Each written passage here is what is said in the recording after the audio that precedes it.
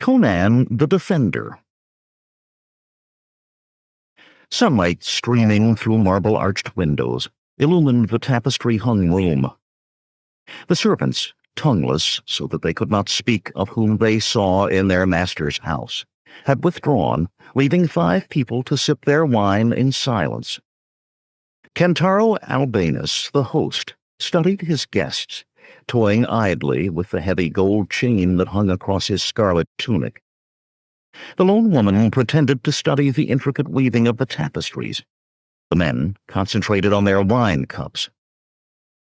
Mid-morning, Albanus reflected, was exactly the time for such meetings, though it rubbed raw the nerves of his fellows. Traditionally, such were held in the dark of night by desperate men huddled in secret chambers sealed to exclude so much as a moonbeam. Yet who would believe, who could even suspect, that a gathering of Nemedia's finest in the bright light of day, in the very heart of the capital, could be intent on treason? His lean-cheeked face darkened at the thought, and his black eyes became obsidian. With his hawk nose and the slashes of silver at the temples of his dark hair, he looked as if he should have been a general. He had indeed been a soldier once, for a brief year. When he was but 17, his father had obtained him a commission in the Golden Leopards, the bodyguard regiment of Nemedian kings, since time beyond memory. At his father's death, he had resigned. Not for him, working his way up the ladder of rank, no matter how swiftly aided by high birth. Not for one who by blood and temperament should be king. For him, nothing could be treason. "Lord Albanus," Barca Vegentius said suddenly, "we have heard much of the special aid you bring to our association.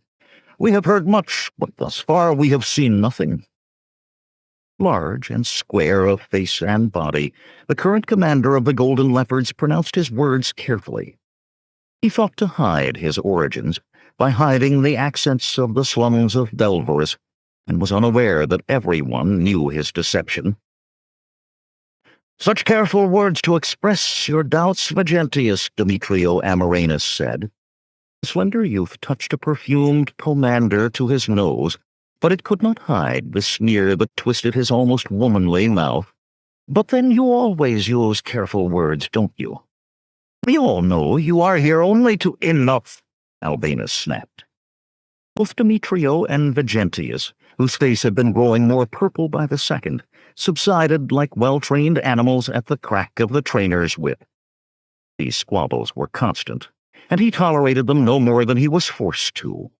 Today he would not tolerate them at all. "All of you," Albanus went on, "want something. You, Vegentius, want the generalship you feel King Geryon has denied you. You, Demetrio, want the return of the estates Geryon's father took from your grandfather. And you, Savannah, you want revenge against Geryon because he told you he liked his women younger." "As pleasantly stated as is your custom, Albanus," the lone woman said bitterly. Lady Sophana Galleranus's heart-shaped face was set with violet eyes and framed by a raven mane that hung below her shoulders. Her red silk robe was cut to show both the inner and outer slopes of her generous breasts, and slashed to expose her legs to the hip when she walked. "And what do I want?" the fourth man in the room asked, and everyone started as if they had forgotten he was there. It was quite easy to forget Constanto Melius, for the middle-aged noble was vagueness personified. Thinning hair and the pouches beneath his constantly blinking eyes were his most prominent features, and his intelligence and abilities matched the rest of him. "You'll want your advice listened to," Albanus replied, "and so it shall be when I am on the throne." It would be listened to for as long as it took to order the man banished, the hawk-faced lord thought. Geryon had made the mistake of rebuffing the fool, then leaving him free in the capital to foment trouble. Albanus would not make the same mistake. "We seem to have passed by what Vegentius said," Sophana said abruptly. "But I, too, would like to see what help we can count on from you, Albanus. Demetrio and Vigentius provide information. Melius and I provide gold to buy disorders in the street, and to pay brigands to burn good grain. You keep your plans to yourself, and tell us about the magics that will make Geryon give the throne to you, if we do these other things as well. I, too, want to see these magics." The others seemed somewhat abashed that she had brought the promised sorcery out into the open, but Albinus merely smiled. Rising, he tugged a brocade bell-pull on the wall before moving to a table at the end of the room, a table where a cloth covered certain objects. Cloth and objects alike Albinus had placed there with his own hands. "Come," he told the others. Suddenly reluctant, they moved to join him slowly. With a flourish, he whisked the cloth aside, enjoying their starts. He knew that the things on that table, a statuette in sapphire, a sword with serpentine blade and quillons of ancient pattern, a few crystals and engraved gems, were, with one exception, practically useless. At least he had found little use prescribed for them in the tomes he had so painfully deciphered. Items of power he kept elsewhere. 10 years earlier, slaves on one of his estates north of Mamalia had dug into a subterranean chamber. Luckily, he had been there at the time, been there to recognize it as the storehouse of a sorcerer, been there to see that the luckless slaves were buried in that chamber once he had emptied it.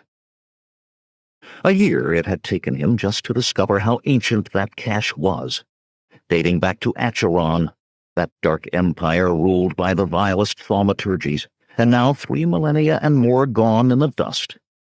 For all those years he had studied, eschewing a tutor for fear any sorcerer of ability would seize the hoard for his own. It had been a wise decision, for had he been known to be studying magics, he would surely have been caught up in Geryon's purge of sorcerers from the capital. Geryon. Thinking dark thoughts, Albinus lifted a small red crystal sphere from the table. "I mistrust these things," Sapana said, shuddering. "Better we should rely on ways more natural. A subtle poison would provoke a civil war for the succession," Albinus cut her off. "I don't want to tell you again that I have no intention of having to wrest the dragon throne from a half-score of claimants. The throne will be given to me, as I have said. That," Vigentius grumbled, "I will believe when I see it." Albinus motioned the others to silence as a serving girl entered. Blonde and pale of skin, she was no more than 16 years of age. Her simple white tunic, embroidered about the hem with Albinus's housemark, was slashed to show most of her small breasts and long legs. She knelt immediately on the marble floor, head bent. "Her name is Omphila," the hawk-faced lord said. The girl shifted at the mention of her name, but knew enough not to lift her head. She was but newly enslaved, sold for the debts of her father's shop, but some lessons were quickly learned. Albinus held the red crystal at arm's length in his left hand, making an arcane gesture with his right as he intoned, "An na'al na'a tha'an vasti no entei." A flickering spike of flame was suddenly suspended above the crystal, as long as a man's forearm and more solid than a flame should be. Within the pulsing red and yellow, 2 dark spots, uncomfortably like eyes, moved as if examining the room and its occupants. All moved back unconsciously, except for Omphila, who cowered where she knelt, and Albinus. "A fire elemental," Albinus said conversationally. Without changing his tone, he added, "Kill Omphila." The blonde's mouth widened to scream, but before a sound emerged, the elemental darted forward, swelling to envelop her. Jerkily she rose to her feet, twitching in the midst of an egg of flame that slowly opaqued to hide her. The fire hissed, and in the depths of the hiss was a thin shriek, as of a woman screaming in the distance. With the pop of a bursting bubble, the flame disappeared, leaving behind a faint, sickly sweet smell. "Messy," Albinus mused, scuffing with a slippered foot at an oily black smudge on the marble floor where the girl had been. The other's stares were stunned, as if he had transformed into the fabled dragon Zutharkan. Surprisingly, it was Melius who first regained his tongue.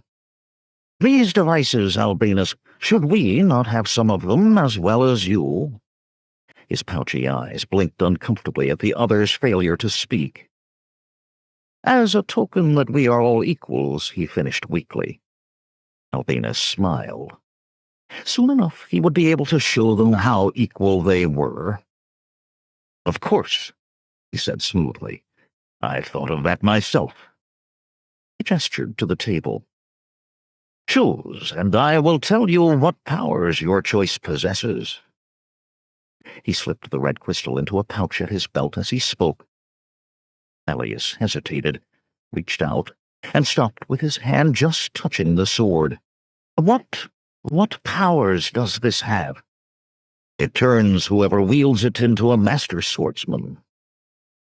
Having found that such was the extent of the blade's power, Albinus had researched no further. He had no interest in becoming a warrior hero. He would be king with such to do his bidding. "Take the blade, Melius. Or if you fear it, perhaps Vegentius." Albinus raised a questioning eyebrow at the square-faced soldier. "I need no magics to make me a bladesman," Vegentius sneered. But he made no move to choose something else either. "Demetrio," Albinus said. "Sophana?" "I mislike sorcery," the slender young man replied, openly flinching away from the display on the table. Sophana was made of sterner stuff, but she shook her head just as quickly. "If these sorceries can pull Geryon from the dragon throne, 'tis well enough for me. And they cannot." She met Albinus's gaze for a moment, then turned away. "I'll take the sword," Melius said suddenly. He hefted the weapon, testing the balance, and laughed.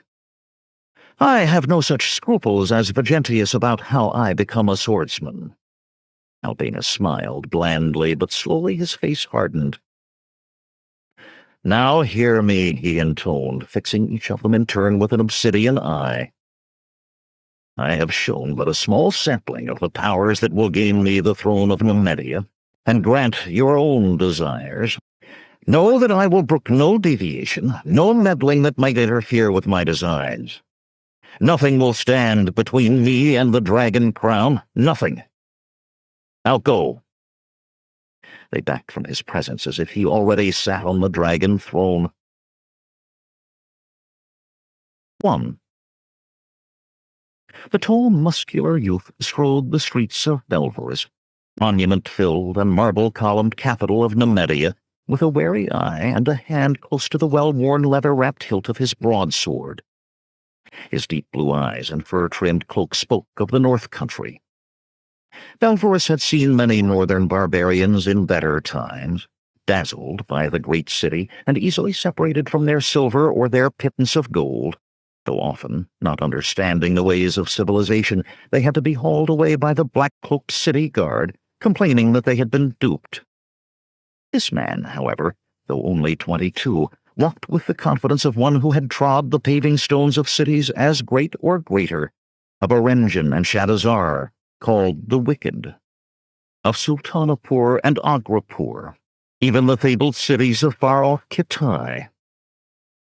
He walked the high streets in the market district, not half a mile from the royal palace of Geryon, king of Numedia. Yet he thought he might as well be in Hellgate, the city's thieves' district. The open-fronted shops had display tables out, and crowds moved among them, pricing cloth from Ophir, wines from Argos, goods from Koth and Corinthia, and even Turan. But the peddlers' carts rumbling over the paving stones carried little in the way of foodstuffs, and their prices made him wonder if he could afford to eat in the city for long. Between the shops were huddled beggars, maimed or blind or both, their wailing for alms competing with the hawkers crying their wares. And every street corner had its knot of toughs, hard-eyed, roughly dressed men who fingered sword hilts, or openly sharpened daggers, or weighed cudgels in their fists, as their gazes followed a plump merchant scurrying by, or a lissom shopkeeper's daughter darting through the crowd with nervous eyes. All that was missing were the prostitutes in their brass and copper bangles, sheer shifts cut to display their wares. Even the air had something of the cloying smell he associated with a dozen slums he had seen, a mixture of vomit, urine, and excrement. Suddenly, a fruit cart crossing an intersection was surrounded by half a dozen ruffians in motley bits of finery mixed with rags. The skinny vendor stood silent, eyes down and careworn face red, as they picked over his goods, taking a bite of this and a bite of that, then throwing both into the street. Stuffing the folds of their tunics with fruit, they started away, swaggering, insolent eyes daring anyone to speak. The well-dressed passers-by acted as if the men were invisible. "I don't suppose you'll pay," the vendor moaned without raising his eyes. One of the bravos, an unshaven man wearing a soiled cloak embroidered with thread of gold over a ragged cotton tunic, smiled, showing the blackened stumps of his teeth. "Pay? Here's pay." His backhand blow split the skinny man's cheek, and the pushcart man collapsed sobbing across his barrow. With a grating laugh, the bravo joined his fellows who had stopped to see the sport, and they shoved their way through the crowd of shoppers who gave way with no more than a wordless mutter. The muscular northern youth stopped a pace away from the pushcart. "Will you not call the city guard?" he asked curiously. The peddler pushed himself wearily erect. "Please, I have to feed my family. There are other carts." "I steal not fruit nor beat old men," the youth said stiffly. "My name is Conan. Will the city guard not protect you?"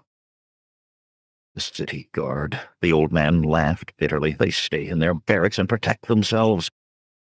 I saw 3 of these scum hang a guardsman by his heels and geld him. Thus they think of the city guard." He wiped his hands shakily down the front of his tunic, suddenly realizing how visible he was talking to a barbarian in the middle of the intersection. "I have to go," he muttered. "I have to go." He bent to the handles of his pushcart without another glance at the young barbarian. Conan watched him go with a pitying glance. He had come to Belverus to hire himself as a bodyguard or a soldier. He had been both, as well as a thief, a smuggler, and a bandit. But whoever could hire his sword for protection in that city, it would unfortunately not be those who needed it most. Some of the street-corner toughs had noticed his words with the peddler and approached, thinking to have some fun with the outlander. As his gaze passed over them, though, cold as the mountain glaciers of his native Samaria, it came to them that death walked the streets of Belverus that day. There was easier prey elsewhere, they decided. In minutes, the intersection was barren of thugs. A few people looked at him gratefully, realizing he had made that one place safe for the moment. Conan shook his head, half angry with himself, half with them. He had come to hire his sword for gold, not to clear the streets of scum. A scrap of parchment, carried by a vagrant breeze, fetched up against his boot. Idly he picked it up, read the words writ there in fine round hand. "King Geryon sits on the dragon throne.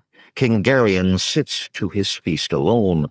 You sweat and toil for a scrap of bread, and learn to walk the streets in dread. He is not just this king of ours. May his reign be counted in hours. Mitra save us from the dragon throne, and the king who sits to his feast alone." He let the scrap go with the breeze, joining still other scraps swirling down the street. He saw people lift one to read. Some let it drop, white-faced, or threw it away in anger, but some read and furtively tucked the bit of sedition into their pouches. Belverus was a plum ripe for the plucking. He had seen the signs before in other cities. Soon the furtiveness would be gone. Fists would be shaken openly at the royal palace. Stronger thrones had been toppled by less. Suddenly a running man pushed past him with horror-stricken eyes, and on his heels came a woman, her mouth open in a soundless scream. A flock of children ran past, shrieking unintelligibly. Down the street more screams and cries rose, and the crowd suddenly stampeded toward the intersection. Their fear communicated itself, and without knowing why, others joined the stream. With difficulty, Conan forced his way to the side of the street, to a shop deserted by its owner. What could cause this, he wondered. Then the torrent of people thinned and was gone, and Conan saw that the street they had fled was littered with bodies, few moving. Some had been trampled, others, further away, were lacking arms or heads. And striding down the center of the street was a man in a richly embroidered blue tunic, holding a sword with an odd wavy blade that was encarmined for its entire length. A rope of spittle drooled from the corner of his mouth. Conan put his hand to his sword, then firmly took it away. For gold, he reminded himself, not to avenge strangers on a madman. He turned to move deeper into the shadows. At that instant, a child broke from a shop directly in front of the madman, a girl no more than 8 years old, wailing as she ran on flashing feet. With a roar, the madman raised his sword and started after her. Erlic's bowels and bladder, Conan swore. His broadsword came smoothly from its worn shagreen sheath as he stepped back into the intersection. The child ran screaming past without slowing. The madman halted. Up close, despite his rich garb, thinning hair and pouches beneath his eyes gave him the look of a clerk. But those muddy brown eyes were glazed with madness, and the sounds he made were formless grunts. Flies buzzed about the fruit the bravos had scattered. At least, Conan thought, the man had some reason left, enough not to run onto another's blade. "Hold there," he said. "I'm no running babe or shopkeeper to be hacked down from behind. Why don't you—" Conan thought he heard a hungry, metallic whine. An animal scream broke from the man's throat, and he rushed forward, sword raised. The Cimmerian brought his own blade up to parry, and with stunning speed the wavy sword changed direction. Conan leaped back. The tip of the other's steel slashed across his belly, slicing tunic and the light chain-mail he wore beneath alike as if they were parchment. He moved back another step to gain room for his own attack, but the madman followed swiftly, bloody blades slashing and stabbing with a ferocity beyond belief. Slowly, the muscular youth gave ground. To his shock, it came to him that he was fighting a defensive battle against the slight, almost nondescript man. His every move was to block some thrust instead of to attack. All of his speed and cunning were going into merely staying alive, and already he was bleeding from 6 minor wounds. It came to him that he might well die on that spot. "By the Lord of the Mound, no!" he shouted. "Come and steal!" But with the clash of the blades ringing in his ears, he was forced back. Abruptly, Conan's foot came down on a half-eaten plum, and with a crash he went down, flat on his back, silver-flecked spots dancing before his eyes. Fighting for breath, he watched the madman's wavy blade go back for the thrust that would end his life. But he would not die easily. From his depths he found the strength to roll aside as the other lunged. The bloody blade struck sparks from the paving stones where he had been. Frantically, he continued to roll, coming to his feet with his back against a wall. The madman whirled to follow. The air was filled with a whir as of angry hornets, and the madman suddenly resembled a feathered pincushion. Conan blinked. The city guard had arrived at last, a black-cloaked score of archers. They stayed well back, drawing again, for transfixed though he was, the madman still stood. His mouth was a gash, emitting a wordless howl of bloodlust, and he hurled his sword at the big Cimmerian. Conan's blade had no more than a hand's span to travel to deflect the strange blade to clatter in the street. Guardsmen loosed their arrows once more. Pierced through and through, the madman toppled. For a brief moment as he fell, the look of madness faded, to be replaced by one of unutterable horror. He hit the pavement dead.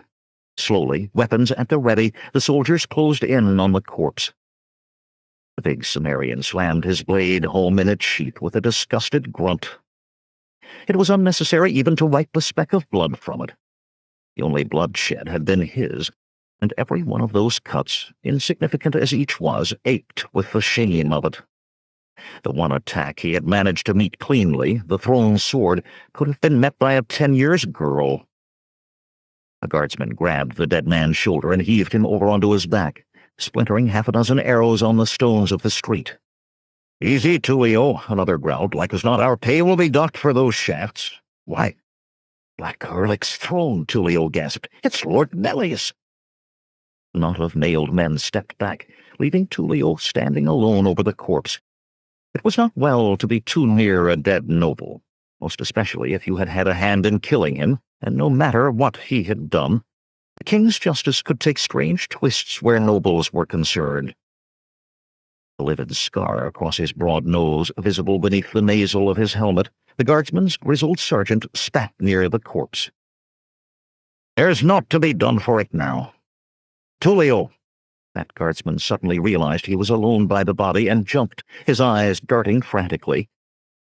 Put your cloak over the noble lord, the sergeant went on. Move, man! Reluctantly, Tullio complied. The sergeant told off more men. Abidius, Crato, Jocor, Naso, grab his arms and legs. Jump, or do you want to stay here till the flies eat him? The 4 men shuffled forward, muttering as they lifted the body. Sergeant started up the street, and the bearers followed as quickly as they were able, the rest of the troop falling in behind. None gave a second look to Conan. Are you slowing that much, Cimmerian? A gruff voice called.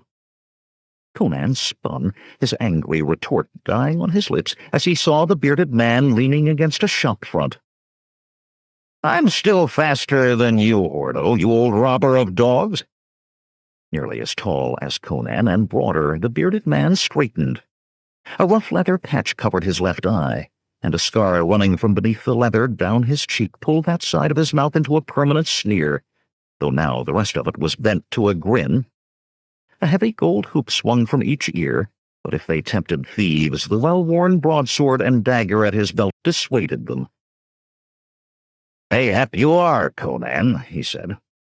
What are you doing in Numidia, aside from taking a lesson on bladesmanship from a middle-aged noble? Last I saw of you, you were on your way to Agrapur to soldier for King Yildiz. Ordo was a friend, but he had not always been so. The first time they met, the one-eyed man and a pack of bandits had pegged Conan out on the Zamoran plains at the orders of Corella, a red-haired woman bandit known as the Red Hawk. Later, they had ridden together to the Kazankian mountains to try for treasure stolen by the sorcerer Aminar. From that they had escaped with naught but their lives. Twice more they had met, each time making a try at wealth, each time failing to gain more than enough for one grand carouse in the nearest flesh pots. Conan had to wonder if once again they would have a chance at gold. I did, Conan replied, but I left the service of Turan a year gone and more. Trouble over a woman, I'll wager. Ordo chuckled, knowing you. Conan shrugged his massive shoulders. He always had trouble over women, it seemed. But then what man did not? And what woman chased you from Sultanapur, Ordo? When last we parted, you sat in your own inn with a plump Turanian wife, swearing never again to smuggle so much as a sweetmeat, nor set foot outside Sultanapur until you were carried out to your funeral pyre. It was Corella. The one-eyed man's voice was low with embarrassment. He tugged at his thick beard. I could not give up trying to find word of her, and my wife could not cease nagging me to stop. She said I made a spectacle of myself. People talked, she said, laughed behind my back, said I was strange in the head. She would not have it said she married a man lacking all his brains. She would not stop, and I could not, so I said goodbye one day and never looked back. You still look for Corella? She is not dead. I'm sure she lives. He grabbed Conan's arm, a pathetic urgency in his eyes. I've heard never a whisper, but I'd know if she was dead. I'd know. Have you heard anything? Anything at all? Ordo's voice carried anguish. Conan knew that the Red Hawk had indeed survived their expedition into the Kazankians. But to tell Ordo would entail telling how last he saw her, naked and chained in a slave coffle on her way to the auction block. He could explain that he had had but a few coppers in his pouch, not even close to the price of a round-breasted, green-eyed slave in Turan. He could even mention the oath she had made him swear that he would never lift a hand to save her. She was a woman of pride, Corella was, or had been. For if Hordo had found no sign of her, it was more than likely the strap had broken her, and that she now danced for the pleasure of a dark-eyed master. And if he told the tale, he might well have to kill his old friend, man who had always called himself Corella's faithful hound. "The last I saw of her was in the Kazankians," he said truthfully. "But I'm sure she got out of the mountains alive. No pack of hillmen would have stood a chance against her with a sword in her hand." Hordo nodded, sighing heavily. People were venturing back into the street, staring at the bodies that still lay where they had been slain. Here and there, a woman fell wailing across a dead husband or child. Conan looked around for the sword the madman had been carrying. It lay before an open-fronted shop piled high with colorful bolts of cloth. The proprietor was gone, one of the dead or one of those staring at them. The Sumerian picked up the sword, wiping the congealing blood from the serpentine blade on a bolt of yellow damask. He hefted the weapon, getting the balance of it. The quillons were worked in a silver filigree that spoke of antiquity, and the ricasso was scribed with calligraphy that formed no words he had ever seen before. But whoever had made the weapon, he was a master. It seemed to become an extension of his arm, nay, an extension of his mind. Still, he could not help thinking of those it had just killed. Men, women, children, struck from behind, or however they could be reached as they fled, slashed and hacked as they tried to crawl away. The images were vivid in his brain. He could almost smell their fierce sweat and the blood. He made a disgusted noise in his throat. A sword was a sword, no more. Steel had no guilt. Still, he would not keep it. Take it, yes. A sword was too valuable to be left behind. It would fetch a few silver pieces for his too light purse. "You're not keeping that?" Hordo sounded surprised. "The blade's tainted. Women and children." He spat and made the sign to ward off evil. "Not too tainted to sell," Conan replied. On impulse he swung his fur-trimmed cloak from his shoulders and wrapped it around the sword. Its archaic pattern made it easily recognizable. Perhaps it would not be smart to carry it openly so soon after the death that had brought to Belverus. "Are you that short of coin, man? I can let you have a little silver, and you need it." "I've enough." Conan weighed his purse again in his mind. 4 days if he stayed at an inn, 2 weeks if he slept in stables. "But how is it you're rich to the point of handing out silver? Have you taken back to the bandit trade? Or is it smuggling again?" "Hist!"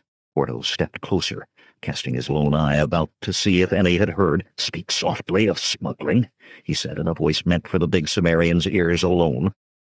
"The penalty now is slow impalement, and the crown pays a bounty for information that'd tempt your grandmother.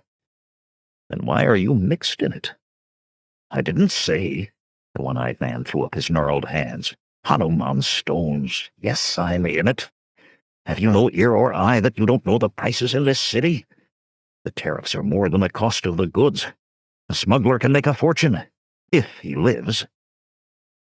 "Maybe you need a partner?" Conan said suggestively. Hordo hesitated.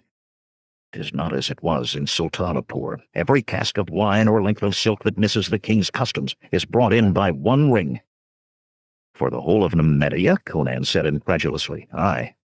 Been that way for more than 2 years, so I understand. I've only been here a year myself. They're tight as a miser's fist about who they let in and who they let know what. I get my orders from a man who gets his from somebody I've never seen, who likely gets his orders from somebody else." He shook his heavy head. "I'll try, but I make no promises." "They can't be as tight as all that," Conan protested. "Not if you're one of them after being here no more than a year." Hordo chuckled and rubbed the side of his broad nose with a spatulate finger. "I'm a special case. I was in Koth in a tavern in Korshemish because I'd heard a rumor. Well, that's beside the point. Anyway, A fellow, Hassan, who works the Kothian end of the ring, heard me asking questions. He had heard of the Red Hawk, admired her no end. When he found out I'd ridden with her, he offered me a job here in Belverus. I was about to the point of boiling my belt for soup, so I took it. If Hassan was here, I could get you in a finger snap. But he stays in Koth. Strange, Conan mused, that he wouldn't keep you there too, since he admires the Red Hawk so. No matter. You do what you can. I'll make out. I'll try, Ordo said. He squinted at the sun, already well past its height, and shifted awkwardly. Listen, there's something I have to do. The ring, you understand. I'd ask you along so we could swap lies, but they do not look kindly on people they don't know. We have plenty of time, surely. Look, you, meet me at the sign of the Gored Ox on the Street of Regrets, just above Hellgate, half a glass or so after sunset. He laughed and clapped Conan on the shoulder. We'll drink our way from one side of this city to the other. From top to bottom, Conan agreed. As the one-eyed man left, Conan turned, the cloak-wrapped sword beneath his arm, and stopped. An ornate litter, scarlet-curtained, its frame and poles black and gold, stood a little way up the street. The crowd and even the toughs respectful enough to leave a cleared space about it. It was not the litter that arrested him. He had seen others in the streets, carrying fat merchants or sleek noblewomen, but as he had turned, the curtain had twitched shut, leaving him with the bare impression of a woman swathed in grey veils till naught but her eyes showed. And he would have sworn, for all the briefness of that glimpse, that those eyes had been looking directly at him. Nay, not looking, glaring. Abruptly, the front curtain of the litter moved, and apparently an order was passed, for the bearers set off swiftly up the street, away from the big Cimmerian. Conan shook his head as he watched the litter disappear into the throng. 'Twas not a good way to begin in Belverus, imagining things. Aside from Hordo, he knew no one. Taking a firmer grip on his cloak-wrapped bundle, he set out to while away the time until his meeting with Hordo. He would learn what he could of this city, wherein he hoped to forge some future for himself. 2. The Street of Regrets was the last street above Hellgate. It was the street where people hung on by their fingernails to keep from sliding down into the cauldron of the slum. People who knew despairingly that even if they managed to stay that one street above for their lives, their children would sink into the morass. A few had crawled there from Hellgate, stopping once they were safe above Crop-Ear Alley, afraid to go further into a city they did not understand, ignoring the stench that told them how little distance they had come whenever the wind blew from the south. Those who truly escaped Hellgate did not stop on the Street of Regrets, not even for a day or an hour. But they were fewest of the few. On such a street, all folk desire to forget what lies ahead at the next turning, the next dawning, what lies behind on 1,000 nights past. The Street of Regrets was a frantic, frenetic carnival. Corner musicians with lutes and zithers and flutes sent out frenzied music to compete with the laughter that filled the air, laughter raucous, drunken, hysterical, forced.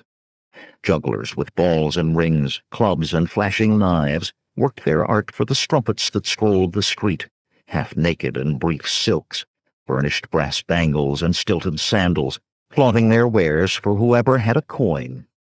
Their most lascivious wriggles and flagrant self-caresses, however, were offered to those well-dressed oglers from the upper town, standing out in the motley crowd as if they bore signs, come to witness what they thought was the depths of Hellgate depravity. And over it all floated the laughter. The sign of the Gored Ox was what Conan expected on such a street.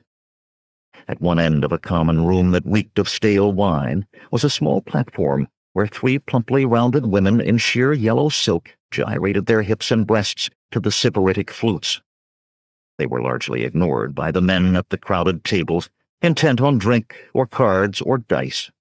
A brassy-haired troll, one strip of dark blue silk wrapped around and around her body in such a way as to leave much plump flesh bare, maintained a fixed smile, as a fat Corinthian in striped robes stroked her as if attempting to calculate her price by the pound. Another prostitute, her hair an impossible red, eyed the breadth of Conan's shoulders and adjusted the gilded halter that supported her large round breasts. She swayed toward him, wetting her full lips suggestively, then stopped with a disappointed frown when he shook his head. He could see Hordo nowhere in the drunken mass. There would be time to find women when they were together. There was one woman in the tavern who stood out from the rest. Seated alone against the wall, her wine cup untouched in front of her, she seemed to be the only one there watching the dancers. Long black hair swirled below her shoulders, and large hazel eyes and bee-stung lips gave her a beauty that outshone any of the doxies by far. Yet she was not of the sisterhood of the night. That much was certain from the simple robe of white cotton that covered her from neck to ankles. It was as out of place as she, that robe, not gaudy or revealing enough for a denizen of the Street of Regrets, lacking the ornate embroideries and rich fabrics of the women of the upper town who came to sample wickedness by sweating beneath one who might be a murderer or worse. Women came later, he reminded himself. Shifting the cloak-wrapped sword beneath his arm, he looked about for an empty table. From what seemed rather a bundle of rags than a man, a bony hand reached out to pluck at his tunic. A thin, rasping voice emerged from a toothless mouth. "O Cimmerian, where go you with that strange blade of murder?" Conan felt the hair stir on the nape of his neck. The old man, too emaciated to be wrinkled, had a filthy rag tied across where his eyes should be. Even had he had eyes, how could he have known what was in the cloak? Or that Conan was from Cimmeria? "What do you know of me, old man?" Conan asked. "And how do you know it without sight?" The old man cackled shrilly, touching the bandage across his eyes with a crooked stick he carried. "When the gods took these, they gave me other ways of seeing. As I do not see with eyes, I do not see what eyes see, but other things." "I have heard of such," Conan muttered, "and seen strangers still. What more can you tell me of myself?" "Oh, much and much, young sir. You will know the love of many women, queens and peasant girls alike, and many between in station. You will live long and gain a crown, and your death will be shrouded in legend." "Bull dung," Hordo grunted, thrusting his head past Conan's shoulder. "I was wondering where you were," Conan said. "The old man knew I'm Cimmerian." An earful of your barbarous accent, and he made a lucky guess. "Let's get a table and a pitcher of wine." Conan shook his head. "I didn't speak, but he knew. Tell me, old man, what lies weeks ahead for me instead of years?" The blind man had been listening with a pained expression, tilting his head to catch their words. Now his toothless smile returned. "As for that," he said. He lifted his hand, thumb rubbing his fingertips, then abruptly flattened it, palm up. "I am a poor man, as you can see, young sir." The big Cimmerian stuck 2 fingers into the pouch at his belt. It was light enough, filled more with copper than silver, and little enough of either. But he drew out a silver queen's head and dropped it on the old man's leathery palm. Hordo sighed in exasperation. "I know a haruspects and 3 astrologers would charge half that together and give you a better telling than you'll find in this place." The old man's fingertips drifted lightly over the face of the coin. "A generous man," he murmured. The coin disappeared beneath his rags. "Give me your hand, the right one." A palmist with no eyes, Hordo laughed, but Conan stuck out his hand. As swiftly as they had moved over the coin, the old man's fingers traced the lines of the Cimmerian's hand, marking the calluses and old scars. He began to speak, and though his voice was still thin, the cackle was gone. There was strength, even power in it. "Beware the woman of sapphires and gold. For her love of power she would seal your doom." Beware the woman of emeralds and ruby, for her love of you she would watch you die. Beware the man who seeks a throne. Beware the man whose soul is clay. Beware the gratitude of kings. To Conan, his voice grew louder, but no one else looked up from a wine cup as he broke into a sing-song chant. Save a throne, save a king, kill a king or die. Whatever comes, whatever is, mark well your time to fly. That's sure enough to sour new wine, Hordo muttered. And makes little sense besides, Conan added. Can you make it no plainer? The old man dropped Conan's hand with a shrug. But I say my prophecy's plainer, he said dryly. I'd live in a palace instead of a pigsty in Hellgate. Stick tapping, he hobbled toward the street, deftly avoiding tables and drunken revelers alike. But mark my words, Conan of Samaria, he called over his shoulder from the doorway. My prophecies always tell true. And he disappeared into the feverish maelstrom outside. Old fool, Hordo grumbled. If you want good advice, go to a licensed astrologer. None of these hedgerow charlatans. I never spoke my name, Conan said quietly. Hordo blinked and scrubbed his mouth with the back of his calloused hand. I need a drink, Cimmerian. The scarlet-haired strumpet was rising from a table, leading a burly Ophirian footpad toward the stairs that led above, where rooms were rented by the turn of the glass. Conan plopped down on a vacated stool, motioning Hordo to the other. As he laid the cloak-wrapped sword on the table, the one-eyed man grabbed the arm of a doe-eyed serving girl, her pale breasts and buttocks almost covered by 2 strips of green muslin. Wine, Hordo ordered. The biggest pitcher you have, and 2 cups. Deftly, she slipped from his grasp and sped away. Have you yet spoken to your friends of me? Conan asked. Hordo sighed heavily, shaking his head. I spoke, but the answer was no. The work is light here, Conan, and the gold flows free. But I am reduced to taking orders from a man named Doranius, a fat bastard with a squint and a smell like a dung heap. This bag of slime lectured me. Imagine me standing still for a lecture about trusting strangers in these dangerous times. Dangerous times, bah! 'Tis no great matter, Conan said. Yet he had hoped to work again with this bearded bear of a man. There were good memories between them. The serving girl returned, setting 2 leathern jacks and a rough clay pitcher half again the size of a man's head on the table. She filled the jacks and waited with her hand out. Hordo rummaged out the coffers to pay, at the same time giving her a sly pinch. Off with you, girl, he laughed, before we decide we want more than you're willing to sell.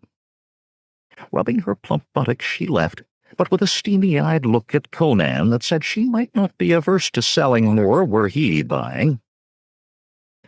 I told him you were no stranger, Hordo continued.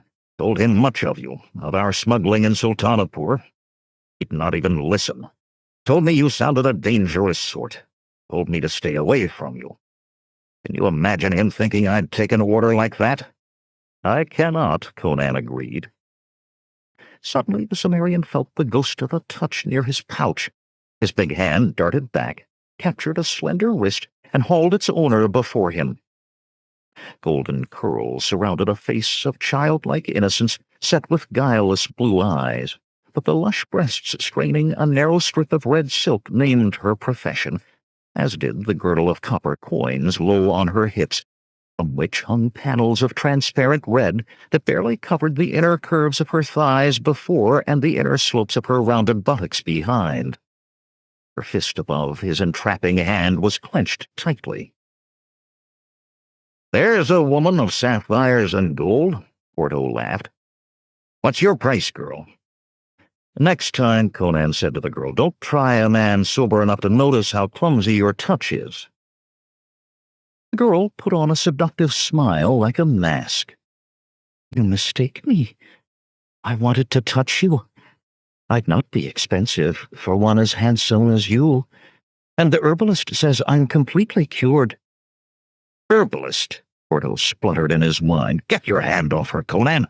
There's 29 kinds of pox in this city, and if she's had one, she likely has the other 28 yet." "And tells me of it right away," Conan mused. He increased the pressure of his grip slightly. Sweat puffed out on her forehead. Her generous mouth opened in a small cry, and her fingers unclenched to drop 2 silver coins into Conan's free hand. In a flash he pulled her close, her arm held behind her back, her full breasts crushed against his massive chest, her frightened sky-blue eyes staring into his. "The truth, girl," he said. "Are you thief, whore, or both? The truth, and I'll let you go free. The first hint of a lie, and I'll take you upstairs to get my money's worth." She wet her lips slowly. "You'll truly let me go?" she whispered. Conan nodded, and her shuddering breath flattened her breasts pleasantly against his chest. "I am no doxy," she said at last. Porto grunted. "A thief, then. I'll still wager she has the pox, though." "It's a dangerous game you play, girl," Conan said. She tossed her blonde head defiantly. "Who notices one more strumpet among many? I take only a few coins from each, and each thinks he spent them in his cups, and once I mention the herbalist, none want the wares they think I offer." Abruptly she brought her lips to within a breath of his. "I'm not a whore," she murmured, "but I could enjoy a night spent in your arms." "Not a whore," Conan laughed, "but a thief. I know thieves. I'd wake with purse and cloak and sword, and mayhap even my boots gone." Her eyes flashed, the guilelessness disappearing for an instant in anger, and she writhed helplessly within the iron band of his arm. "Your luck is gone this night, girl. I sense it." Abruptly, he released her. For a moment she stood in disbelief. Then his open palm, cracking across her buttocks, lifted her onto her toes with a squeal that drew laughter from nearby tables. "On your way, girl," Conan said. "Your luck is gone." "I go where I will," she replied angrily, and darted away deeper into the tavern. Dismissing her from his mind, he turned back to his wine, drinking deep. Over the rim of the leathern jack, his eyes met those of the girl who had seemed out of place. She was looking at him with what was clearly approval, though not invitation, just as clearly, and she was writing on a scrap of parchment. He would wager there were not a handful of women on that entire street who could read or write so much as their own names. Nor many men, for that matter. "Not for us," Hordo said, noticing the direction of his gaze.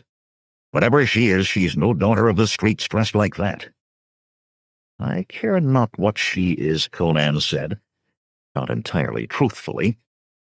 She was beautiful, and he was willing to admit his own weakness for beautiful women. "At the moment I care about finding employment before I can no longer afford any woman at all. I spent the day walking through the city. I saw many men with bodyguards. There's not so much gold in it as in smuggling, but I've done it before, and I likely will again." Porto nodded. "There's plenty enough of that sort of work. Every man who had a bodyguard a year ago has 5 now. Some of the fatter merchants, like Fabius Palian and Denaro Ostorian, have entire free companies in their pay. There the real money is to be made, hiring out your own free company." "If you have the gold to raise it in the first place," Conan agreed. "I couldn't buy armor for one man, let alone a company." The one-eyed man drew a finger through a puddle of wine on the table. "Since the trouble started, half of what we smuggle in is arms. Tariff on a good sword is more than the price used to be." He met Conan's gaze. "Unless I miscount, we could steal enough to outfit a company without anyone being the wiser." "We, Hordo? Hanuman stones, man. When they start telling me who my friends can be, I'm not much longer for smuggling. And it's a matter of getting silver enough for enlistment bonuses. For, say, 50 men? Gold," Hordo cut him off. "The going rate is a gold mark a man." Conan whistled between his teeth. "It's not likely I'll see that much in one place. Unless you—" Hordo shook his head sadly. "You know me, Sumerian. I like women, drink, and dice too much for gold to stay long with me." "Thief!" someone shouted. "We've caught a thief!" Conan looked around to see the innocent-faced blonde struggling between a bulky, bearded man in a greasy blue tunic and a tall fellow with a weaselly look to his close-set eyes. "Caught her with her hand in my purse," the bearded man shouted. Obscene comments rose amid the tavern's laughter. "I told her luck was gone," Conan muttered. The blonde screamed as the bearded man ripped the strip of silk from her breasts, then tossed her up to the skinny man who had climbed onto a table. Despite her struggles, he quickly tore away the rest of her flimsy garb and displayed her naked to the tavern. The bearded man shook a dice cup over his head. "Who'll toss for a chance?" Men crowded round him. "Let us go," Conan said. "I don't want to watch this." He gathered up the cloak-wrapped sword and started for the street. Ordo took one regretful look at the barely touched pitcher of wine, then followed. At the door, Conan caught the eye of the young woman in the plain cotton dress once more. She was staring at him again, but this time her face bore disapproval. What had he done, he wondered. Not that it mattered. He had more important concerns on his mind than women. Followed by Hordo, he ducked through the doorway. 3. Full dark was on the Street of Regrets, and the frenzy of its denizens had grown as if by motion they could warm themselves against the chill of night. Whores no longer strutted sensuously, but rather half-ran from potential patron to potential patron. Acrobats twisted and tumbled in defiance of gravity and broken bones as though for King Geryon himself, receiving hollow, drunken laughter in payment, yet tumbling on. Conan paused to watch a fire juggler, his 6 blazing brands describing slow arcs above his bald head. A small, ever-changing knot of people stood watching as well. 3 came and 2 left even as the Sumerian stopped. There were better shows that night on the street than a juggler. Conan fingered a copper out of his pouch and tossed it into the cap the quick-handed man had laid on the ground. There were only 2 in the cap to precede it. To Conan's surprise, the juggler suddenly turned toward him, half bowing as he kept the brands aloft, as if acknowledging a generous patron. As he straightened, he began to caper, legs kicking high, fiery batons spinning now so that it seemed his feet were always in the midst of the circles they described. Ordo pulled at Conan's arm, drawing the muscular youth away down the street. "For a copper," the one-eyed man muttered disgustedly. "Time was it'd have taken a silver piece to get that out of one of them. Maybe more." "This city is gone mad," Conan said. "Never have I seen so many beggars this side of the villa yet see. Poor are poorer and more in number than in any 3 other cities. Peddlers charge prices that would choke a guild merchant in Sultanapur and wear faces like they were going bankrupt. More than half a silver queen said for a pitcher of wine, but a juggler does his best trick for a copper. I haven't seen a soul who looks to care if tomorrow comes or no. What happens here? What am I, Sumerian, a scholar, a priest? 'Tis said the throne is cursed, that Geryon is cursed by the gods." Conan involuntarily made the sign against evil. Curses were nothing to fool with. Several people noticed and shied away from the big man. They had evil enough in their lives without being touched by the evil that troubled him. "This curse," the big Sumerian said after a time, "is it real? I mean, have the priests and astrologers spoken of it? Confirmed it?" "I've heard nothing of that," Hordo admitted.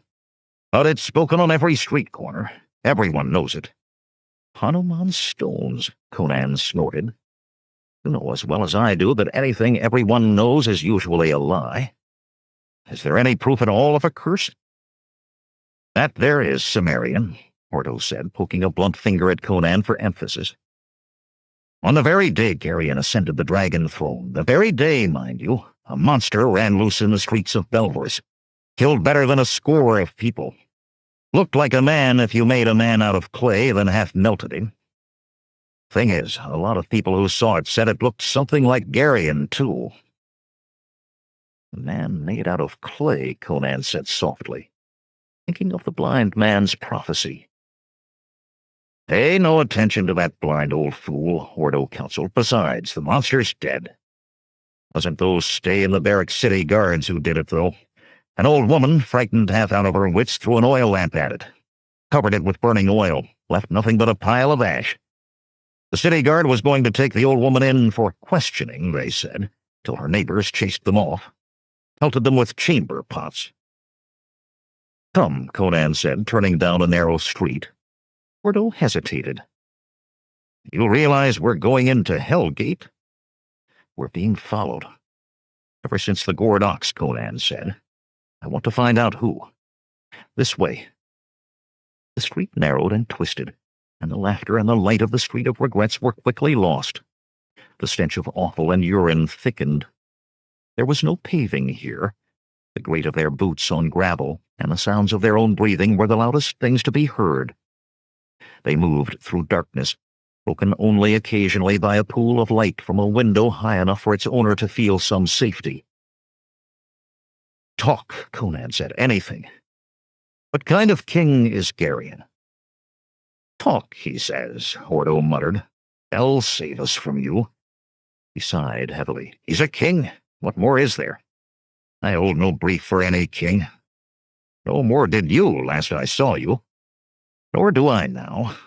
But talk. You're drunk and too senseless to be silent while walking Hellgate in the middle of the night." He eased his broadsword in its scabbard. A hint of light from a window far above glinted on his face. His eyes seemed to gleam in the dark like those of a forest animal, a hunting animal. Hordo stumbled over something that made bright squelching sounds beneath his boots. "Varus guts and bones. Let me see. Garion. At least he got rid of the sorcerers. I like kings better than I do sorcerers." "How did he do that?" Conan asked, but his ear was bent for sounds from behind rather than the answer. Was that a foot on gravel? "Oh, 3 days after he took the throne, he executed all the sorcerers still at court. Gethenius, his father, had had dozens of them in the palace. Garion told no one what he intended. Some few did leave, giving one excuse or another, but the rest— Garion gave orders to the Golden Leopards 3 glasses past midnight. By dawn, every sorcerer still in the palace had been dragged out of bed and beheaded. Those who fled were true sorcerers, Garion said, and could keep their wealth. These, who couldn't even discover he intended their deaths, were charlatans and parasites. He had their belongings distributed to the poor, even in Hellgate. Last good thing he's done." "Interesting," Conan said absently. In the dark, his keen eyes picked out one shadow from another. There was a crossing alley ahead. And behind? Yes, that was the mutter of someone who had stepped in whatever had fouled Hordo's boots. "Say on," he said. His blade whispered on leather as it eased from its sheath.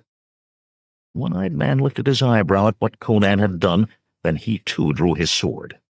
Both men walked with steel swinging easily in their fists.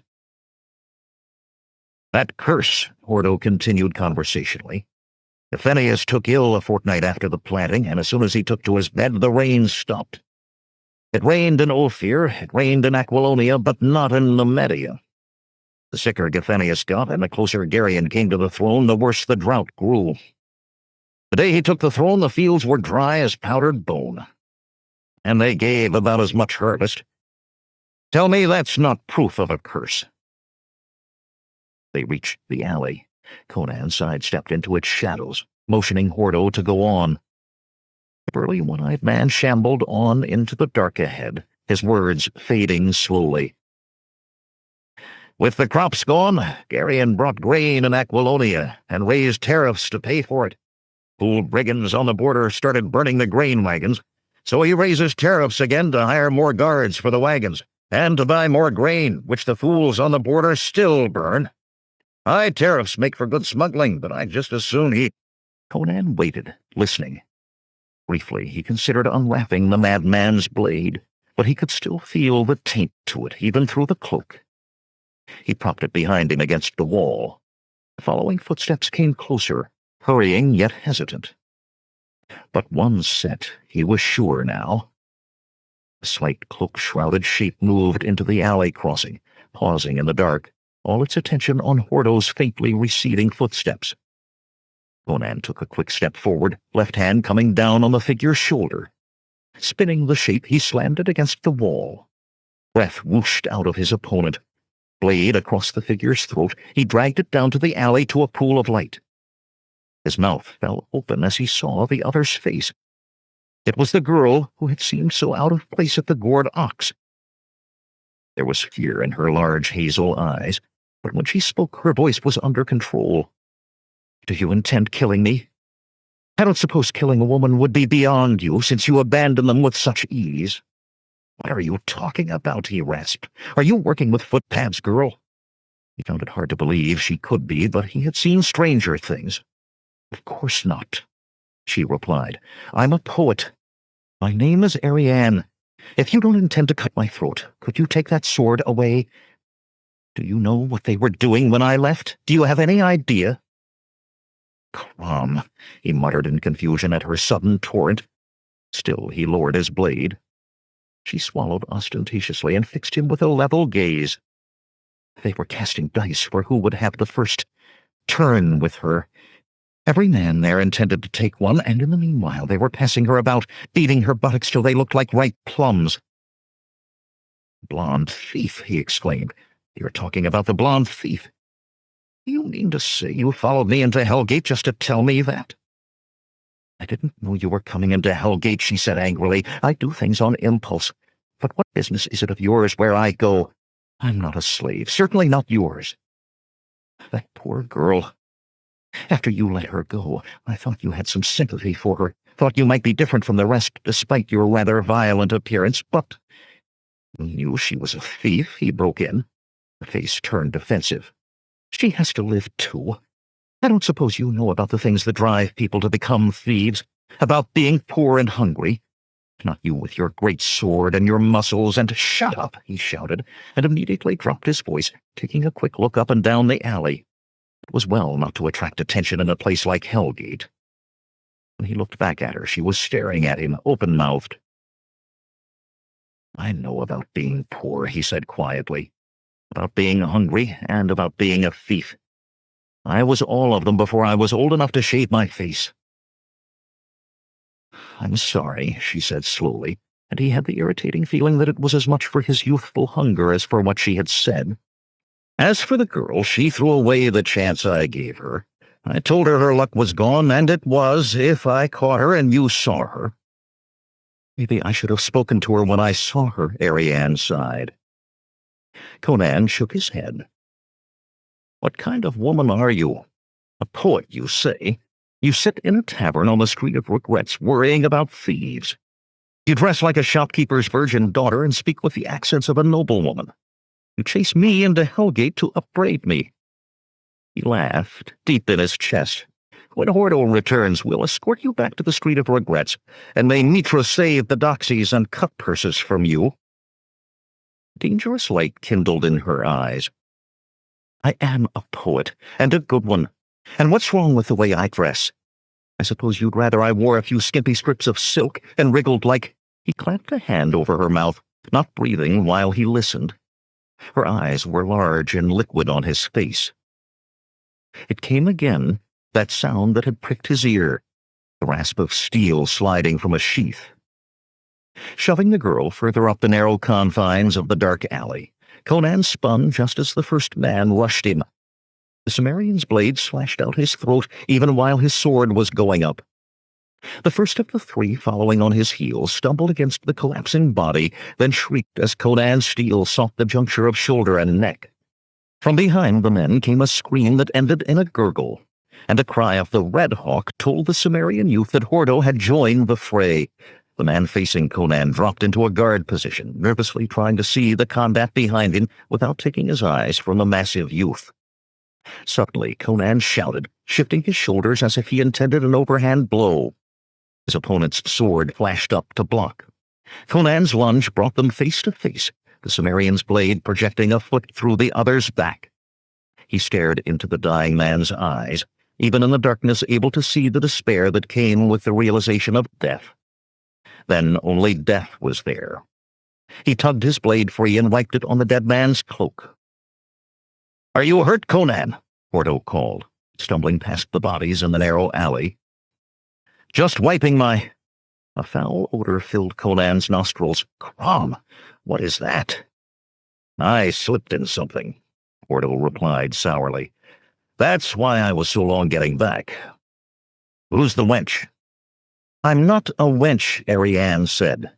"Her name's Ariane," Conan said. He raised his eyebrows as he watched her slide a very efficient-looking little dagger inside her dress. "You didn't draw that against me, girl." "I had it," she replied. "Perhaps I didn't think to need it with you." "Are these friends of yours?" "Footpads," he snorted. Ordo straightened from examining one of the corpses. "Mayhap you ought to take a look, Conan. They're dressed well for Hellgate." "Some of Hellgate's better citizens." The Cimmerian's nose wrinkled. "Ordo, as soon as we return Ariane to the Street of Regrets, you're going to find a bathhouse. That is, if you intend to keep drinking with me." Ordo muttered something under his breath. "If it doesn't have to be a bathhouse," Ariane began, then stopped, chewing her full lower lip in indecision. Finally, she nodded. "It will be all right," she said to herself. "There's an inn called the Sign of Festus, just off the Street of Regrets. It has baths. You can come as my guests, for the night at least." "Festus," Ordo crowed. "Whoever heard of an inn called after the goddess of music and such?" "I have," Ariane said with some asperity. "If you are invited, the bed, food, and wine are free, though you're expected to contribute if you can. You'll understand when you see it.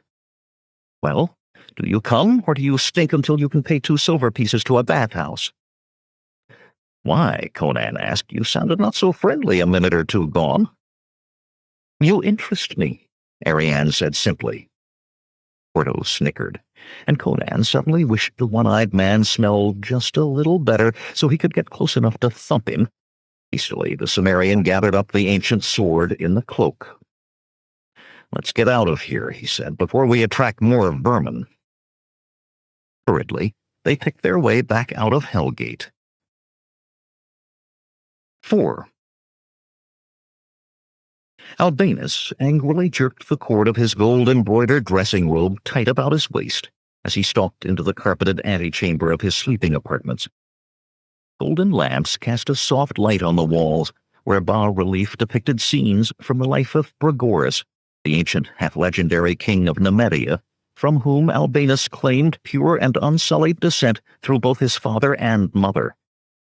The hawk-faced lord had left orders to be called from his bed whenever the 2 men now awaiting him arrived. Neither Vigentius nor Demetrio appeared to have slept at all. The soldier's surcoat, worked with the golden leopard, was wrinkled and damp with sweat, while the eyes of the slender youth were haggard. "What have you discovered?" Albinus demanded without preliminary. Demetrio shrugged and sniffed at his ever-present pomander. Vigentius stiffened in tired anger at the peremptory tone and spoke harshly. "Nothing. The sword's gone. Let it be. We don't need it, and you've already gotten Melius killed giving him the thing in the first place. Though Mitra knows the man is little enough loss." "How was I to know the accursed blade would seize his mind?" Albinus broke out. Hands knotted to keep them from shaking. He managed to regain control. "The sword," he said in a somewhat calmer voice, "must be recovered. Another incident like today, another man going berserk with that blade in his hands, and Darien will know there's sorcery loose in Nemedia again. Even with his dislike of magics, he might well bring his own sorcerer to court for protection. You think I'll so easily let my plans be thwarted?" "Our plans," Demetrio reminded gently from behind his pomander. Albinus smiled slightly, a curving of the lips, nothing more. "Our plans," he agreed. Then even that slight softness was gone. "Guardsmen were put to the question, were they not, Vigentius? After all, they did kill Lord Melius."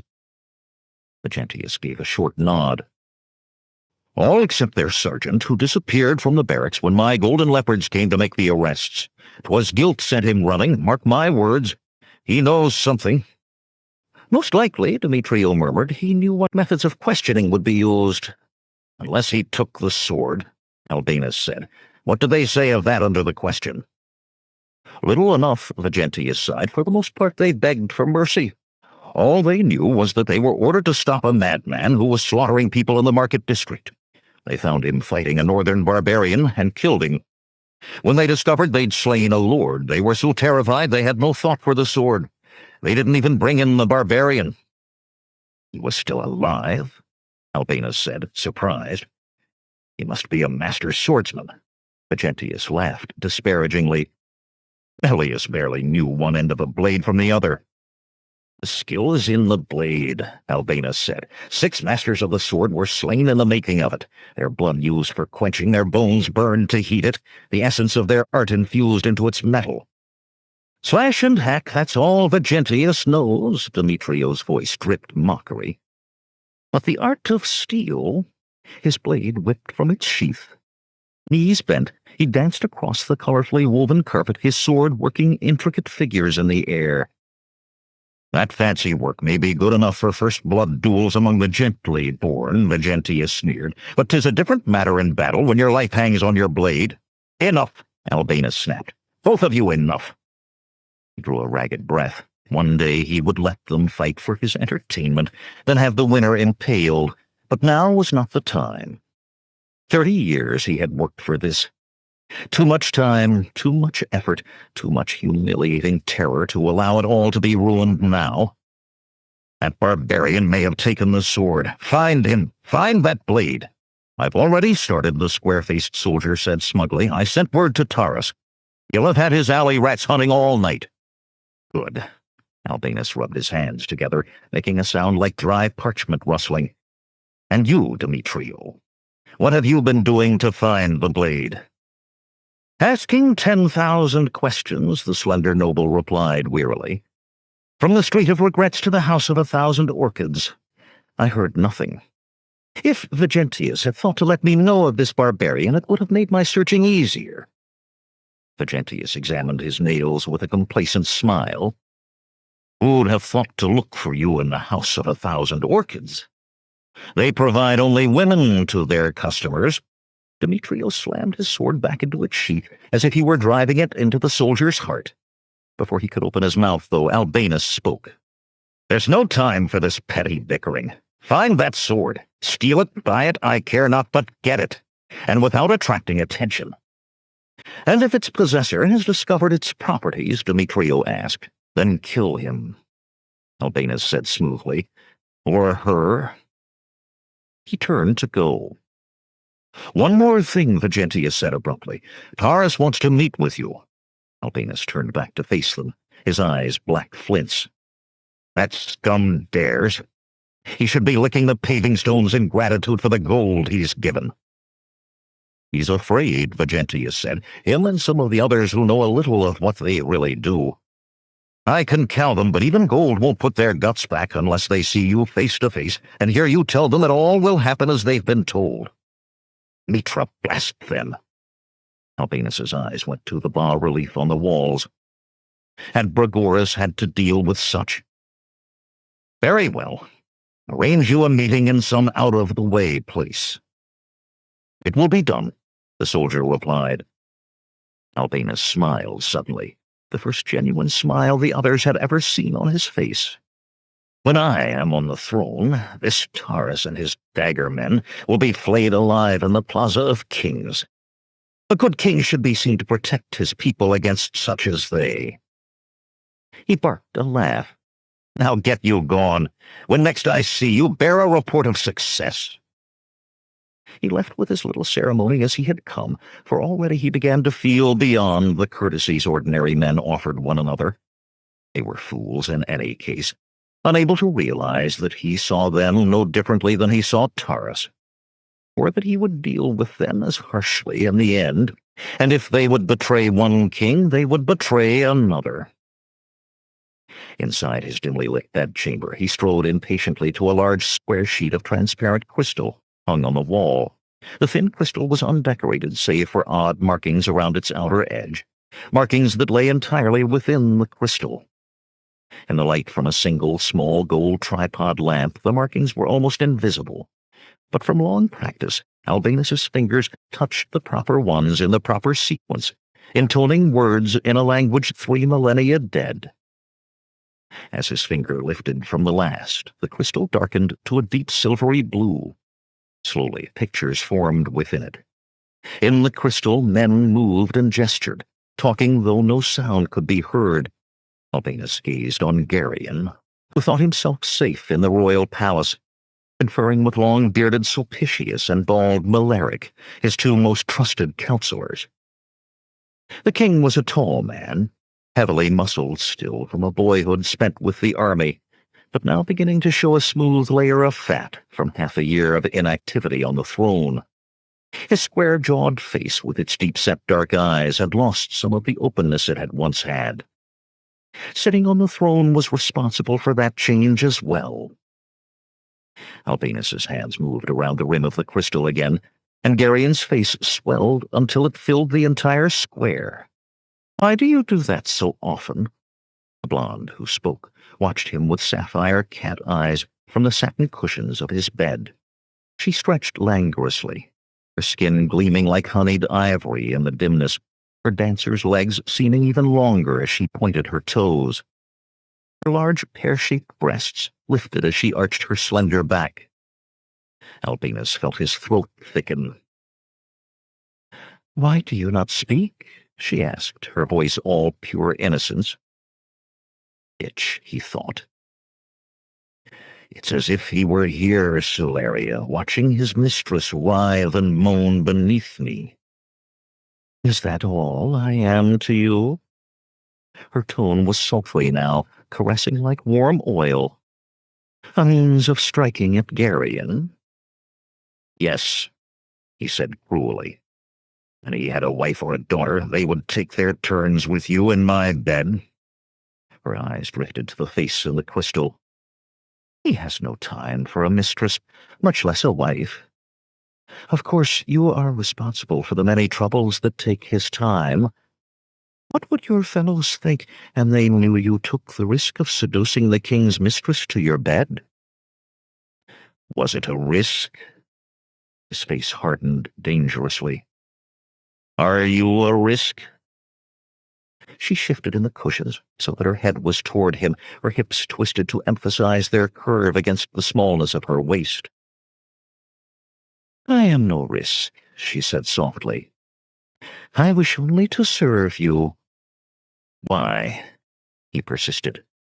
"At first I meant you only for my bed, but of your own will you began to spy in the palace, coming to kneel at my feet and whisper of who did what and who said what.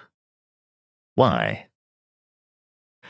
"Power," she breathed. "It is an ability I have, to sense power in men, to sense men who will have power. I am drawn to such men as a moth to the flame. I sense the power in you, greater than the power in Geryon. You sense the power." His eyes lidded, and he spoke almost to himself. "I can feel the power inside, too. I've always felt it, known it was there. I was born to be king, to raise Nemedia to an empire. And you are the first other to realize it. Soon the people will take to the streets of Belverus with swords in hand to demand that Geryon abdicate in my favor. Very soon.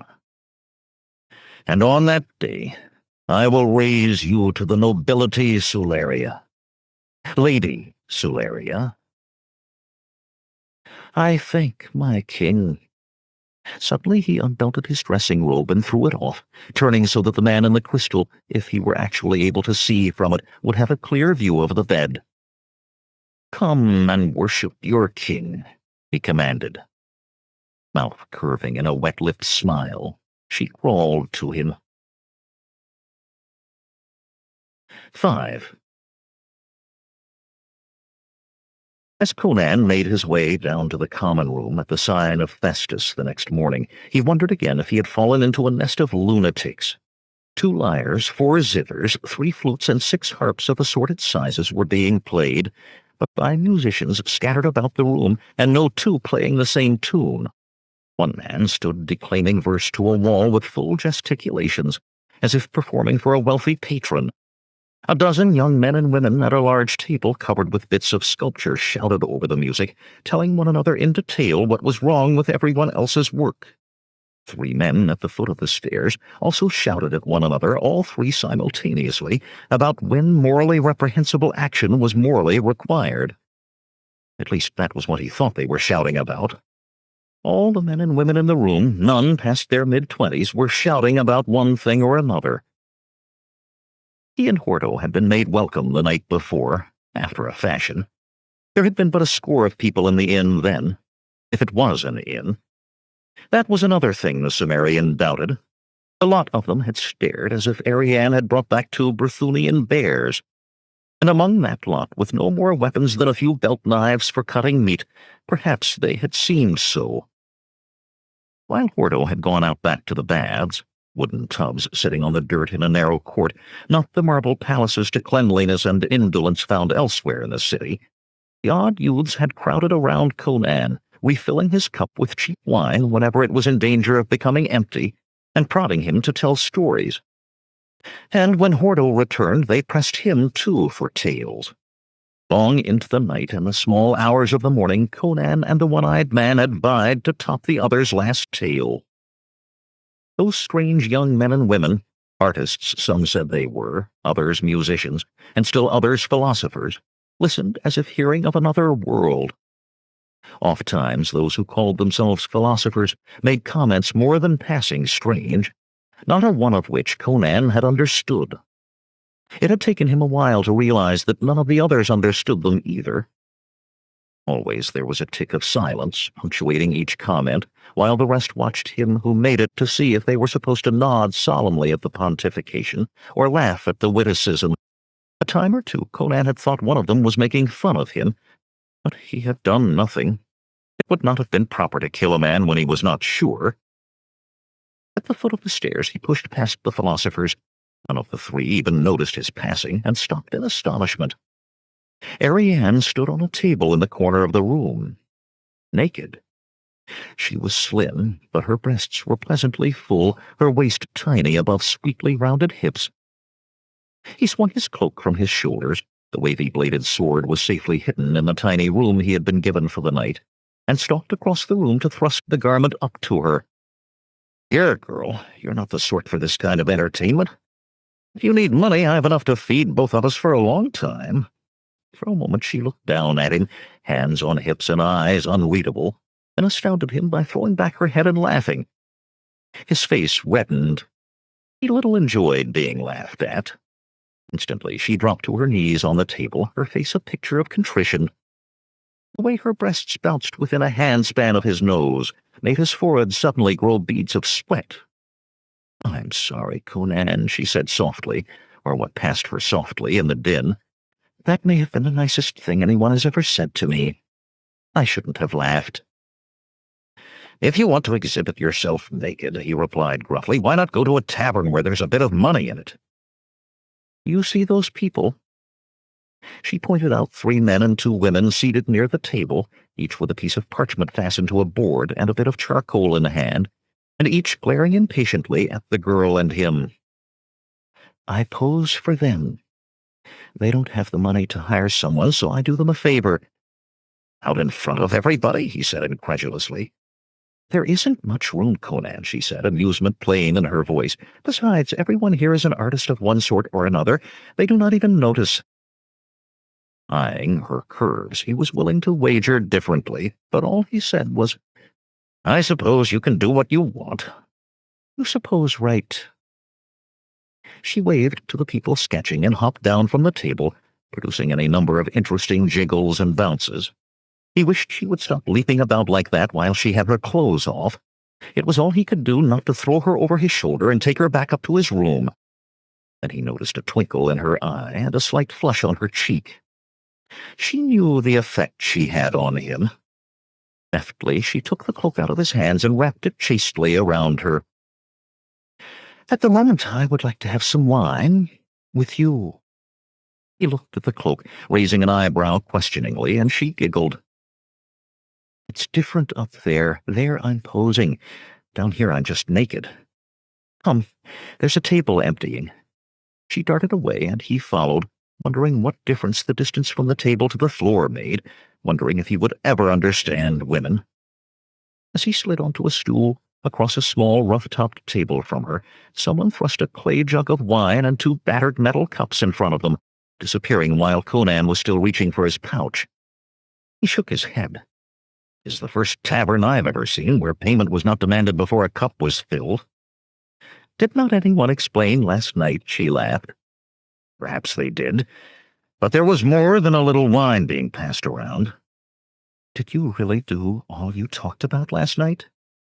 She leaned forward with interest, the top of the cloak gaping to expose the upper slopes of her cleavage. A part of his brain noted that glimpse was almost as erotic as her fully exposed bosom had been. He wondered if she knew that, and did it on purpose. Some of them, he answered cautiously. In truth, he did not remember which stories he and Hordo had told. There had been much more than a little wine. He filled their cups from the clay jug. I thought so, she said in tones of satisfaction. As to the money, you give what you can. Everyone staying here does, though some who only come in the day give nothing. Some of us receive money from our families, and of course we all put that in. They don't approve, the families, that is, but they approve less of having us nearby to embarrass them. Whatever we have left over we use to distribute bread and salt to the hungry in Hellgate. It's little enough, she sighed, but a starving man appreciates even a crumb. Some of these have families rich enough to give them money, he said, looking around the room in disbelief. Suddenly her cultured accents were loud in his head. My father is a lord, she said defensively. She made it sound a crime, both being a lord and being the daughter of one. Then why do you live here, on the edge of Hellgate, and pose naked on tables? Can you not write poetry in your father's palace? Oh, Conan, she sighed, don't you understand that it's wrong for nobles to have gold and live in palaces while beggars starve in hovels? Mayhap it is, Conan replied. But I still like gold, though I've had little enough of it. As for the poor, were I rich, unless I misdoubt me, I'd fill many a belly with what I spent. What other answer did you expect? A lanky man said, pulling up a stool. His long face wore a perpetual scowl, made deeper by thick eyebrows that grew across the bridge of his nose. He scooped up Ariane's cup and drank half her wine. It is an honest answer, Stefano, Ariane said. Stefano snorted. Conan remembered him now. The night before he had named himself a sculptor and been free with his hands with Ariane. She had not seemed to mind then, but now she took back her wine cup angrily. He is a generous man, Stefano, and I think me he'd be generous were he rich. She shifted her direct gaze back to Conan. But can you not see that generosity is not enough? In Hellgate are those who lack the price of bread, while nobles sit safe in their palaces, and fat merchants grow richer by the day. Arian is no just king. What must be done is clear. Ariane, Stefano said sharply, you tread dangerous ground. School your tongue. What leave have you to speak so to me? Her voice grew more heated by the word. Whatever is between us, I am none of your property. I have not named you so, he replied, matching heat for heat. I ask but that you let yourself be guided by me. Speak not so to strangers. Ariane tossed her pretty head contemptuously, her big eyes suddenly cold. Art sure there is no part of jealousy in your words, Stefano? No intent to rid yourself of a rival? The sculptor's face flamed red. Stranger he may be, she continued remorselessly, yet he is the kind of man we seek, a warrior. Have I not heard Taurus speak so to you 100 times? We must needs have fighters if— Mistress mercy, Stefano groaned. Have you mind at all for caution, Ariane? He is a northern barbarian who likely never knew his father and would sell his honor for a silver piece. Guard your tongue. With his left hand, Conan slid his broadsword free of its scabbard, just enough so that the edge of the blade below the hilt rested against the side of the table. When I was still a boy, he said in a flat voice, I saw my father die with a blade in his hand. With that blade, I killed the man who slew him. Care you to discuss it further?" Stefano's eyes goggled at the sword. His scowl momentarily vanished. He touched his lips with his tongue. His breath came in pants. "You see, Ariane? You see what kind of man he is?" His stool scraped on the floor as he rose. "Come away with me, Ariane. Leave this man now." She held out her wine cup to Conan. "May I have some more wine?" She did not look at Stefano or acknowledge his presence. Conan filled the cup and she drank. Stefano looked at her uncertainly, then took a step backward.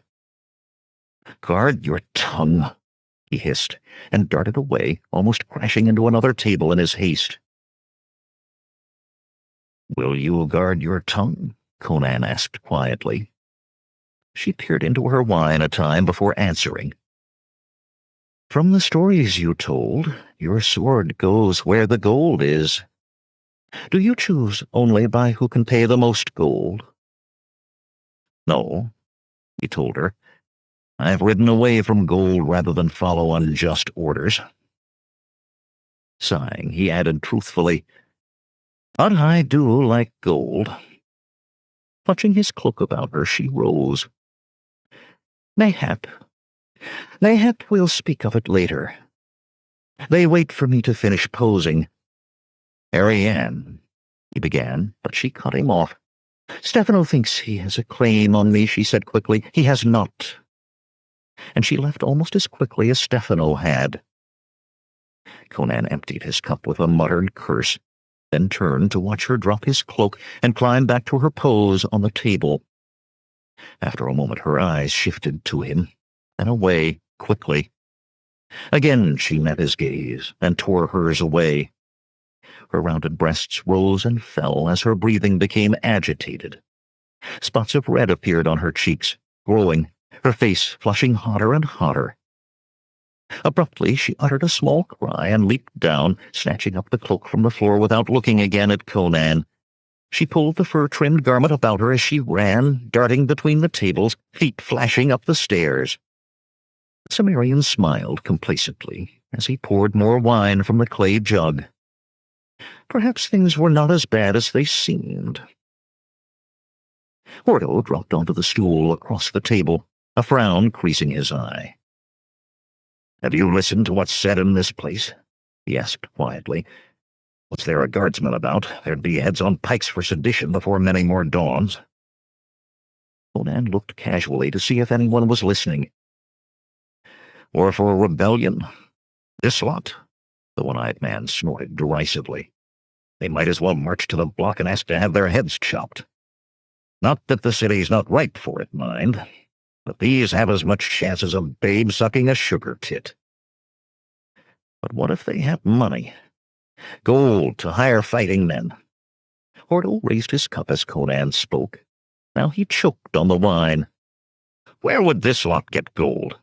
If one of them had a patron, you can wager your stones he'd not be living on the rim of Hellgate." "Ariane's father is a lord," Conan said quietly, "and she told me some of the rest come of rich men, too." The one-eyed man chose his words carefully. "Do you tell me they actually plan rebellion? Or think they do?" "Stefano and Ariane, between them, as much as told me so." "Then let us be gone from here. They may have some talents, but rebellion is not among them. If they met you last night and tell so much today, what have they told others? Remember, our heads can decorate pikes as easily as theirs." Conan shook his head slowly, although Hordo was right on the face of it. "I like it here," was all he said. "You like a round-bottomed poet," Hordo said heatedly. "You'll die for a woman yet. Remember the blind soothsayer?" "I thought you said he was a fool," the Cimmerian laughed. "Drink, Hordo. Rest easy. We'll talk of our free company." "We've no gold yet that I can see," the other said sourly. "I'll find the gold," Conan said with more confidence than he felt. He had no idea whence it might come. Still, it would be well to have his plans in order. A delay of days could mean the difference between being sought after and all who could afford such companies already having hired. I'll find it. You say we can borrow weapons from the storehouses of the smuggling ring you serve? Are they serviceable? I've seen smuggled mail so eaten with rust it fell apart in a good rain, and blades that snapped at the first blow. Nay, Sumerian, these are of good quality and of any sort you want. Why, there are as many kinds of sword bundled in those storehouses as I've ever heard named. Tulwars from Vendia, Shamshirs from Iranistan, Macharas in a dozen patterns from the Corinthian city-states. 50 of this sort and 100 of that, enough to arm 5,000 men. So many? Conan murmured. Why would they keep so much in their storehouses, and in such variety? There's no profit in storing swords. I bring what I'm told from the border to Belverus, and I'm paid for it in gold. I care not if they grow barley in the storehouses, so long as I get a fat purse each trip. Ordo tipped the jug over his cup. A few drops fell. Wine! He roared, a blast that brought dead silence to the room.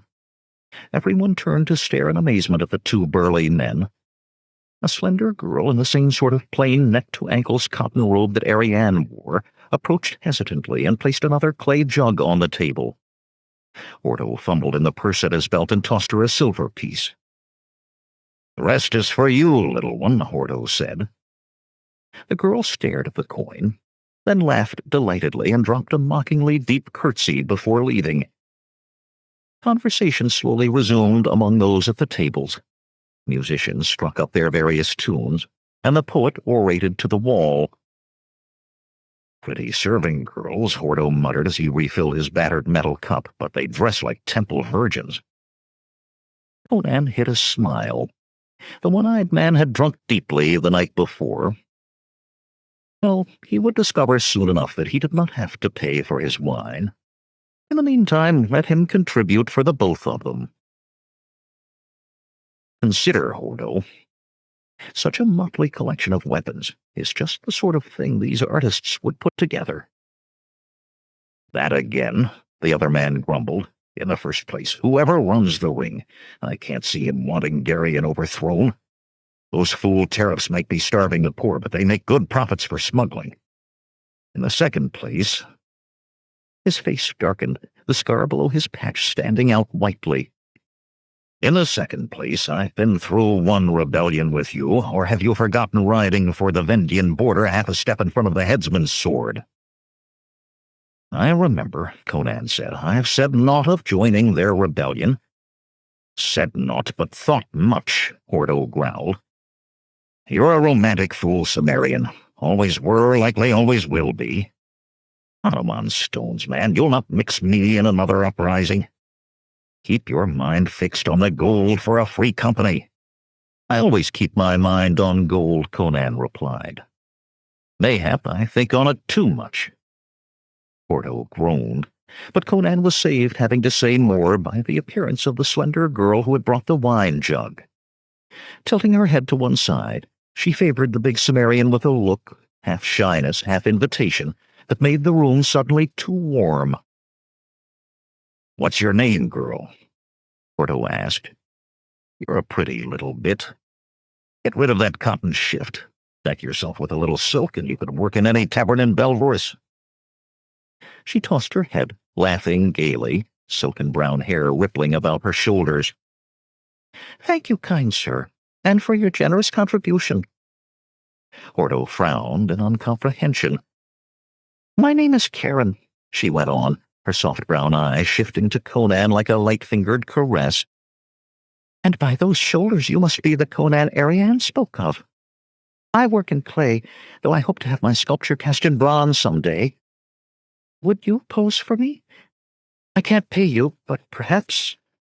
Her mouth softened, full lower lip dropping slightly, and her eyes left no doubt what sort of arrangement she wanted with the muscular barbarian. Conan had barely listened after the mention of posing. An image flashed in his brain of Ariane posing on the table, and he was uncomfortably aware of his face growing hot. Surely she did not mean... She could not want... He swallowed hard and cleared his throat. "You mentioned Ariane. Did she send a message?" "Why did she see you first?" Karen sighed. "Yes, she did. She's waiting in your room. To tell you something very important," she said. She ended with a slight smirk. Conan scraped back his stool. "Girl," Hordo said as the Sumerian rose, "what is this posing? I might well do it." Karen slipped into the seat Conan had vacated. All the way across the common room, Conan waited for Hordo's outraged shout. But when he looked back from the foot of the stairs, the one-eyed man was nodding slowly, a delighted grin on his face. Laughing, Conan ran up the stairs. It seemed his friend would receive more than good value for his silver piece. Upstairs, the narrow hall was lined with many doors, most crudely made, for the original chambers had been roughly partitioned into more. When Conan pushed open his own rude plank door, Ariane was standing below the small window high in the wall. His cloak was still wrapped tightly around her, her fists showing at the neck where she held it together. He closed the door behind him and leaned back against it. "I pose," she said without preamble. Her eyes glinted with something he could not quite read. "I pose for my friends who cannot hire models. I do it often, and never have I felt embarrassment. Never until today." "I merely looked at you," he said quietly. "You looked at me." She uttered a sound halfway between a laugh and a sob. "You looked at me, and I felt like one of those girls at the gored ox, wriggling to a flute for drooling men. Mitra, blast your eyes! How dare you make me feel like that?" "You are a woman," he said. "I looked at you as a man looking at a woman." She closed her eyes and addressed the cracked ceiling. "Hama All-Mother, why must I be stirred by an untutored barbarian who thinks with his sword?" A smug smile grew on his face, to be quashed almost immediately by a glare from her large hazel eyes. "A man may take as many women as he wishes," she said fiercely. "I refuse to have less freedom than a man.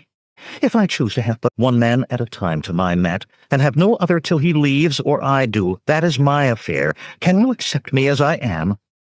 "Did your mother never tell you a man likes to do the asking?" He laughed. "Mitra, blast your heart!" she snarled. "Why do I waste my time?" Muttering to herself, she stalked toward the door, cloak flaring in her haste. Conan reached out one massive arm, curling it around her waist beneath the cloak. She had time for one strangled squawk before he lifted her, the cloak floating to the floor, to crush her soft breasts against the hard expanse of his chest. "Will you stay with me, Ariane?"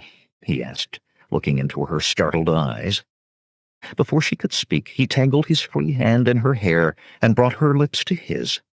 Her small fists bruised themselves against his shoulders, her feet kicked futilely at his shins.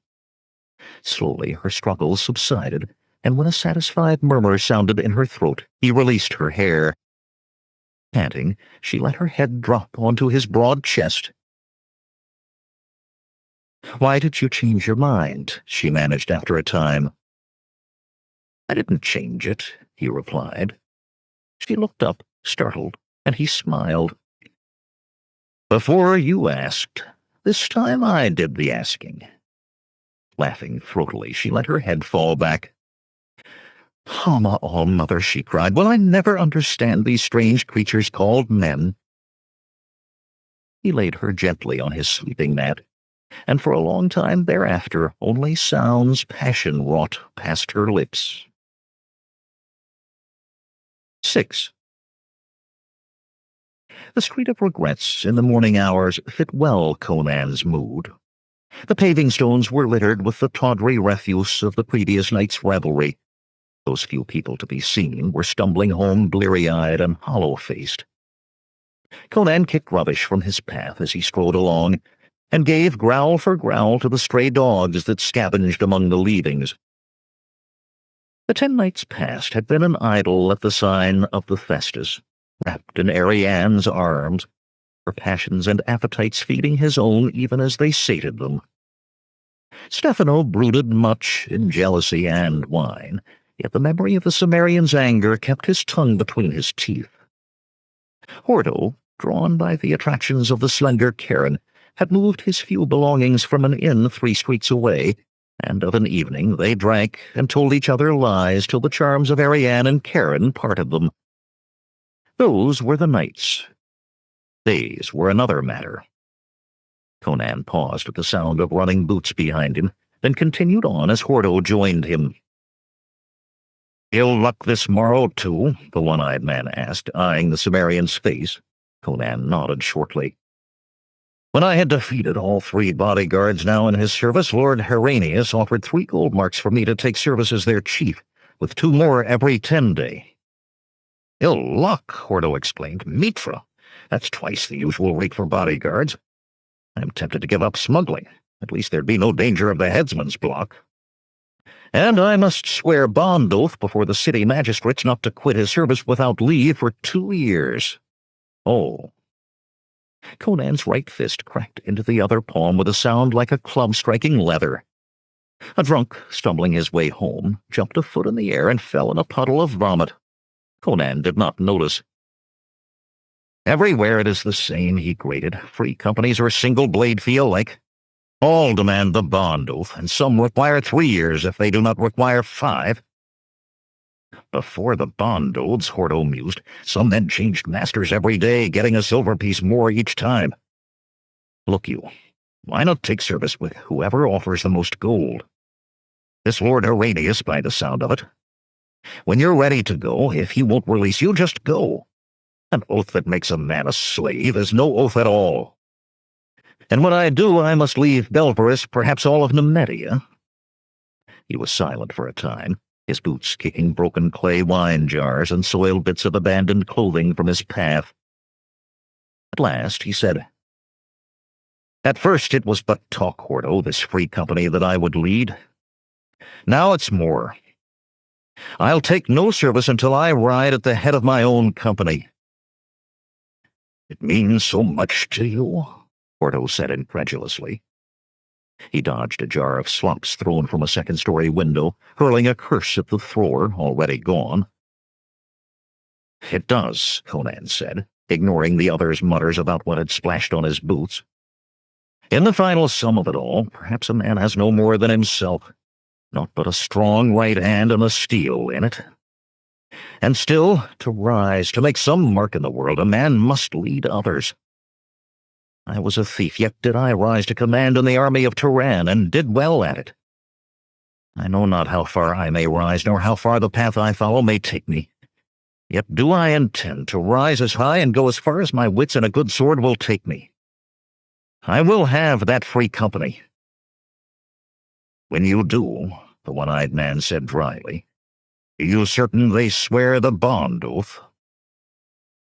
They turned into the street that led to the sign of Festus. As Conan laughed, 3 men stepped out to spread themselves across the narrow street, broadswords in hand. The sound of boots behind made Conan glance quickly over his shoulder. 2 more armed men stood there, cutting off retreat. The Cimmerian's blade whispered from its worn shagreen scabbard. Hordo, sword flickering free, pivoted to face those behind. "Stand aside," Conan called to the 3. "Find you easier meet elsewhere." "Naught was said of a second man," the one to Conan's left muttered, his thin rat-like face twitching. The man to the right, shaven dome gleaming in the morning sun, hefted his sword uneasily. "We cannot take one without the other." "You'll find but your deaths here," Conan said. With his left hand he unfastened the bronze pin that held his cloak, doubling the fur-lined garment loosely over that arm. The leader, for the tall man in the center with his closely cropped beard was clearly so, spoke for the first time. "Kill them," he said, and his blade thrust for Conan's belly. With pantheran grace, the muscular Cimmerian moved aside, his cloak tangling the tall man's blade while his right foot planted itself solidly in the fellow's crotch. In the same move, Conan's sword beat aside a thrust of the shaven head. Gagging, the leader attempted to straighten, but Conan pivoted, his left foot taking the bearded man on the side of the head, knocking him under the feet of onrushing Ratface. Both went down in a heap. The shaven-headed attacker hesitated, goggle-eyed at his companions on the ground, and died for it. Conan's slashing steel half-severed his throat. Bright red blood fountained as he went to his knees, then toppled onto his face in the muck of the street. Ratface scrambled to his feet, and he tried a desperate overhead hack.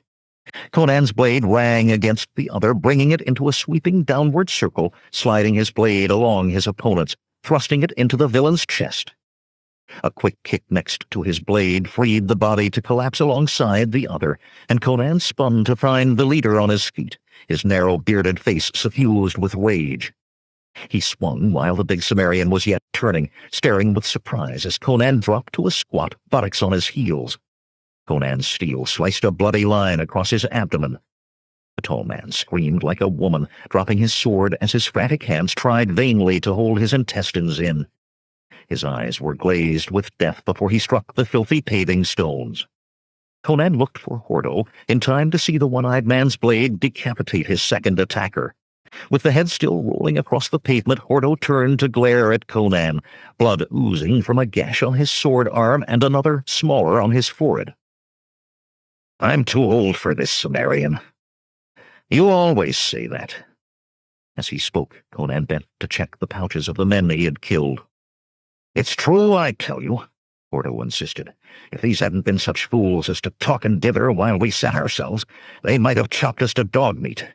As it was, my two nearly sliced my cods off. I'm too old, I say." Conan straightened from the bodies with 6 new-minted gold marks. He bounced them on his palm. "Fools they may be, but they were sent after one of us. By somebody willing to pay 10 gold marks for a death." He jerked his head at the 2 Hordo had killed. "You'll find each of them as a pair of these 2. Hordo muttered an oath and bent to the remaining bodies, straightening up with 4 fat coins. The one-eyed man closed his fist tightly on them. "Yon Ratface spoke of not expecting 2. Mitra, who'd pay 10 gold marks for either of us?" A gangling boy shambled out of an alley not a dozen paces distant. At the sight of the bodies, his jaw dropped open, and with a scream of pure terror he dashed away, his wail fading as he sped. "Let us discuss it at the Festus," Conan said, "before we gather an audience." "With our luck," Hordo muttered, "this will be the one morning in half a year the city guard has patrols out." It was but a short distance down the twisting street to the inn, but obviously no one had heard the fighting. Only Karen gave them a second glance when they walked in. In those morning hours there were few of the artists about, and none of the noise that would reverberate in the evening. "Hordo," the slender girl said, "what happened to your arm?" "I fell over a broken wine jar," he replied sheepishly.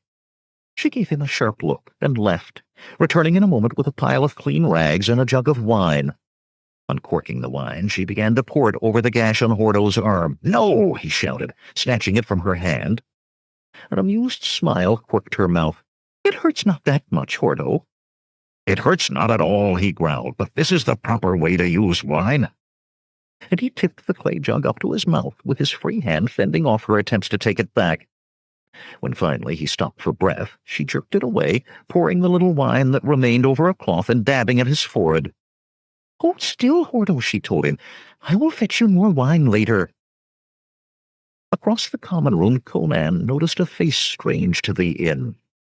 A handsome young man in a richly embroidered red velvet tunic sat at a table in a corner, talking to Gracchus, a swarthy sculptor who spent considerable time in the company of Stefano.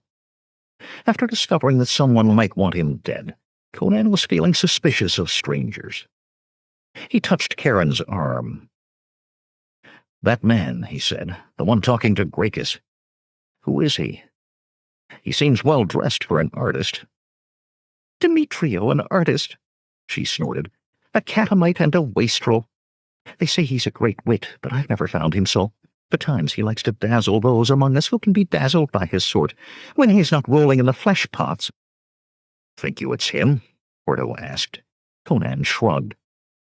"Him, or anyone else? By Erebus, Cimmerian, I'm too old for this." "What are you two talking about?" Karen demanded. No, I dislief not know. She rose, pulling Hordo behind her, a fawn leading a bear. That cut on your arm needs ointment. Wine jar, indeed. When I return, Hordo called over his shoulder to Conan, we can begin looking for the men we want. Courtesy of our enemy, eh? Done, Conan called back, rising, and I'll fetch that sword. It should fetch a coin or two. In his room above stairs, the Cimmerian pried up a loosened floorboard and took out the serpentine blade. Light from the small window ran along the gleaming steel and glinted on the silverwork of the quillons. The feel of taint rose from it like a miasma. As he straightened, he wrapped his cloak, rent from the tall man's sword, about the blade. Even holding it in his bare hand made his stomach turn, as the slaying of his first man had not. When Conan returned to the common room, the man in the red velvet tunic was waiting at the foot of the stair, a pomander to his aquiline nose, his eyes lidded with languorous indolence. Yet the Cimmerian noted that the hilt of his sword showed wear, and the hand that held the pomander had bladesman's calluses. Conan started past. "A moment, please," the slender man said. "I am called Demetrio. I collect swords of ancient pattern, and I could not help but hear that you possess such a one and wish to sell it." "I remember nothing of calling it ancient," Conan replied. The man had a viperish quality the Cimmerian liked not, as if he could smile and clasp a hand, yet strike to the heart while doing so. Still, he found himself listening. "Perhaps I but imagined you named it ancient," Demetrio said smoothly. "If it is not, I have no interest. But an it is, well might I buy." He eyed the cloak-wrapped bundle beneath the Cimmerian's arm. "You have it there?" Conan reached into the cloak and drew forth the blade. "This is the sword," he said, and stopped as Demetrio jumped back, hand to his own sword. Cimmerian flipped the sword over, proffering the hilt. "Perhaps you wish to try its heft?" "No." The word was a shaky whisper. "I can see that I want it." The flesh about Demetrio's mouth was tight and pale. The strange thought came to Conan that the slender man was afraid of the sword. He dismissed the notion as foolish. He tossed the sword onto a nearby table. His hand felt dirty from holding it, and that was foolish too. Demetrio swallowed, seeming to breathe more easily as he looked at the blade where it lay. "This sword," he said, not looking at the Cimmerian, "has it any properties? Any magics?" Conan shook his head. "None that I know." Such might add to the price he could demand, but any such claims would be easily disproved. "What will you give?" 3 gold marks, Demetrio said promptly. The big Cimmerian blinked. He had been thinking in terms of silver pieces. But if the sword had some value to this young man, it was time to bargain. "For a blade so ancient," he said, "many collectors would pay 20. The slender man gave him a searching look. "I have not so much with me," he muttered. Shocked, Conan wondered if the blade was that of some long-dead king. Demetrio had made not even a pretense of haggling. His practiced thief's eye priced the amethyst-studded gold bracelet on Demetrio's wrist at 50 gold marks, and a small ruby pin on his tunic at twice that. The man would be good for 20 marks, he thought. "I would be willing to wait," Conan began, when Demetrio pulled the bracelet from his wrist and thrust it at him. "Will you take that?" the fellow asked. "I would not risk another buying while I am gone to get coin. It is worth more than the 20 marks, I assure you. But add in that cloak, for I would not carry a bare blade in the streets." "Cloak and blade are yours," the Cimmerian said, and quickly exchanged the fur-trimmed garment for the bracelet. He felt a surge of joy as his fist closed over the amethyst-studded gold. No need to make do now with the few men 10 gold pieces would hire. His free company was literally in his grasp. "I would ask you," he added, "why this blade has such worth. Is it perhaps the sword of an ancient king or hero?" Demetrio paused in the act of carefully wrapping the cloak about the sword. Carefully, Conan thought, and as gingerly as if it were a dangerous animal.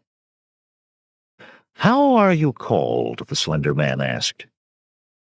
"I am called Conan." "You are right, Conan. This is the sword of an ancient king. In fact, you might say this is the sword of Bragoras." And he laughed as if he had said the funniest thing he had ever heard. Still laughing, he gathered up the sword and cloak and hurried into the street. 7. Albinus paused at the door, the crude fur-trimmed bundle beneath his arm out of place in the tapestry-hung room with its carpet-strewn marble floor. Solaria sat before a tall mirror, a golden silk robe about her creamy shoulders, a kneeling slave woman brushing the honey silk of her hair. Seeing his reflection, Solaria let the robe drop, giving him a view of her generous breasts in the mirror. The hawk-faced lord snapped his fingers. The slave looked around. At his gesture, she bowed and fled on bare feet. "You have brought me a gift," Solaria said. "It is wrapped most strangely, and you have." She examined her face in the mirror and lightly stroked rouge onto her cheeks with a brush of fur. "This is not for you," he laughed. "'Tis the sword of Melius." With a key that hung on a golden chain about his neck, he unlocked a large lacquered chest standing against the wall, turning the key first one way, then the other in a precise pattern. Were that pattern not followed exactly, he had told Solaria, a cunningly contrived system of tubes and air chambers would hurl poisoned darts into the face of the opener. Albinus swung back the lid, and, tossing aside the tattered cloak, carefully laid the sword in the place he had prepared for it. The tomes of ancient Acheron, bound in virgin's skin, were there well layered in silk, and those most vital thaumaturgical implements from the cache. His fingers rested briefly on a bundle of scrolls and rolled canvases. Not yet of any magical significance, they still deserved their place in the chest, those sketches and paintings of Geryon. In a place of honor, resting on a silken cushion atop a golden stand, was a crystal sphere of deepest blue within which silver flecks danced and glittered. Letting her robe drift to the floor, Solaria came to stand naked beside him. Her tongue touched her lips in small flickers as she stared down at the sword. "It was that blade which slew so many? Is it not dangerous? Ought you not to destroy it?" "It is too useful," he said. "Had I but known what I know now, never would I have put it in the hands of that fool Melius. 'Twas those runes on the blade led me at last to its secret, buried in the grimoires. But why did Melius slay as he did? In the forging of this weapon, the essences of 6 masters of the sword were trapped within the steel." He let his fingers brush lightly along the blade, sensing the power that had been required for its making. Such power would be his.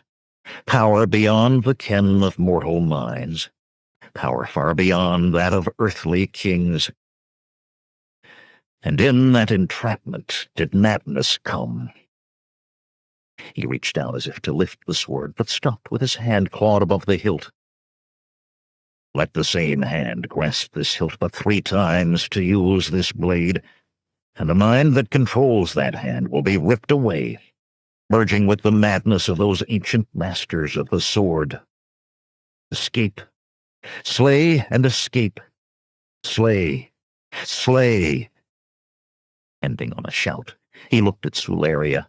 Her mouth hung open, and she stared at his hand above the sword with open fear in her blue eyes. "How often have you used the sword?" she whispered. He laughed and took his hand away. Instead of the sword, he picked up the crystal sphere, holding it delicately in his fingers, almost reverently, though he knew no power under heaven could so much as chip its seemingly fragile surface. "You fear the sword?" he asked softly. His adamantine gaze seemed to pierce to the heart of the cobalt sphere.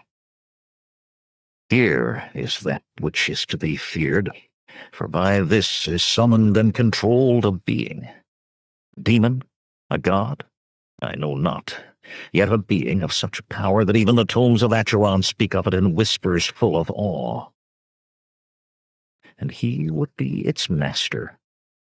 Master of more power than all the kings of all the nations of the world. His breath quickened at the thought. Never yet had he dared that summoning, for that act held dangers for he who summoned, dangers that master might find himself slave, a mortal plaything for an immortal monster with eternity to amuse itself. Yet was he not descendant of Bragoras, ancient hero king who had slain the dragon Zutharkan and bound the demon Dargon in the depths of the western sea? Almost unbidden, the words of summoning began to roll from his lips. Afar mea roth, omni deas kaan, eth far bi laan, ophia Christi. As the words came, the sky darkened above the city as though the sun had dimmed to twilight. Lightning cracked and forked across a cloudless sky, and rumbling, the earth began to shake. Albinus stumbled, looked around him in sudden panic at walls that quivered like cloth in the breeze. It was too soon for this. It was madness to have tried. Yet he had not finished the incantation. There was a chance. Hastily he returned the sphere, glowing now, to its cushion within the lacquered chest. With great care he blanked his mind. There must be not even the merest thought of summoning. No thought at all. No thought. Slowly the light in the crystal sphere faded, and the earth ceased to move. The lightnings faded and were gone. Light broke forth over the city as if at a new sunrise.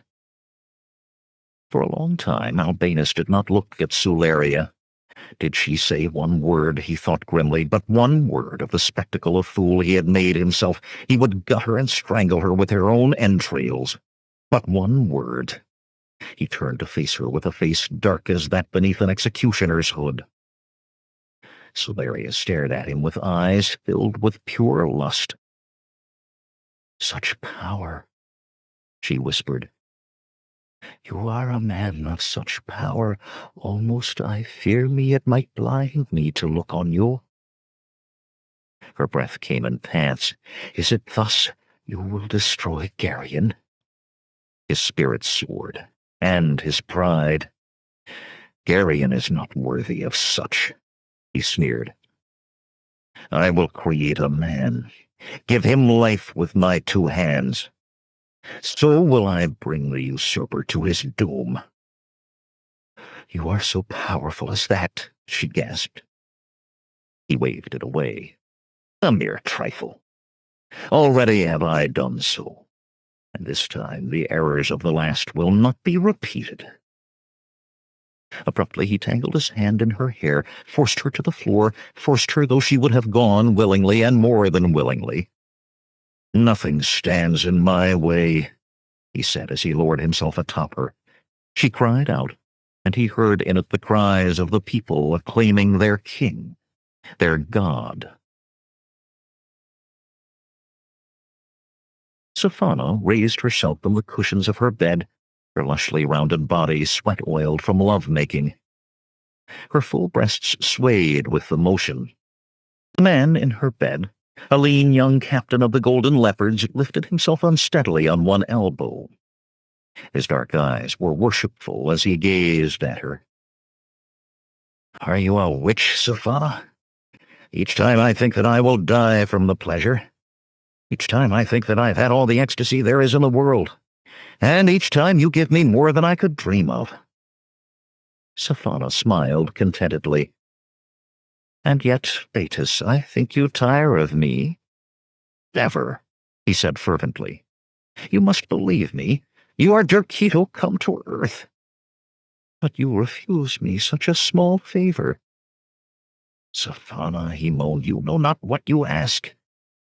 "My duty, a small favor," she said again, walking slowly back to the bed. His eyes followed her hungrily. She was no slender girl, but a woman of curves, a Calamastian and Callipygian marvel to put hunger in any man's eyes. He reached for her, but she stepped back. "A door left unlatched, Thetis," she said softly. "A passage left unguarded.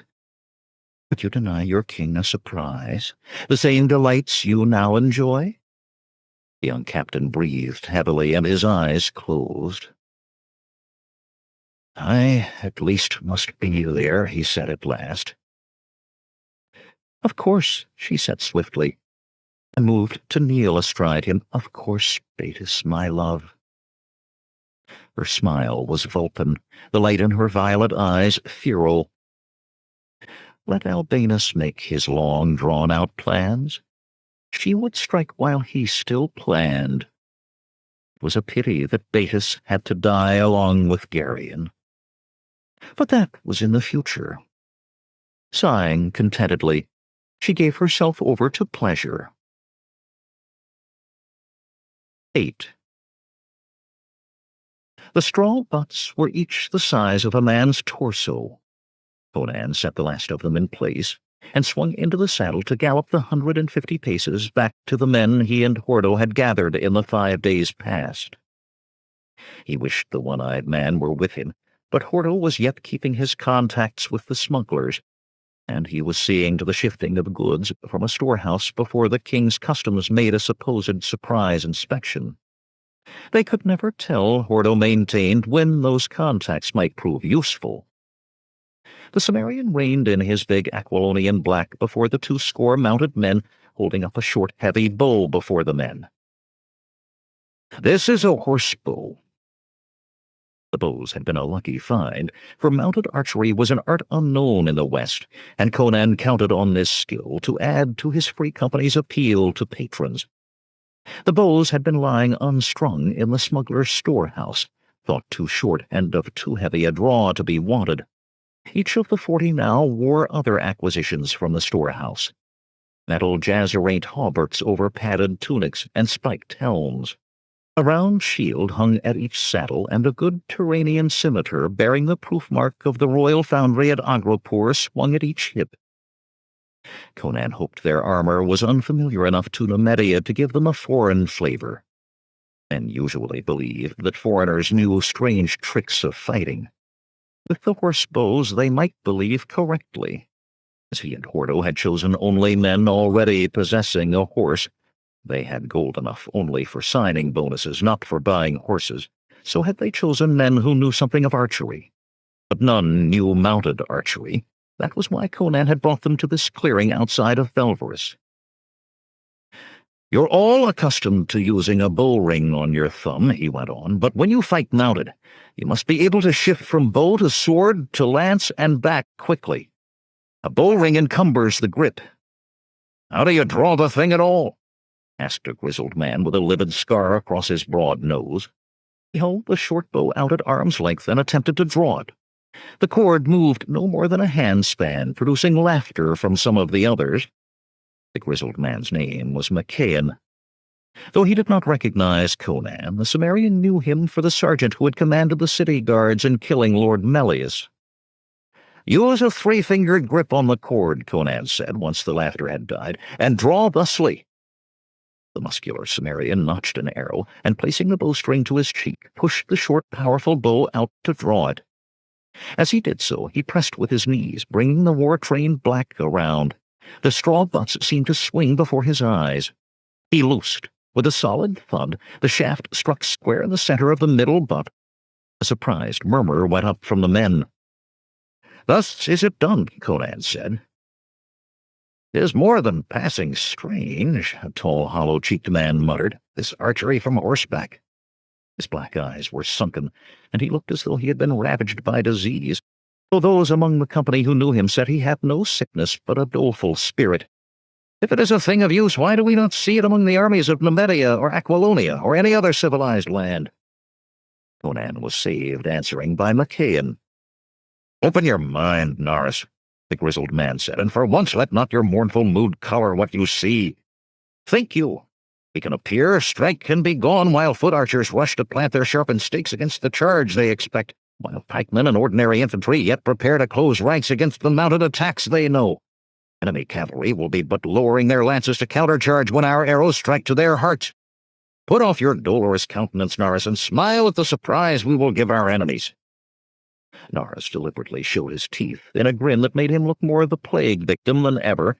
A ripple of laughter and obscene comment greeted his attempt. "Machaon has seen the right of it," Conan announced. "I name him now as sergeant of this free company." A surprised and thoughtful look appeared on Machaon's scar-nosed face, and a murmur of approval rose from the rest. Even Narus seemed to think it a good choice, in his mournful way. "Now," Conan continued, "let each man take a turn at the butts. First with the horse unmoving." For 3 full turns of the glass, the Cimmerian kept them at it, progressing to shooting with their mounts at a walk, thence to firing at the gallop. Every man knew horsemanship and the bow, if not together, and they made good advance. By that time's end, they did not use their horsebows so well as Turanian light cavalry, yet was their skill enough to surprise and shock any of these western lands. Machaon, to no one's surprise, and Narus, to everyone's, were the best after Conan. After that time, the Cimmerian led them back into Belverus, to one of the stables that lined the city's wall, where he had arranged for their horses to be tended. After each man had given his mount into the care of a stable slave, he left to go his own way until the morrow, when Conan had commanded them to meet again at the stable, for such was the custom of free companies when not in service. It was about that last that Machaon spoke as Conan was leaving. "A moment, Captain," the grizzled man said, catching Conan at the heavy wooden doors of the stable. Machaon had been handsome as a youth, but aside from the scar that cut across his broad nose, his face was a map of his campaigns. On his left cheek was a small tattoo of a 6-pointed star from Koth. 3 thin gold rings from Argos dangled from the lobe of his right ear, and his hair was cut short in front and long in back after the style of the Ophirian border. "It would be well, Captain, if you were to put the company into service soon. Oh, it's been but a few days since we swore the bond oath, yet have I heard some complain openly that we earn no gold, and speak of the ease of taking a second bond oath using another name before another magistrate." "Let them know that we'll take service soon," Conan replied, though he wondered himself why he had approached none of the merchants who might wish to hire a free company. "I see that I made a good choice for sergeant," Machaon hesitated, then asked quietly, "Know you who I am?" "I know who you are, but I care not who you were." Conan met the man's dark-eyed gaze until Machaon finally nodded. "I'll see to the men, Captain." From the stable, Conan made his way to the sign of Festus, through streets that seemed to have twice as many beggars and 3 times as many toughs as a 10-day passed. No plump merchant or stern-faced noble now made his way in even the high streets without a hard-eyed escort, and no slave-born curtained litter, whether it contained a noble's sleek daughter or the hot-eyed courtesan who served him, traveled shorn of its bevy of armed and armored guardians. The city guard were nowhere to be seen. The Festus, when Conan entered, was filling, as it always did of a midday, with youthful artists in search of a free meal from the inn's stew-pot. Their arguments and musical instruments blended into a cacophony that the Cimmerian had learned to ignore. He grabbed Charon's arm as she rushed past, a clay wine jug in each hand. "Has Hordo returned?" he asked. She set one of the jugs down hard enough to crack it, ignoring the wine spreading across the tabletop and the yelps of those seated there. "He sent a message by a boy," she said coldly. "You are to meet him at the sign of the full moon on the Street of Regrets, a glass past the sun's zenith." "Why there? Did he say why he does not come here?" Charon's eyes narrowed to slits, and she spoke through clenched teeth. "There was some mention of a dancer with breasts." "Enough. If you would learn more, learn it from that miserable one-eyed goat." The Cimmerian suppressed a smile until she had flounced away. He hoped this dancer was all that Hordo thought, for the one-eyed man was surely going to pay for his pleasures when he again came in reach of Charon. He was trying to decide if he had time for a bowl of stew. It was assuredly better than that served on the Street of Regrets, before leaving to meet Hordo when Ariane approached and put a small hand on his arm. He smiled, suddenly thinking of a better use for his time than a bowl of stew. "Come up to my room," he said, slipping an arm around her. He pulled her close and tried out his best leer. "We could discuss poetry." She tried to suppress a giggle and almost succeeded. "If by poetry you mean what I think you mean, you want to do more than talk about it." Her smile faded, and her eyes searched his face. "There's something more important to speak of now, but I must have your oath never to repeat a word of what is said to you. You must swear." "I do swear," he said slowly. Abruptly, he knew why he had not hired his free company out. Without a doubt, a company in service to merchant or noble would be expected to support the throne in a rebellion. But he wanted no part of crushing Ariane and her friends, most especially not Ariane. "I've wondered," he went on, "when you would speak to me of this revolt of yours." Ariane gasped. "You know," she whispered. Quickly she put her fingers on his lips to prevent him speaking. "Come with me." He followed her through the tables into the back of the inn. There, in a small room, Stefano slouched scowling against the flaking wall, and Gracchus, the stocky sculptor, straddled a bench, grinning. Lucas, a thin man with a big nose, who called himself a philosopher, sat cross-legged on the floor, chewing his lower lip. "He knows," Ariane said as she closed the door, and they all jumped. Conan casually put his hand to his sword hilt. "He knows," Stefano yelped. "I told you he was dangerous. I told you we should have nothing to do with him. This is not our part of it." "Keep your voice down," Ariane said firmly. "Do you want to tell everyone in the inn?" He subsided sulkily, and she went on, addressing the others too. "It's true that recruiting men like Conan was not part of what we were supposed to do, but I've heard each one of you complain that you wanted to take a more direct part. At least you can write poetry taunting Geryon," Gracchus muttered. "All I can do is copy what you write and scatter it in the streets. I can't do a sculpture to rouse the people." "King Geryon sits on the dragon throne," Conan said suddenly. They all stared at him. "King Geryon sits to his feast alone. I saw that one. Did you write it, Ariane?" "Gallia's work," she said dryly. "I write much better than that." "This is all beside the point," Stefano shrilled. "We all know why you trust him, Ariane." He met Conan's icy blue stare and swallowed hard. "I think what we do is dangerous. We should leave hiring this sort of man to Taurus. He knows them, we don't." "We know, Conan," Ariane persisted, "and we all agreed, yes, you too, Stefano, that we should take a part in finding fighting men, whatever Taurus says. With Conan we get not one, but 40. "If they'll follow him," Gracchus said. "They will follow me wherever there is gold," Conan replied. Gracchus looked a little unsettled at that, and Stefano laughed mockingly. "Gold." "Fools," Ariane taunted. "How many times have we talked of those who claimed that revolution should be kept pure, that only those who fought for the right reasons should be allowed to take part? How many of them went to the impaling stake for their purity?" "Our cause is just," Stefano grated. "We taint it with gold." Ariane shook her head wearily. "Time and again we have argued this. The time for such argument is long past, Stefano. How think you Taurus gathers fighting men? With gold, Stefano, gold." "And from the start did I oppose it," the lanky sculptor replied. "The people would follow us and rise," she cut him off. "They would follow us, and none of us knowing aught of weapons or war would be cut down." "Our ideals," he muttered, "are not enough."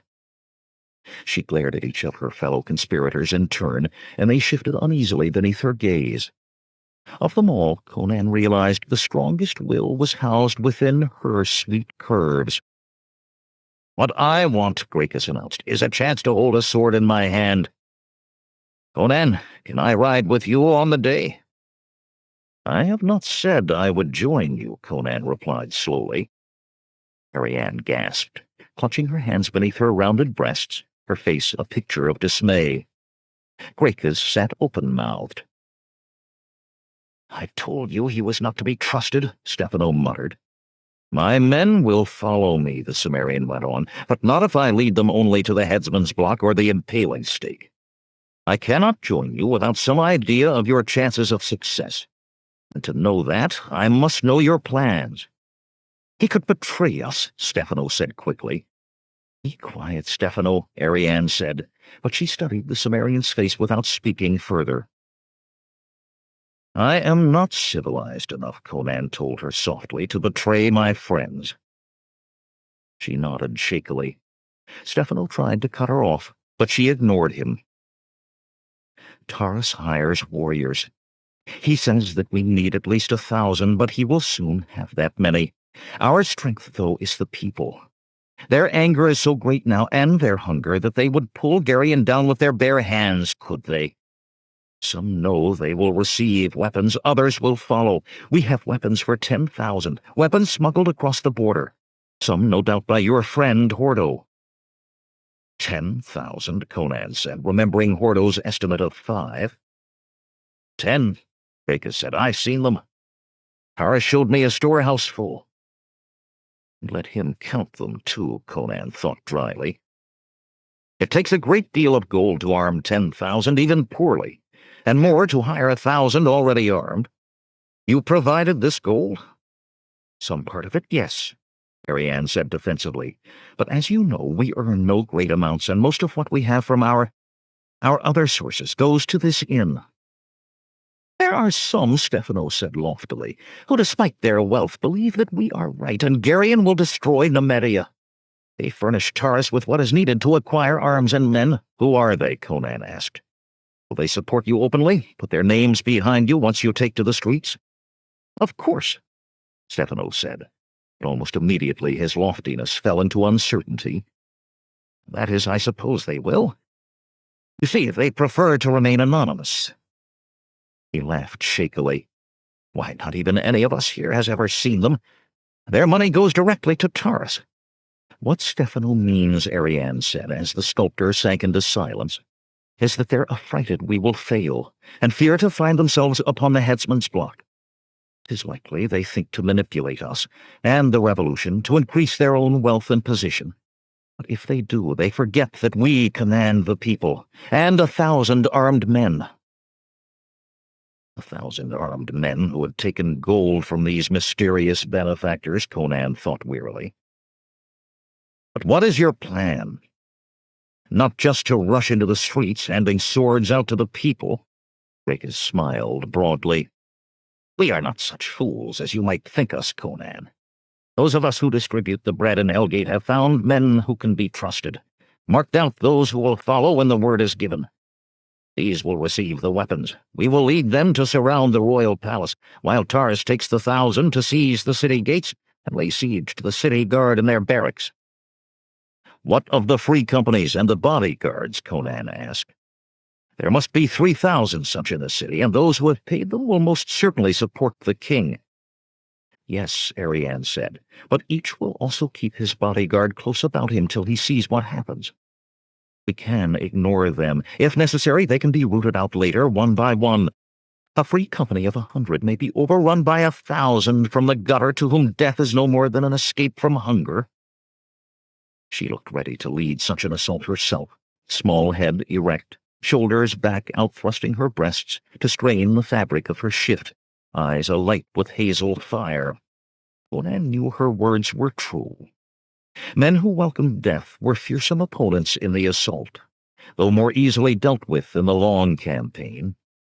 Whatever the outcome of this meeting, he must keep his company ready to move at all times with no more than an instant's warning.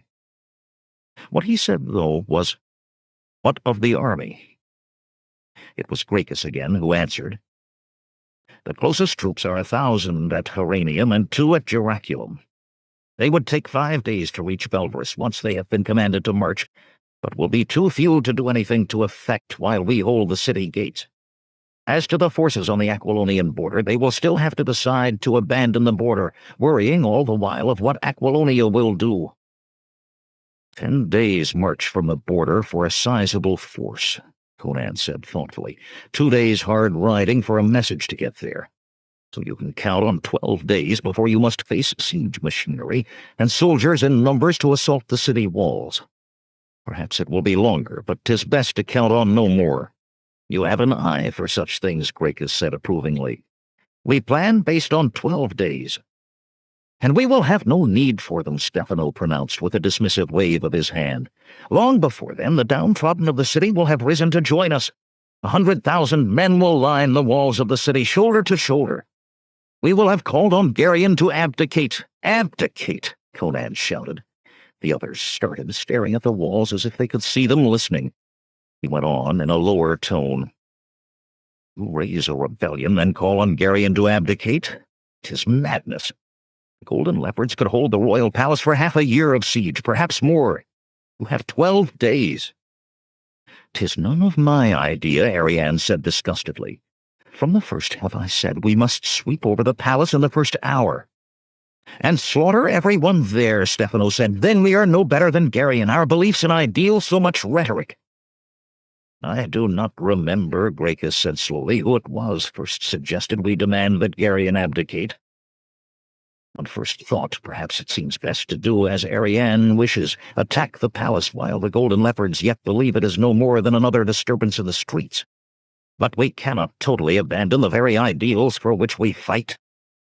Besides, he finished with a smile, as if he had found the solution, it is well known that the hill on which the royal palace sits is riddled with 100 passages, any one of which will take us inside its defenses. Everyone may know of these passages, Ariane said, her voice dripping acid, but do you know where to find one of them? Just one? We could dig, the stocky man suggested weakly. Ariane snorted, and he subsided.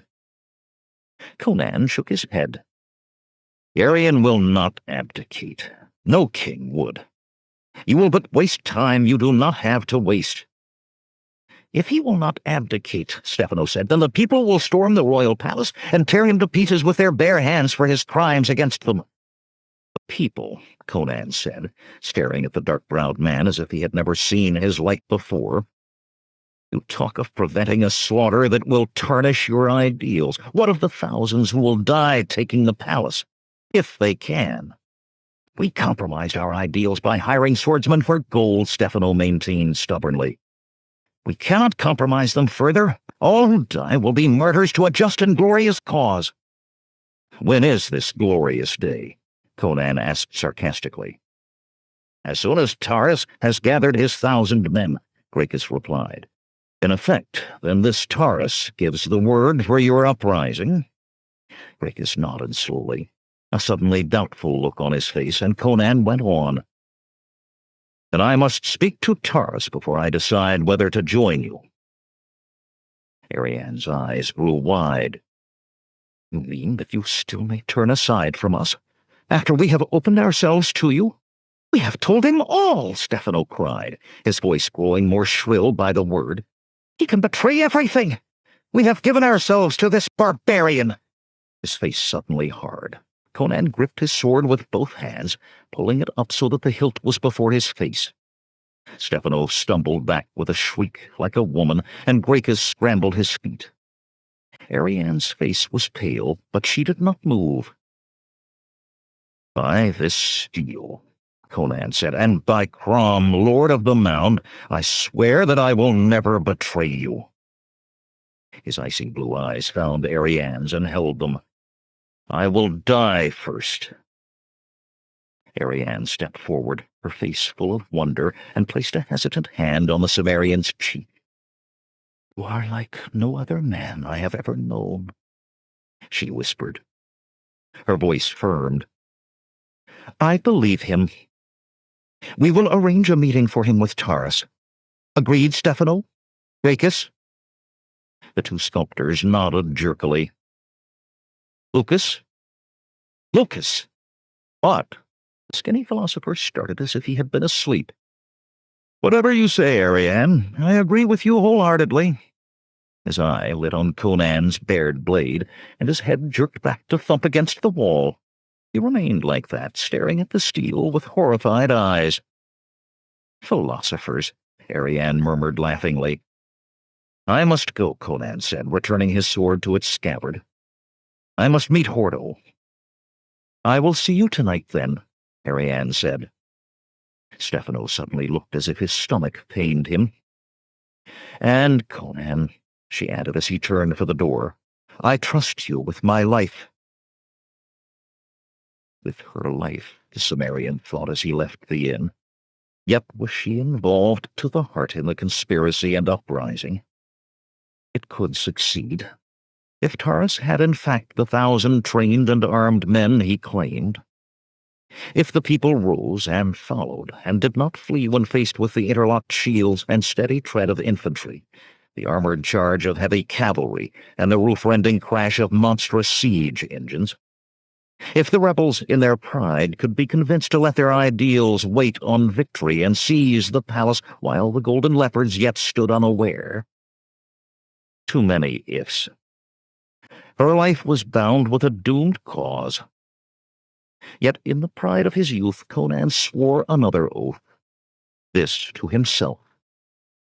While holding to his oath not to betray, he would save her life despite her. 9. By 1 glass past midday, the Street of Regrets had begun its revelry, though slowly, yet building for the climax of night.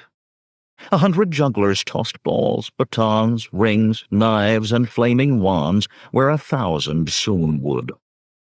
100 strumpets, rouged, perfumed, and bangled, lightly draped with brightly colored silks, postured where 2,000 would strut at dark. Through them strolled scores of richly tunicked nobles and merchants, each convoyed by his sword-bearing man or pair, vanguard for the multitudes to follow. Litters in dozens, borne by well-muscled slaves, bounded by armored guards, carried sleek, hot-breathed women seeking in advance of their sisters the vices offered by the desperate. And among them all the beggars wheedled in their rags. Conan, making his way down the street, indifferent to its sights and sounds, found himself laughing when at last he spied the sign of the full moon. On a slab of wood hanging above the entrance was painted a naked woman, kneeling and bent, her back to the viewer, and her buttocks glowing as if reflecting the sun. This spoke of the raucous delights that Hordo would choose. Suddenly one of the litters caught his eye, scarlet-curtained, its black poles and framing worked with gold. Of a certainty it was the litter he had seen his first day in Belverus, the litter of the veiled woman who had looked at him so strangely. The scarlet curtain twitched aside, and once again he was looking into the eyes of the woman veiled in gray. Over that distance he could discern not even so much as their color, yet those tilted eyes were familiar to him. Hauntingly so, if he could but bring back the memory. He shook his head. Memory and imagination played tricks. 100 women he had known and 1,000 he had not could have eyes exactly alike. He turned to enter the full moon. From behind, sweeping over the murmur of the street, came a sound, a woman's laugh, half sob. He spun, an icy chill running up his spine. That laugh had seemed so familiar that he was almost sure if he opened his mouth a name would emerge to match it. But no woman was there, save the whores. The litter was swallowed up in the throng.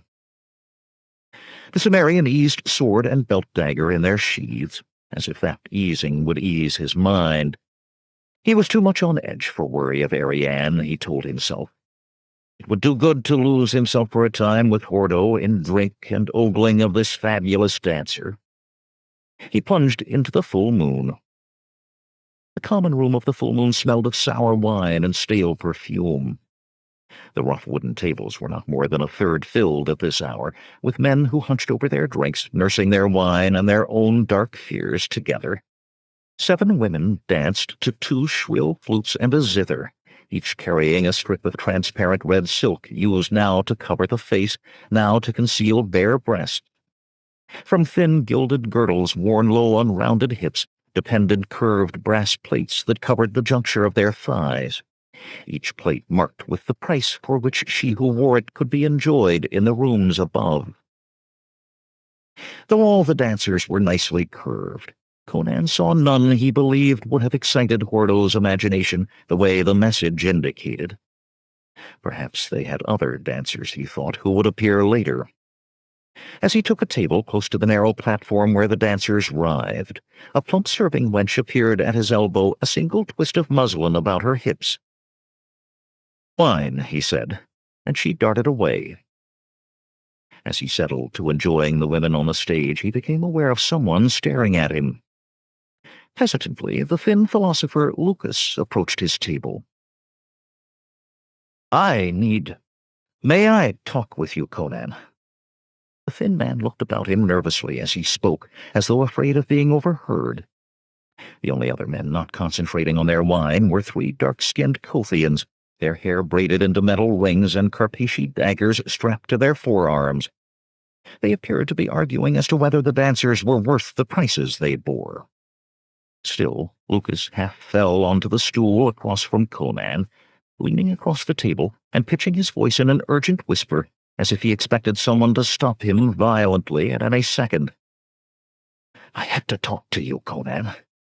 I followed your sword. When I saw it, I knew. You're the one. You are the kind of man who can do this sort of thing. I am not. I'm just not a man of action." Sweat poured down his narrow face, though the tavern was shadowed and cool. "You do understand, don't you?" "Not a word," Conan said. Lucas squeezed his eyes shut, muttering under his breath, and when he opened them he seemed to have gotten a grip on himself. "You agree that Geryon must be removed, do you not?" "That's what you're planning," Conan replied, non-committally. "But—" Lucas's voice rose alarmingly. He pulled it down with visible effort. "But that has to be changed now. We can wait no longer. What happened these few days past? The sun darkening, the ground trembling. The gods have turned their faces from the Media.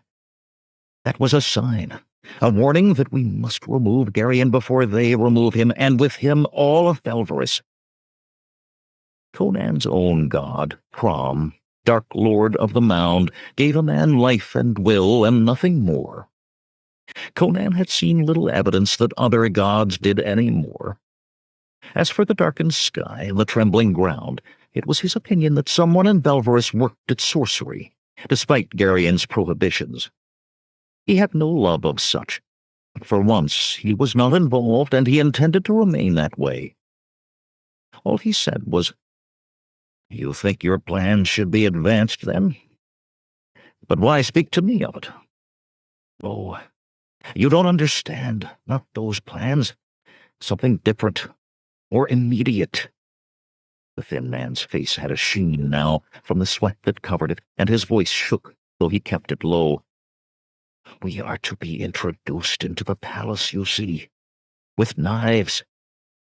Geryon must die immediately. But I cannot. I am not that sort of man. You are a man of violence. Take my place." "I'm no assassin," Conan growled. Lucas yelped, eyes darting frantically. "Keep your voice down." He almost sobbed. "You don't understand. You have to." "I understand what you ask," Conan said coldly. "Ask again, and I'll give you my fist in your teeth." A sudden thought struck him. "Does Ariane know of this?" "You must not tell her. You must not tell anyone. I should never have spoken to you." Abruptly, Lucas stumbled to his feet. Backing away from the table, he made vague and futile gestures. "Consider it, Conan. Will you do that? Just consider it." The Cimmerian made as if to rise, and with a yelp the philosopher scrambled away, almost diving into the street. Conan's mouth twisted angrily. How dare the man consider him so? An assassin? A murderer? He had killed, surely, and likely would again, but because he had to, not because he had been paid to. But more important than his feelings was Ariane. Conan could see no way for a man like Lucas, smelling of fierce sweat, to enter the royal palace without being taken. And once given a whiff of hot irons and pincers, the philosopher would babble every name he knew back to his mother. The Cimmerian could escape if worst came to worst, but Ariane would be a fawn in a snare. Would Hordo appear, he decided, they would find Ariane and he would warn her about Lucas. Thinking of Hordo reminded him of his wine. Where could that serving girl be? Nowhere in sight, that was certain. In the entire tavern no one was moving except the dancers and the 3 Kothians, apparently ambling closer for a better inspection of the wares. Conan started to rise to go in search of the girl, and as he did, one of the Kothians suddenly shouted at him, "I told you she is my woman, barber." With practiced moves, the 3 crossed their wrists and drew their forearm daggers. The flutes ceased their play, and the dancers ran screaming as the Kothians plunged at the muscular Cimmerian, a blade in each fist. One-handed, Conan heaved his table over to crash before them. "Fools!" he shouted as he sprang to his feet. "You have the wrong man!" 2 of the Kothians danced aside, but one fell, rolling to his knees before Conan, daggers stabbing. Conan sucked in his belly, and the blades skittered off his jazzerate hauberk, one to either side. Before the attacker could move, Conan's knee had smashed into his bony chin, splintering teeth in a spray of blood.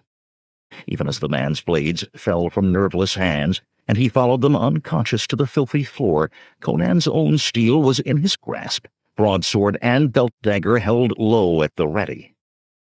"You have the wrong man," he said again. The remaining 2 split, gliding in the feline crouch of experienced knife fighters. Noise picked up at the tables as men took wagers on the outcome. "I've never seen you before, nor your woman." 2 men continued to move, flanking the Cimmerian, blades held low for the thrust that would slip under the overlapping metal plates of his hauberk. "You are he," one said, and when Conan's eyes flickered to him, the other attacked. The Cimmerian had been expecting it, though. Even as his eyes shifted, so had his sword slashed. The attacking Kothian screamed, a fountain of blood where his right hand had been. Desperately clutching the stump of his wrist, the man staggered back, sinking to the floor with the front of his tunic staining deeper red with every spurt. Conan spun back to face the 3rd man, but that one was of no mind to continue the business. Dismay writ large on his dark face. He stared at his 2 fellows on the floor, one senseless and one bleeding to death. The big Cimmerian pointed at him with his sword. "Now, you will tell me." Subtly, the door of the tavern was filled with city guardsmen, a dozen of them crowding through with swords in hand. The first one pointed at Conan. "There he is!" he shouted. In a mass, the guardsmen surged forward, plowing through onlookers and toppling tables in their haste. "Crom," Conan muttered. They looked to have no mind for asking who had begun the fighting or why. Springing onto the narrow stage, he dashed for the door the dancers had used. It was latched. "Take him!" a guardsman howled. "Cut him down!" Bursting through the tavern's patrons, most of whom would gladly have gotten out of the way had they been given a chance, the guardsman rushed for the stage. Conan took a quick step back and hurled himself against the rough wooden door, smashing through in a shower of splinters. Dancers, shrieking now again, huddled in the narrow passage, at the end of which he saw a doorway letting on to the outside. Hurriedly, he forced his way through the scantily clad dancers. At the doorway he paused, then turned, waving his sword overhead, and roared, making the most horrible face he could. Screaming with renewed energy, the dancers stampeded back onto the stage. Shouts of consternation rose as the guardsmen found themselves caught in a deluge of hysterical female flesh. That should hold them, Conan thought. Sheathing his steel, he hurried out into an alley behind the tavern. Little wider than his shoulders and twisting like a snake, it smelled of old vomit and human excrement. He chose a direction and started off through the buzzing flies. Before he reached the first turning, a shout rose behind him. "There he goes!" A glance over his shoulder confirmed that the guardsmen were pouring into the alley.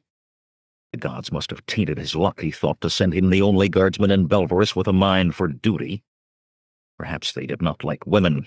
Shouting and slipping in the filth, the black-cloaked squad rushed after him. Conan set out at a run, keeping his balance as best he could, half falling against the walls at every twisting of the alley, his massive shoulders knocking more stucco from the flaking, mildewed buildings. Another alley serpentined across the one he followed. He dodged down it. Still another passage appeared, winding cramped between dark walls, and he turned into that. Behind, the curses of his pursuit followed. As he ran, he realized that he was in a warren, a maze of ancient passages in an area surrounded by more normal roadways. Buildings seemed ready to topple and fill those passages with rubble, for though they had begun long years past with but single stories, as years and needs demanded more room that could not be got by building outward, extra rooms had been constructed atop the roofs, and more atop those, till they resembled nothing so much as haphazard stacks of stuccoed and gray-tiled boxes. In such a region, running like a fox before hounds, it would be a matter of luck if he found his way to the outside before his pursuers seized him. And it seemed his luck was sour that day. But there was another option, for one who had been among the icy crags and cliffs of Samaria. With a mighty leap, he caught the edge of a roof and swung himself up to lie flat on the slate tiles. The curses and shouts of the guardsmen came closer, or below him, were moving off. "He's up there!" a man shouted below. "I see his foot!" "Erlic's bowels and bladder," Conan muttered. His luck was not sour. Verily, it had rotted. As the guardsman struggled to climb, the Cimmerian darted across the slates, hoisted himself onto a higher level, scrambled over it, and leaped to a lower roof. With a great crack, the tiles gave way beneath his feet, and he plummeted into the room below. Dazed, Conan struggled to his feet in a welter of broken slate. He was not alone, he realized. In the shadows against the far wall, face obscured, a large man in an expensive cloak of plain blue uttered a startled oath in the accents of the gutter. Another man, short beard circling a face pocked with the marks of some disease, stared in disbelief at Conan. It was the third man, though, a grey cloak pulled over his scarlet tunic, who drew the eye. Hawk-faced and obsidian-eyed, his dark hair slashed at the temples with white, he looked born to command. And now he issued one. "Kill him," he said. Wrong, Conan thought, reaching for his sword. Did everyone in Belverus want him dead? The pock-faced man put hand to sword hilt. "Down there!" came a shout from above. No muscle moved in the room save a twitching of the pock-faced man's cheek. "That hole in the roof! A silver piece to the man who first draws blood!" Visage dark as death, the hawk-faced man raised a clawed hand as if he could strike Conan across the breadth of the room. There were thuds above as men dropped to the roof. "No time," the hawk-faced one snarled. Turning, he stalked from the room. The other two vanished behind him. Conan had no mind either to greet the guardsmen or to follow on the heels of those three. His eye lit on a tattered cloth, hung against the wall like a tapestry, as if it hid something. He jerked it aside to reveal a door. That led on to another room, full of dust and empty of else, but from there another door opened into a hall. As Conan closed that one softly behind him, he heard the thumps of men dropping through the hole in the roof. For a wonder, after the maze of the alleys, the corridor ran straight to a street. And for its length the Cimmerian saw no one save one aging blouse who cracked a door and gave him a gap-toothed smile of invitation. Shuddering at the thought, he hurried on. When he got back to the Festus, the first person he saw was Hordo, scowling into a mug of wine. He dropped onto a stool across from him. "Hordo, did you send a message telling me to meet you at the sign of the full moon?" "What?" "No." Hordo shook his head, without looking up from his mug. "Answer me this, Cimmerian. Do you understand any part of women?" "I walked in, told Karen she had the prettiest eyes in Belverus, and she slapped my face and said she supposed I thought her breasts weren't big enough." He sighed mournfully. "And she won't say another word to me." "Mayhap I can illumine your problem," Conan said, and in a low voice he told of the message purporting to come from the one-eyed man and what had occurred at the full moon. Hordo caught the import at once. "Then 'tis you they're after, whoever they are. Did the knifemen not take you? The guardsmen were meant to." "Aye," Conan said. "When the guardsmen followed so doggedly, I knew their palms had been crossed with gold. but I still know not who did the crossing." Ordo drew a line through a puddle of spilled wine with a spatulate finger. "Have you thought of leaving Balverus, Conan? We could ride south. Trouble brews in Ophir, too, and there's no dearth of hiring for freight companies. I tell you, this business of someone you know not seeking your death sits ill with me. I knew you should have heeded that blind soothsayer." "You knew," Conan shook his head. "And I ride south, Ordo. I lose the company. Some would not leave the gold to be had here, and I have not the gold to pay the rest until we find service in Ophir. Besides, there are things I must attend to here first." "Things? Conan, tell me you're not involving us in this hopeless children's revolt." "Not exactly. Not exactly," Ordo said hollowly. "Tell me what it is you are doing exactly." "Earn a little gold," Conan replied. "Discover who means to have me dead, and deal with them. Oh, and save Ariane from the headman's axe. You don't want Karen's pretty head to fall, do you?" "Perhaps not," the one-eyed man said grudgingly. Looking around the room until he spotted Karen, Conan waved for her to come to the table. She hesitated, then came over stiffly. "Is Ariane here?" he asked her. The first part of saving her head was to let her know about Lucas so she could stop him. "She went out," Karen said. She looked straight at the big Sumerian as if Ordo did not exist. "She said she had to arrange a meeting for you." "About that message this forenoon," Ordo said suddenly. Casually, Karen leaned over and tipped his wine mug into his lap. He leaped to his feet, cursing, as she left. "The heading's too good for her," he growled. "Since we've both been abandoned, as it seems, let us go to the Street of Regrets. I know a den of vice so iniquitous that horrors blush to hear it mentioned." "Not the sign of the full moon, I trust," Conan laughed. "Never a bit, Sumerian." Ordo broke into song in a voice like a jackass in pain. "Oh, I knew a wench from Alcibiades. Her nipples were like rubies. Her hair was gold, but her rump was cold, and her—" A sudden shocked silence had descended on the common room.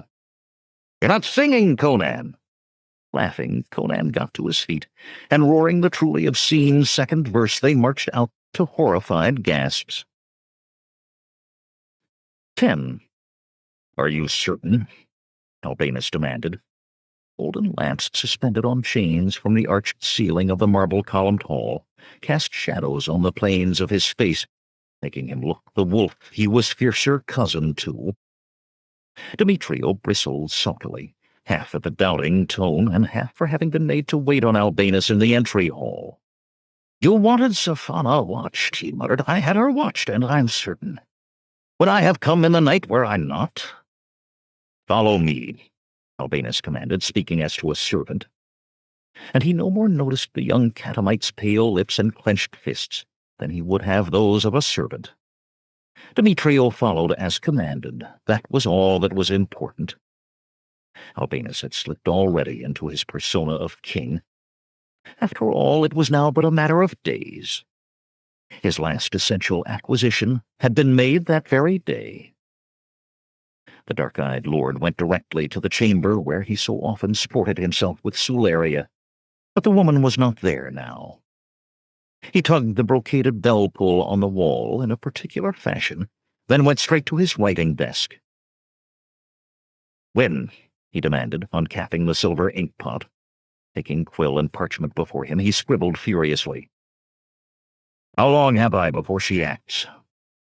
"I was not privy to her planning," Demetrio answered with asperity. "Is it not enough that she gathers her myrmidons about her this night?" "Fool," Albinus quoted. With quick movements, the hawk-faced lord sprinkled sand across the wet-inked parchment from a silver cellar, then lit the flames beneath a small bronze wax-pot. A slave entered, his short white tunic embroidered at the hem with Albinus's housemark. Albinus ignored him, pouring off the sand and folding the parchment, sealing it with a drop of wax and his signet. "Had all Sophana's conspirators come, Demetrios, when your watcher brought word to you?" When the third arrived, he came to me immediately. She would not have 3 of them together if she did not mean to strike tonight. Cursing, Albinus handed the parchment to the slave. Put this in the hands of Commander Vegentius within a quarter of a glass, on pain of your life. Go! The slave bowed and all but ran from the room. If all have not yet come, Albinus said as soon as the slave had gone, there may yet be time to stop her before she reaches the palace. He hurried to the lacquered chest, unlocking it with the key that hung about his neck. And stop her I will. Demetrio eyed the chest and its contents uneasily. How? Kill her? You have not the stuff of kings in you, Albinus laughed. There is a subtle art in shaping punishment to fit the crime and the criminal. Now stand aside and be silent. The slender young noble needed no second warning. He buried his nose in his pomander. Was it not said that all sorceries had great stenches associated with them, and wished most fervently that he were elsewhere at that moment? Carelessly sweeping a priceless bowl of Girgis crystal from a table to shatter on the floor, Albinus laid in its place a round silver tray graven with an intricate pattern that pained the eye which tried to follow it. With hurried movements, he pushed back the flowing sleeves of his deep blue tunic, opened a vial, and traced a portion of that pattern in scarlet liquid, muttering incantations beneath his breath as he did. The liquid followed the precise lines worked in the silver. A closed, ruby-it inted her serving maids had been easily bribed to provide the gleanings of her brush, was emptied into a mortar wrought from the skull of a virgin. Certain other ingredients were minutely measured on burnished golden scales and added to the skull. The mixture then ground by a pestle made of an infant's thigh bone. With this concoction he traced other lines of that scribing on the tray. Powder and liquid each formed a closed figure, yet though no part of one touched the other, some portions of each shape seemed to be within the other. But those portions were not always the same, and the eye that looked on them too long spun with nausea and dizziness. For a bare moment Albinus paused, anticipating, savoring. There had been the matter of the droughts, but this was the first time that he had struck so at a human being. The power of it seemed to course through his veins, building like the pleasure of taking a woman. Every instant of prolonging made the pleasure greater. But he knew there was no time. Spreading his arms, he began to chant in a long, dead tongue, his voice invoking, commanding. Powder and liquid began to glow, and his words became more insistent. Demetrio moved back as the arcane syllables pierced his brain, not stopping until he stood against the wall. He understood no single one of them, yet all had meaning in the depths of his soul, and the evil that he cherished there knew itself for a lighted spill beside a dark burning mountain. He would have screamed, but terror had him by the throat. His screams echoed in the sunless caverns of his mind. Albinus's voice grew no louder, yet his words seemed to shake the walls. Tapestries stirred as if at unseen, unfelt wind. The glow from the silver tray grew, brighter, ever brighter, till it sliced through closed eyelids like razors of fire. Then powder and liquid alike were no more, replaced by burning mist that still held the shape of that pattern, and seemed more solid than those first substances had been. A clap sounded in the room, as thunder, and the mist was gone, the graven silver surface clear. The glow lingered a moment longer behind the eyes, then it too faded. Albinus sighed heavily and lowered his arms. "Done," he muttered. "'Tis done." His gaze rose to meet that of Demetrio. The slender young man shivered. "My lord Albinus," Demetrio said, long unattempted humility cloying in his throat, yet driven by his fear. "I would say again that I serve you to the best of my abilities, and that I wish no more than to see you take your rightful place on the dragon throne." "You are a good servant," Albinus said, his mouth curling with cruel amusement. Young noble's face flushed with anger, but he stammered, "I am." Albanus's voice was as smooth and as cutting as the surgeon's knife. "Then be silent until I have need for you to serve me again." Demetrio's face went pale. Albanus noted, but said nothing. The youth was beginning to learn his proper place in the scheme of things. He had his uses in gathering information. Perhaps, and he learned his place well enough, he could be allowed to live. Carefully, the cruel-eyed lord relocked the lacquered chest. "Come," he said, turning from the chest. "We have little time to meet the others." He saw the question, "What others?" trembling on Demetrio's lips. When it did not come, he allowed himself a smile. Such was the proper attitude toward a king, to accept what was given. How sweet it would be to have all of Nemedia so, and perhaps beyond Nemedia. Why should borders decided by others deter him? In short order they had donned heavy cloaks against the night and left the palace. 4 slaves carried torches, 2 before and 2 behind. 10 armed and armored guards, mail and leather creaking, surrounded Albanus as he made his way through the dark streets. That they surrounded Demetrio as well was incidental. They saw no one, although scurrying feet could often be heard as footpads, and others who lurked in the night hurried to be out of the way, and from time to time some glimmer of sound from the Street of Regrets came to them as the wind shifted. Elsewhere, those who could not afford to hire bodyguards slept ill at ease, praying that theirs would not be among the houses ravaged that night. Then, as they approached Savannah's place, where fluted marble columns rose behind the alabaster wall enclosing her garden, a procession of torches appeared down the street. Albanus stopped some distance from the palace gate, waiting in silence for a proper greeting. "Is that you, Albanus?"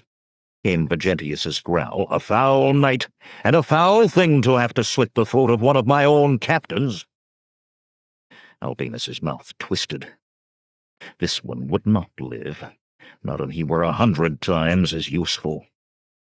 He waited to speak until Vegentius and his followers, a score of golden leopards, their cloaks thrown back to give sword arms free play, half bearing torches, were close enough to be seen clearly. "At least you managed to dispose of Baitus. Have you found the barbarian?" "Horace has sent no word," the big soldier said. "'Tis likely, pursued as he was, that he's no more than a common thief or murderer. Not to concern us." Albanus favored him with a scornful glance. "Whatever disrupts a meeting like that concerns me. Why did the guard pursue him so? Long time has passed ere they were known for such enthusiasm. This matter differs from that of Melius. I have no pretext to ask questions of the guard. Make one," Albanus commanded. "And now force me this gate." Vegentius spoke quietly to his men. 6 of them moved quickly to the wall, dividing into 2 groups. In each trio 2 men linked hands to lift the third, who laid his cloak across the jagged shards of pottery set on the top of the wall, and scrambled over to drop on the far side. From thence a startled cry was heard, then cut significantly short. With a rattle of stout bars being lifted, the gates swung open.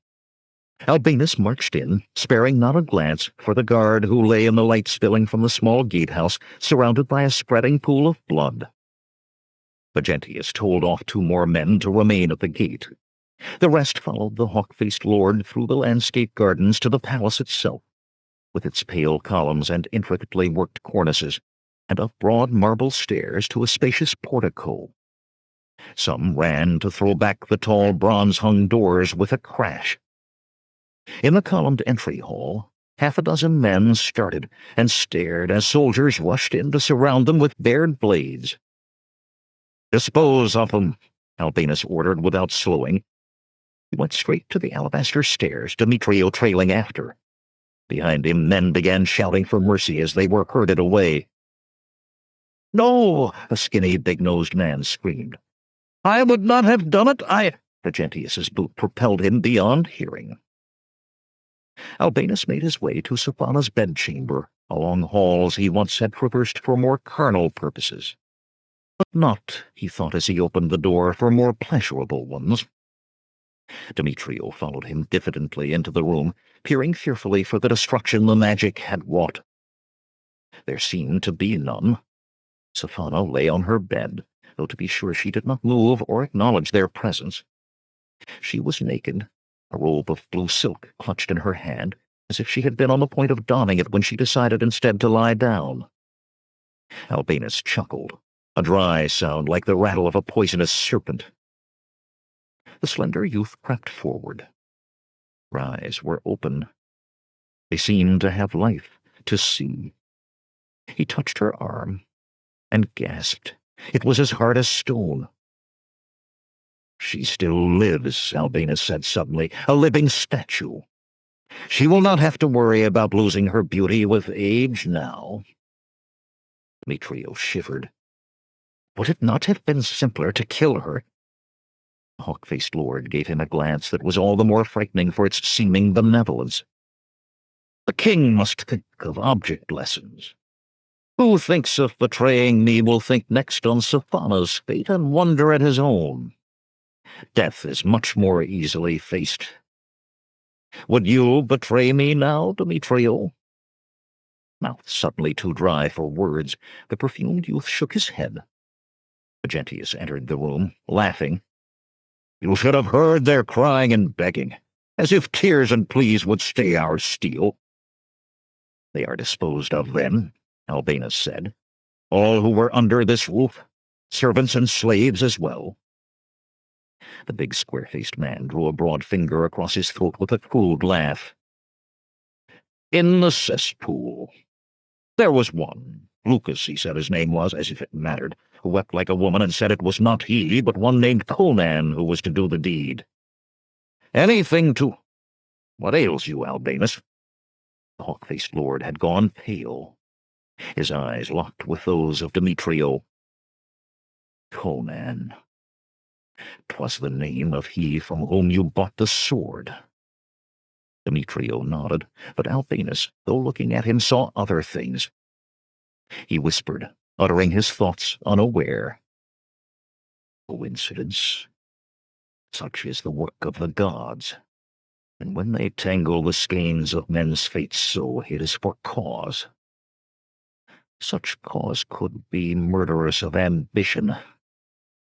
I dare not risk it." "It cannot be the same man," Vigentius protested. "Two with such a barbarous name," Albinus retorted. "I think not. Find him."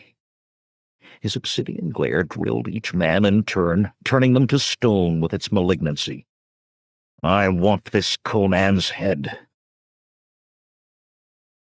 11. Conan poured another dipperful of water over his head and peered blearily about the courtyard behind the Festus. The first thing his eye lit on was Ariane, arms crossed, and a disapproving glint in her eye. "If you must go off to strange taverns," she said firmly, "drinking and carousing through the small hours, you must expect your head to hurt." "My head does not hurt," Conan replied, taking up a piece of rough toweling to scrub his face and hair dry. His face hidden, he winced into the toweling. He hoped fervently that she would not shout. If she did, his skull would surely explode. "I looked for you last night," she went on. "Your meeting with Taurus is arranged, though he wished no part of it at first. You have little time now. I'll give you directions." "You are not coming?" She shook her head. "He was very angry at our having approached you. He says we know nothing of fighting men, of how to choose good from bad. After I told him about you, though, he changed his mind. At least he will meet you and decide for himself, but the rest of us are not to come. That is to let us know he's angry." "Mayhap." Conan tossed aside the toweling and hesitated, choosing his words. "I must speak to you of something. About Lucas. He is putting you in danger." "Lucas?" she said incredulously. "What danger could he put me in?" "On yesterday he came to me with some goat-brained talk of killing Geryon, of assassination. And he tries that. It's preposterous," she broke in. "Lucas is the last of us ever to speak for any action, especially violent action. He cares for naught save his philosophy and women. Women, the big Sumerian laughed. That skinny worm? Yes, indeed, my muscular friend, she replied archly. Why, he's accounted quite the lover by those women he's known. You among them? He growled, his massive fists nodding. For a moment she stared, then her eyes flared with anger. You do not own me, Sumerian. You have no leave to question me of what I did or did not do with Lucas or anyone else. What's this of Lucas? Gracchus said, ambling into the courtyard. Have you seen him, or heard where he is? No, Marianne snapped, her face coloring. And what call have you to skulk about like some spy? Gracchus seemed to hear nothing beyond her denial. He's not been seen since last night, nor Stefano either. I heard his name mentioned. He laughed weakly. Perhaps we could stand to lose a philosopher or three, but if they're taking sculptors this time as well— He laughed again, but his face was a sickly green. Ariane was suddenly soothing. They will return. She laid a concerned hand on the stocky man's shoulder. Why, like as not, they wasted the night in drink. Conan here did the same. Why should they not return? Conan asked. Ariane shot him a dagger look, but Gracchus answered shakily. Some months past, some of our friends disappeared. Painters and sketchers they were. But two were never seen again, their bodies found in a refuse heap beyond the city wall, where golden leopards had been seen to bury them. We think Geryon wishes to frighten us into silence. It sounds not like the way of a king, Conan said, frowning. They frighten with public executions and the like. Gracchus suddenly looked ready to vomit. Ariane scowled at Conan. Should you not be making ready to meet Taurus? Without waiting for an answer, she turned to Gracchus, uttering soothing sounds and stroking his brow. Disgruntled, Conan tugged on his padded undertunic and jazzerate hauberk, muttering to himself on the peculiarities of Ariane. As he buckled his sword belt about him, she spoke again. Do you need to go so, as if armed for war? Her tone was biting, her annoyance at him still high. You'll not have to fight him. I have my reasons, Conan muttered. Not for a sack of gold as big as a cask would he have told her that someone in the city was trying to kill him. In her present mood, she would think he was trying to shift her sympathy from Gracchus to himself. Ehrlich take all women, he thought. Setting his spiked helm on his head, he said coldly, Give me your directions for finding this Taurus. Her face as she gave them was just as cold. The street of the smiths, whence Ariane's directions took him, was lined not only with the shops of swordsmiths and ironworkers, but also of smiths in gold, silver, copper, brass, tin, and bronze. A cacophony of hammering blended with the cries of sellers to make the street a solid sheet of noise, reverberating from end to end. The guilds made sure that a man who worked one metal did not work another, but so too did they hire the guards that patrolled the street. No bravos lurked on the street of the smiths, and shoppers strolled with an ease seen nowhere else in the city. As he came closer to the place of the meeting, rooms reached by entering a narrow hall next to a coppersmith's shop and climbing the stairs at its end, the less he wished to enter it unprepared. He had no reason to foresee trouble, but too many times of late someone had tried to put a blade into him. Short of the coppersmiths, he began to dawdle, pausing here to heft a gleaming sword, there to finger a silver bowl hammered in an intricate pattern of leaves. But all the while he observed the building that housed the coppersmith with an eye honed by years as a thief. A pair of guild guards had stopped to watch him, where he stood before a silversmith's open-fronted shop. He raised the bowl he held to his ear and thumped it.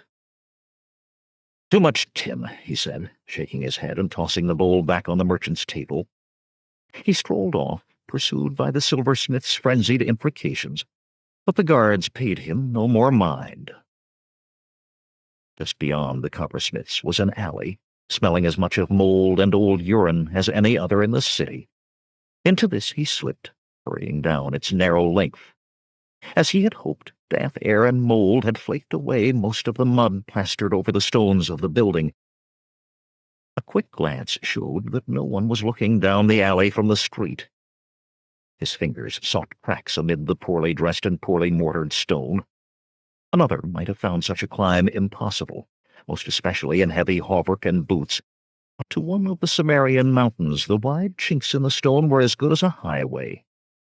He scrambled up the side of the building so quickly that someone who had seen him standing on the ground and looked away for a moment might well have thought he had simply disappeared. As he heaved himself onto the red clay tiles of the roof, a smile lit his face. Set in the roof was a skylight, a frame stretched with panes of fish skin. It was, he was certain, situated above the room he sought. Carefully, so as not to dislodge loose tiles and perhaps send himself hurtling to the street below, he made his way to the skylight. The panes were clear enough to allow some light through, but not for seeing. It was the work of a moment with his belt dagger to make a slit, to which he put his eye. The room below was narrow, and ill-lit even with the skylight and 2 brass lamps on a table. In it 4 men stood, 2 with cocked crossbows in hands, watching the door through which he was supposed to walk. The big Cimmerian shook his head, in anger and wonder at the same time. It was one thing to be wary of trouble where none was expected, another to find it waiting there. "Is he coming or not?" one of the men without a crossbow asked irritably. He had a deep scar across the top of his head, where someone had caught him a blow that should have killed him. "He'll come," the other man with no crossbow replied. "The girl said she'd send him right to this room." Conan froze. Marianne. Could she have sent him here to die? "What will you tell her?" the horribly scarred man asked. "She has influence enough to cause trouble, Taurus." "That I hired him," Taurus laughed, "and sent him out of the city to join the others she thinks I've hired. That should keep her quiet." Lying on the roof, the big Cimmerian heaved a sigh of relief. Whatever Ariane had done, she had done unknowingly. Then the rest of what Taurus had said penetrated. The others she thought he had hired. It was as he had feared. The young rebels were being duped. Conan had a great many questions for Taurus. His broadsword slipped from its sheath, steel rasping on leather. "Be you sure," Taurus told the crossbowman, "to fire the instant he steps into the room. These barbers die hard." "Even now he is a dead man," one of the pair replied. The other laughed and patted his crossbow. A wolfish grin came to Conan's face. It was time to see who would die in that room. Like silent death, he rose and leaped. "Come!" he roared as his feet tore through the skylight. The men below had only time to start. Then Conan's boots struck one of the crossbowmen squarely atop his head, bearing him to the floor with a crunch of snapping vertebrae. The second crossbowman desperately swung his weapon, trying to bring it to bear.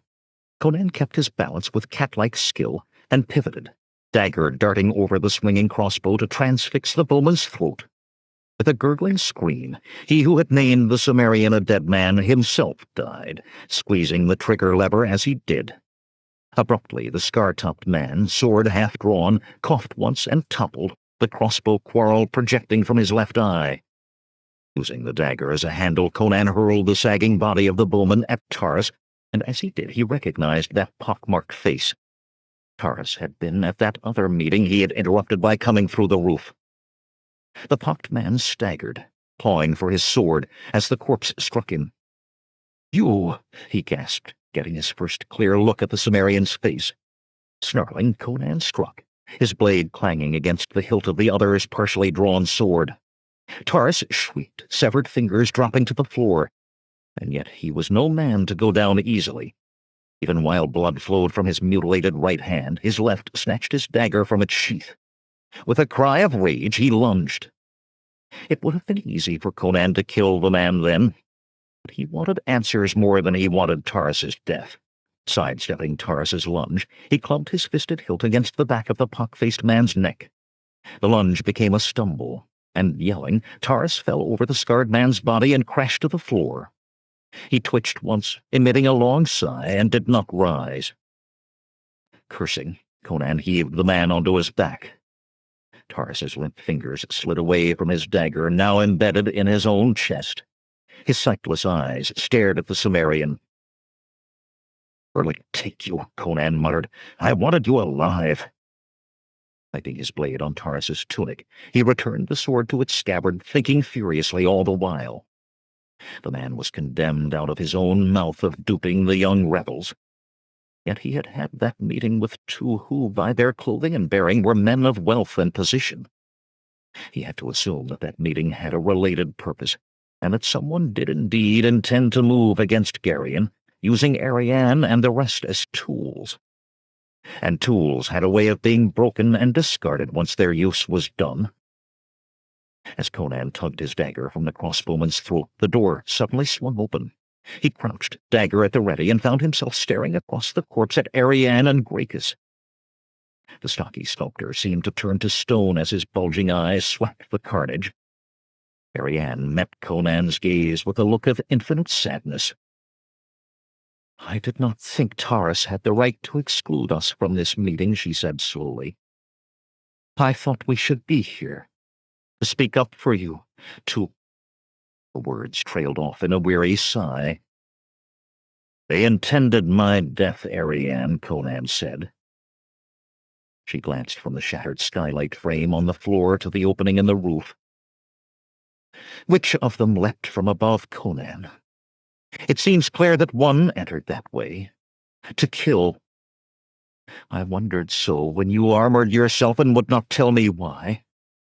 Wondered and prayed I was wrong. Why did the fool girl have to take everything wrongly, he thought angrily. I listened at the skylight, Ariane, and entered that way after I heard them speak of slaying me. Think you they had cocked crossbows to slay rats? She looked at him, levelly, but with eyes lacking hope or life. He drew a deep breath. Hear me, Ariane. This man Taurus has hired no armed men to aid your rebellion. I heard him say this. You'll kill them, Gracchus suddenly shouted. The stocky man's face was flushed, and he panted as if from great exertion. It is as Stefano feared. Did you kill him also, and Lucas? He knew to slay us all? You will not. You cannot. There are hundreds of us. We will slay you first. Suddenly he glanced down the hall toward the stairs, and with a shrill cry dashed in the other direction. Ariane did not move. Hordo appeared in the doorway, gazing briefly after the fleeing sculptor. His lone eye took in the bodies. I returned to the Festus in time to hear the girl and the others speak of following you. It looks well that I decided to follow them in turn. Ariane stirred. Will you murder me now too, Conan? Cimmerian rounded on her angrily. Do you not know me well enough by now to know I would not harm you? I thought I did, she said hollowly.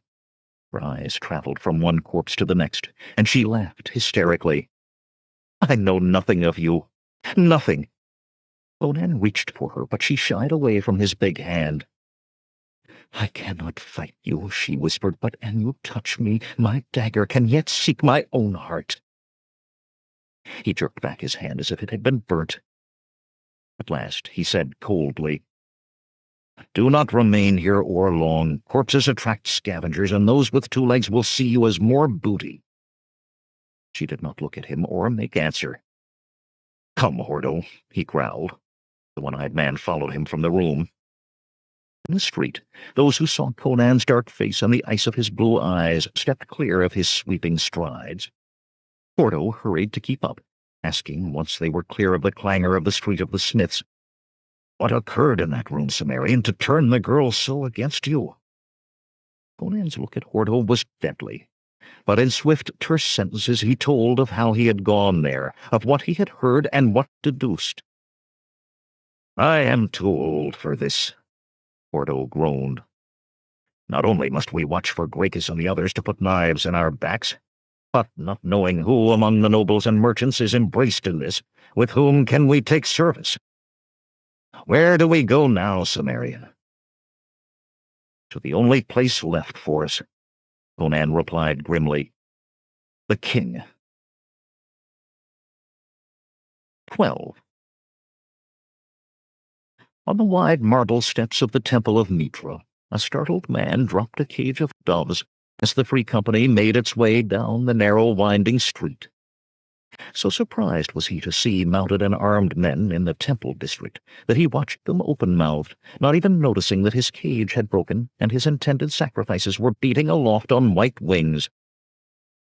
Hordo's saddle creaked as he leaned forward and whispered fiercely to Conan, "This is madness. 'Twill be luck if we are not met atop the hill by the hole of the golden leopards." Conan shook his head without answering. He knew full well that approaching the royal palace unannounced with 20 armed men was far from the proper way to appeal for entry into the king's service. He knew, too, that there was no time for more usual methods, such as bribery, and that left only enlistment in the Nemedian army. Or this. In truth, it was not the golden leopards who troubled him so much as the young rebels. Desperate, believing he had betrayed them or was on the way to do so, they might try almost anything. And these winding streets that climbed the hill to the royal palace were a prime place for ambush.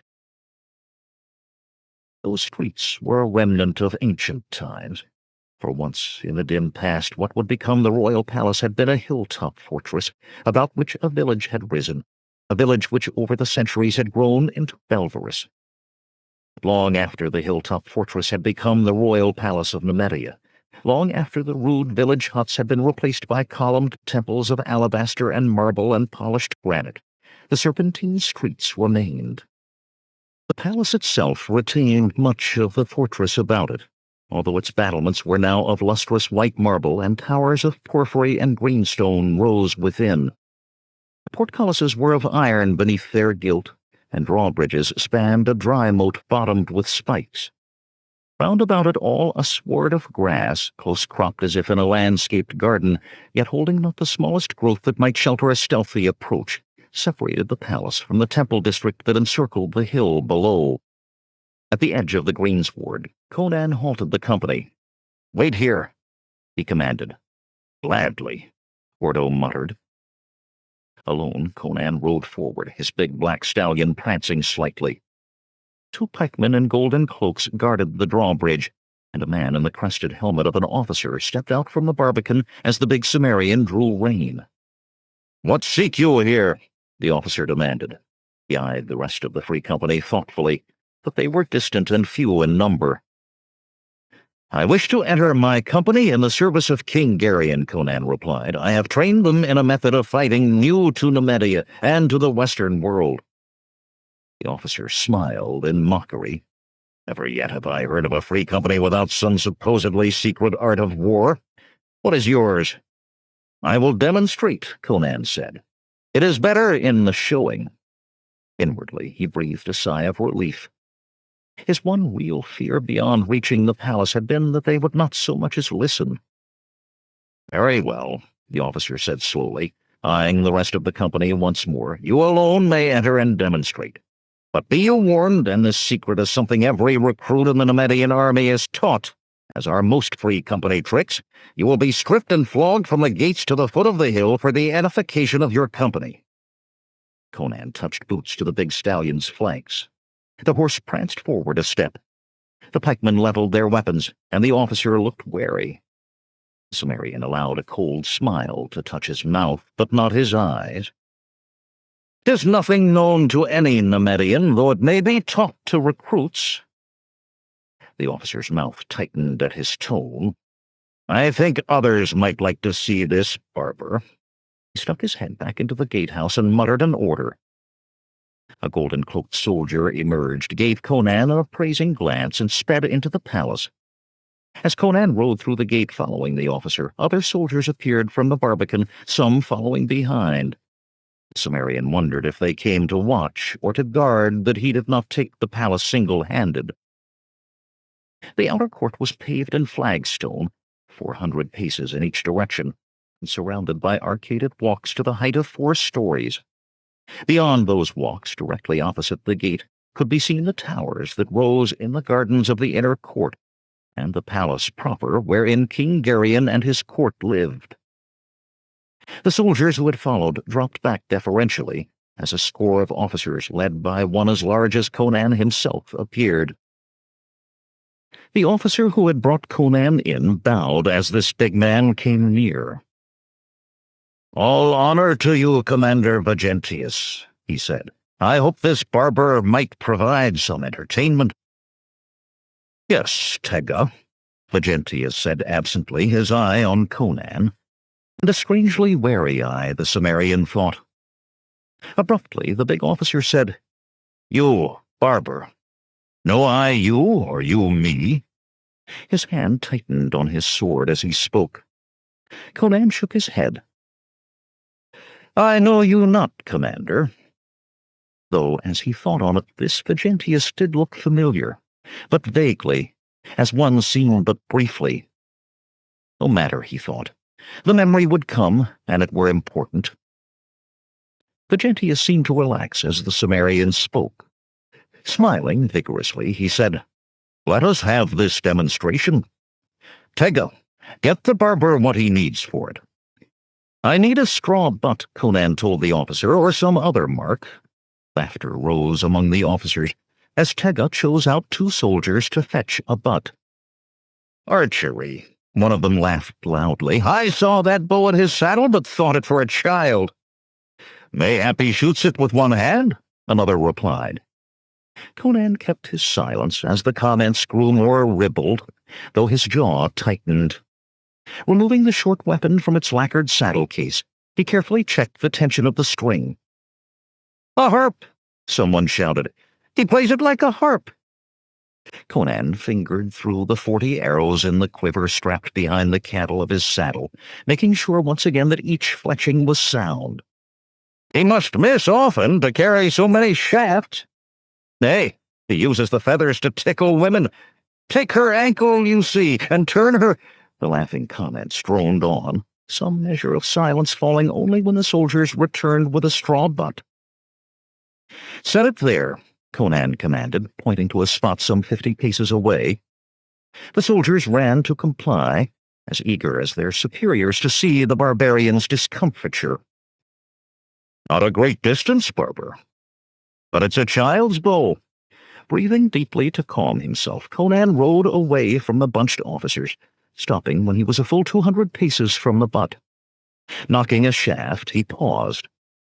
This demonstration must proceed perfectly, and for that his concentration must be on the target, not clouded by anger at the chattering baboons who called themselves officers. "Why wait you, barber?" Vegentius shouted. "Dismount and—" With a wild cry, Conan swung the bow up and fired. Even as the shaft thudded home in the butt, he was putting boot to the stallion's flanks, galloping forward at full speed, sparks striking from the flagstones beneath the big black's drumming hooves, firing as quickly as he could knock arrow to bowstring, shouting the ululating war cry that oft had wrung fear from the warriors of Gunderland and Hyperborea and the Bosonian marches.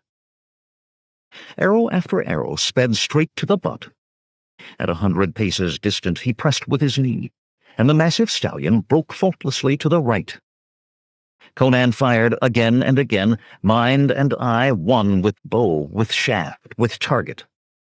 Again his knees pressed, and the war-trained stallion pivoted, rearing and reversing his direction within his own length.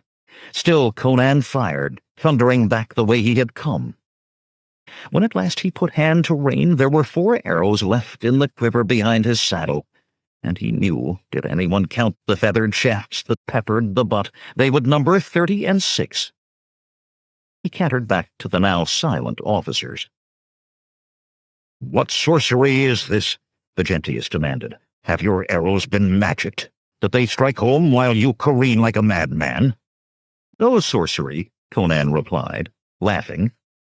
For it was indeed his turn to laugh at the stunned expressions worn by the officers. "'Tis accounted a skill, though not a vast one, if a man can hit a running deer with a bow. This is but a step beyond. I myself had no knowledge at all of the bow when I was taught." "Taught!" Tega exclaimed, not noticing the glare Vegentius gave him. "Who? Where?" "Far to the east," Conan said. There the bow is the principal weapon of light cavalry. In Turan, whatever they do in these strange lands, Vegentius broke in harshly, 'tis of no matter here. We have no need of outlandish ways. A phalanx of good Nemedian infantry will clear any field without this frippery of bowmen on horses. Conan considered telling him what a few thousand mounted Turanian archers would do to that phalanx. But before he could speak, another group approached, and the officers were all bowing low. Leading this procession was a tall, square-faced man, the crown on his head, a golden dragon with ruby eyes, and a great pearl clutched in its paws, proclaiming him to be King Geryon. Yet Conan had no eyes for the king, nor the counselors who surrounded him, nor the courtiers who trailed him, for there was among them a woman to seize the eye.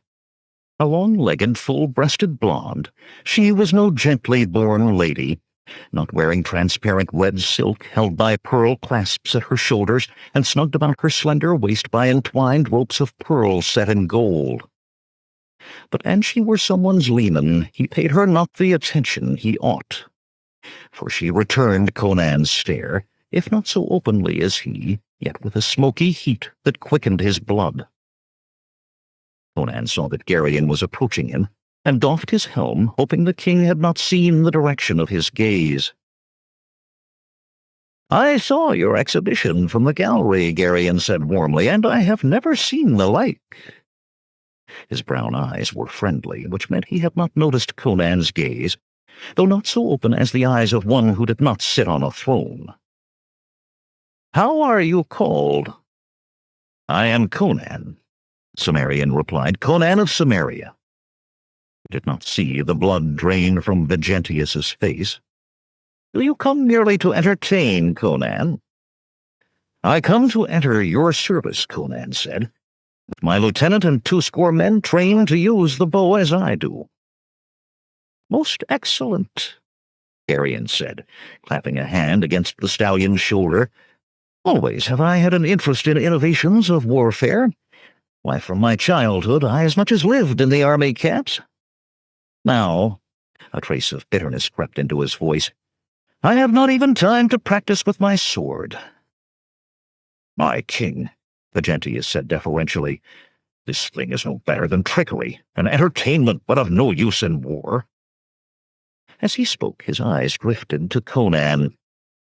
The Cimmerian thought, but could not believe it was a look of hatred and fear.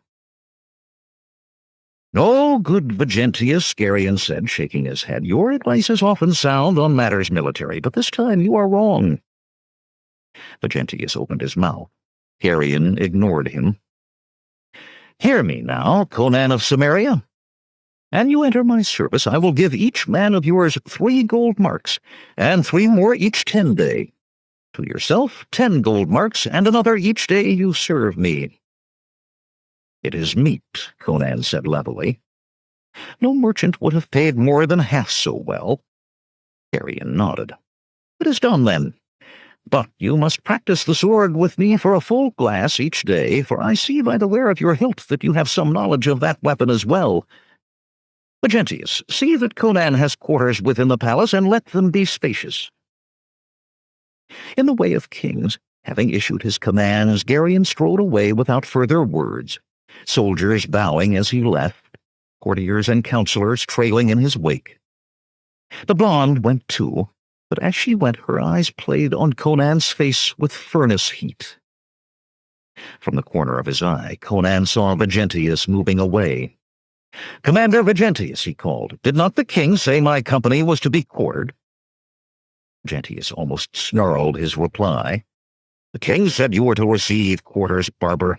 He said not of that ragtag you call a company. Let them quarter in the gutter." And he too stalked away. Some of Conan's euphoria left him. He could not run whining to Geryon, asking that Vegentius be made to quarter his men. There were inns aplenty at the foot of the hill, but in even the cheapest of them he would have to supplement the men's pay from his own purse. That would strain even his newfound resources. Yet it was not the worst of his worries. Why did Vegentius hate him? He must discover the answer before he was forced to kill the man. and he would have to keep the blonde from getting him beheaded, while enjoying her favors, if possible. But then, when had one born on a battlefield sought a life free of troubles? Laughing, he rode to the gate to tell the others of their fortune. 13. The high domed ceiling of plain gray stone was well lit by cressets brass-hung about the bare walls, in which there was no window and but a single door, and that well guarded on the outside. Albinus would allow no slightest risk to that which the room housed. Even but gazing on it, he felt the power that would come to him from it. Centered in the room was a circular stone platform, no higher than a step from the floor, and on it sat a large rectangular block of peculiarly beige clay. It was that clay that would give Albinus the dragon throne. "Lord Albinus, I demand again to know why I am brought here and imprisoned." Albinus schooled his face to a smile before turning to the scowling, bushy-browed man who confronted him with fists clenched. "A misapprehension on the part of my guards, good Stefano. I but told them to fetch to me the great sculptor Stefano, and they overstepped themselves. I will have them flogged, I assure you." Stefano waved that last away as unimportant, though Albinus noted he did not ask for the guards to be spared their promised flogging. "You have heard of me?" the sculptor asked instead, his chest puffing. "Of course," Albinus replied, hard put not to laugh. This man was read as easily as a page of large script. "'Tis why I want you to sculpt this statue for me. As you can see, your implements are all provided." He gestured a low table that held every sort of sculptor's tool. "'Tis all wrong," Stefano said with overbearing condescension. "Clay is used for small figures. Statues are of stone or bronze." Albinus's lips retained their smile, but his eyes were frozen coals. "The clay is brought all the way from Kitai." He could think of no more distant land to serve as a source. "When fired, it has the hardness of bronze, yet is lighter than the damp clay. On the table are sketches of he whom the statue is to portray. Examine them." Looking doubtfully at the block of clay, Stefano took up the parchments, unrolled them, and gasped. "Why, this is Garion." "Our gracious king," Albinus agreed unctuously, though he near choked on the words. "'Tis to be a present for him. A surprise." "But how is the work to be clothed?" the sculptor asked, ruffling through the drawings. "In all of these is he naked. And so is the sculpture to be." Albinus forestalled the surprise on Stefano's face by adding, "Such is the custom of Kitai with statues of this clay. They are clothed in actual garments, this raiment being changed from time to time so that the figure is clothed always in the latest fashion." He was pleased with himself for that invention. He wondered if it might not be amusing to have a statue done so of himself once he ascended the throne. Stefano laughed suddenly, a harsh sound like the scraping of slates. "And what would be done with a naked statue of Garion, were Garion no longer on the throne?" "An unlikely event," Albinus said blandly. Stefano looked startled, as if not realizing he had spoken aloud. Of course. His face hardened, thick brows drawing down. "Yet why should I accept the offer of this commission, following as it does a night spent locked in your cellars?" "A grievous error for which I have apologized. Shall we say 1,000 gold marks?"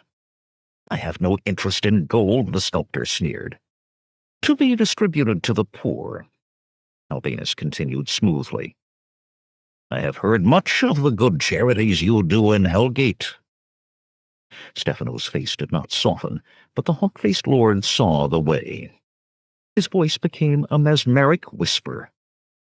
"Think of all the good that you could do with 1,000 pieces of gold. Think of your fellows following you as you distribute it. I would wager none of them has ever had the 100th part so much to give." Stefano nodded slowly, staring at the wall as if he saw a scene there. How they would laud you, following in your steps with their praises. How great you would be in their eyes. Albinus fell silent, waiting. Stefano seemed to stand straighter. Abruptly, he shook himself and gave an embarrassed laugh. Of a certainty, great good could come from so much gold. I was lost in thought of those I could help. Of course. The cruel-faced lord smiled. Then his voice became brisker. This must be a surprise to Garion. To that end, none may know that you are here. Food and drink will be brought to you, and women, should you desire. Daily will you have leave of the gardens, and you remember your caution. Now, get you to your labor, for time presses. When Albinus left that room, he stood trembling between the guards, who stood with bared swords to either side of the door. His stomach roiled with nausea. That he should have to treat one such as Stefano as near an equal. It was ill to be borne. Yet such could not be driven to their work by threat or even torture, as he had discovered to his regret, for the works they then produced were fatally flawed. A deferential touch on the sleeve of his tunic brought him erect, teeth bared in a snarl. The slave who had touched him cowered back, his head bent low. Forgive me, master, but Commander Vigentius awaits, much exercised, and bids me beg your presence. Albinus thrust the man aside and strode down the hall. He had every detail planned. Had the soldier contrived to foul some part of the scheme, he would gild him with his own hand. Vigentius was in the columned entry hall, pacing, his face beaded with sweat. He began to speak as soon as Albinus appeared. Conan, the barber who fought Melius and took his sword after, he whom Lucas named part of Siphona's plot. Now one of that name has caught Garion's eye and taken service with him. And I recognize him. It is he who broke into our meeting with Taurus. 4 times has he tangled himself in our planning, Albinus, and I like it not. I like it not. 'Tis an ill omen. Do the gods join in my affairs? Albinus whispered, not realizing that he spoke. Do they think to contend with me? Louder, he said, Speak not of ill omens. This very morning a soothsayer told me that I would wear the dragon crown at my death. I had him slain, of course, to still his tongue. With such a prophecy of success, what omen can one barbarian be? The square-faced soldier bared a handspan of his blade. Easily could I slay him. He is alone in the palace, with none to guard his back. Fool, Albinus greeted, a murder within the palace, and Garion will think strongly to his safety. We do not need him on his guard. Gentius sneered. This safety lies in my hand. 1 in 3 of the golden leopards answers to me, not to the dragon throne. And 2 in 3 do not, nor does any part of my plan call for blades to be drawn within the walls of the palace. I must be seen to save Nemedia from armed rabble rising in the streets. Then he is to live? Vigentius blurted incredulously. Nay, he dies. Could this Conan be some weapon of the gods, lifted against him? No. He was destined to wear the dragon crown. He was born to be a king, and with the power of the blue sphere, a living god. Taurus has been so commanded, he continued, but make it known to him that the man must die well away from the palace, in some place where his death may be placed to a drunken brawl. Taurus seems to have vanished, Albinus. Then find him, the cruel-eyed lord snapped irritably, and remember, within the palace walls let this barbarian be watched but inviolate. When he ventures out, slay him. 14. Steel rang in the small courtyard as Conan blocked the descending blade and smoothly moved back to a guard position. Sweat oiled his massive chest, but his breathing was controlled, his eye firm, his blade steady. Garion circled to his left about the big Cimmerian. He also was stripped to the waist, and but slightly smaller, though his muscles were covered by the fat of recent inactivity. Sweat rolled down his sloping shoulders, and his blade wavered if but a hair's breadth. "You are good, barber," the king panted. Conan said nothing, moving only enough to keep his face to the other man. Fighting, even in practice, was not the time to talk. "But you say little," the king continued, and as he spoke his sword darted for the Cimmerian's middle. Conan barely moved.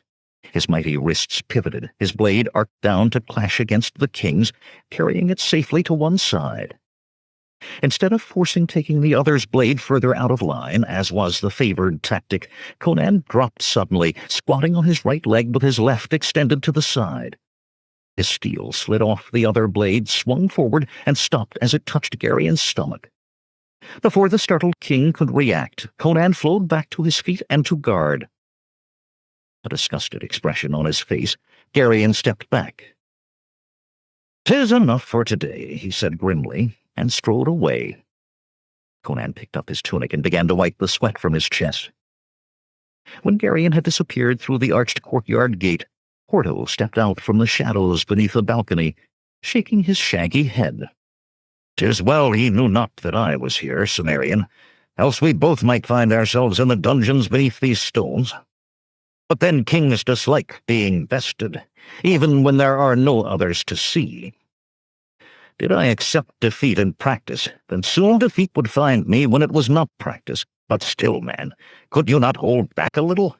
He is a king, after all. No need for us to be dismissed before we get as much of his gold as we can. I know no other way to fight Hordo save to win. How fare the men?" "Well," Hordo replied, seating himself on a coping stone. "'Tis an easy life, drinking and wenching away their gold." Conan pulled his tunic over his head and scabbarded his sword. "Have you seen any sign that Ariane and the others are ready to call their people into the streets?" "Not a whisper," the one-eyed man sighed. "Conan, I do not say betray them. Charon's shade would haunt me, and I did. But could we not at least say to Garion that we have heard talk of uprising? He'd give us much gold for such a warning, and there'd be no rising were he on his guard. I like not to think of Charon and Ariane dying in the gutters, but so they will, and they rise. I could not ride against them, Cimmerian. Nor I, Hordo. But rise they will, if Garion is on his guard or no, or I misread the fire in Ariane. To stop them, we must find who uses them. That man who met with Taurus could tell me much. I've given orders, as you said, to watch for a hawk-faced man with white at his temples. But 'twill be a gift of the gods, and we find him so." Conan shook his head disgustedly. "I know, but we can do only what we can. Come, let us to my chamber. I have good wine there." Palaces far more opulent stood in Turan and Vendia, but this one was no mean place. Many were the courtyards and gardens, some small, holding perhaps a marble fountain in the form of some fanciful beast, others large, in which rose alabaster towers with gilded corbelled arches and golden cupolas. Great obelisks rose to the sky, their sides covered with hieroglyphs and telling the legends of Nemedian kings for 1,000 years and more. While walking down a cool arcade beside a garden where peacocks cried and golden-feathered pheasants strutted, Conan suddenly stopped. Ahead, a woman swathed in grey veils had come out of a door and, seemingly not noticing them, was walking the other way. Cimmerian was certain it was the woman he had twice seen in her litter. Now, he decided, was a good time to discover why she had looked at him with such hatred. But as he started forward, Hordo grabbed his arm, pulling him aside behind a column. "I want to speak to that woman," Conan said. He spoke softly, for voices carried in those arcades. "She does not like me, of that I'm sure, and I have seen her before without those veils. But where?" I too have seen her, Hordo replied in a hoarse whisper, though not without the veils. She is called Lady Tiana, and 'tis said her face is scarred by some disease. She will not allow it to be seen. I'll not ask to see her face, Conan said impatiently. Listen to me, the one-eyed man pleaded. Once I followed Irenaeus when he left us to get his orders. Always I knew he went to the Street of Regrets, each time to a different tavern. This time he left the city entire, and in a grove beyond the wall met this Lady Tiana. Then she is part of the smuggling, Conan said. That may provide a lever if she proves difficult about answering my questions. You do not understand, Cimmerian. I was not close enough to hear what was said, yet did I see Irenaeus all but grovel before her. He would not do so unless she were high, very high in the ring. Bother her, and you may find 10 score smugglers in this city, hard men all seeking your head. Mayhap they do already. Assuredly someone did. Why not a woman who seemed to hate him for whatever reason? He shrugged off Hordo's hand. She will be gone if I do not go now.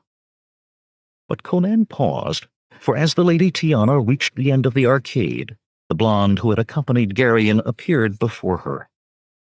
Sularia, he had learned her name was, and she was indeed Geryon's mistress. The veiled woman moved to go past, but Sularia, in golden breastplates and a golden silk skirt no wider than a man's hand, front or rear, sidestepped in front of her. "All honor to you, Lady Tiana," Sularia said, a malicious smile playing over her sensual lips. "But why are you covered so on such a bright day? I know you would be lovely could we but persuade you into bangles and silks." The veiled woman's hand flashed out, cracking across Sularia's face in a backhand blow that sent the blonde crumpling to the ground. Conan was stunned at the blow. It had taken no common woman's strength. Sularia stumbled to her feet, rage twisting her face into a mask. "How dare you strike me?" she spat. "I, to your kennel, bitch!"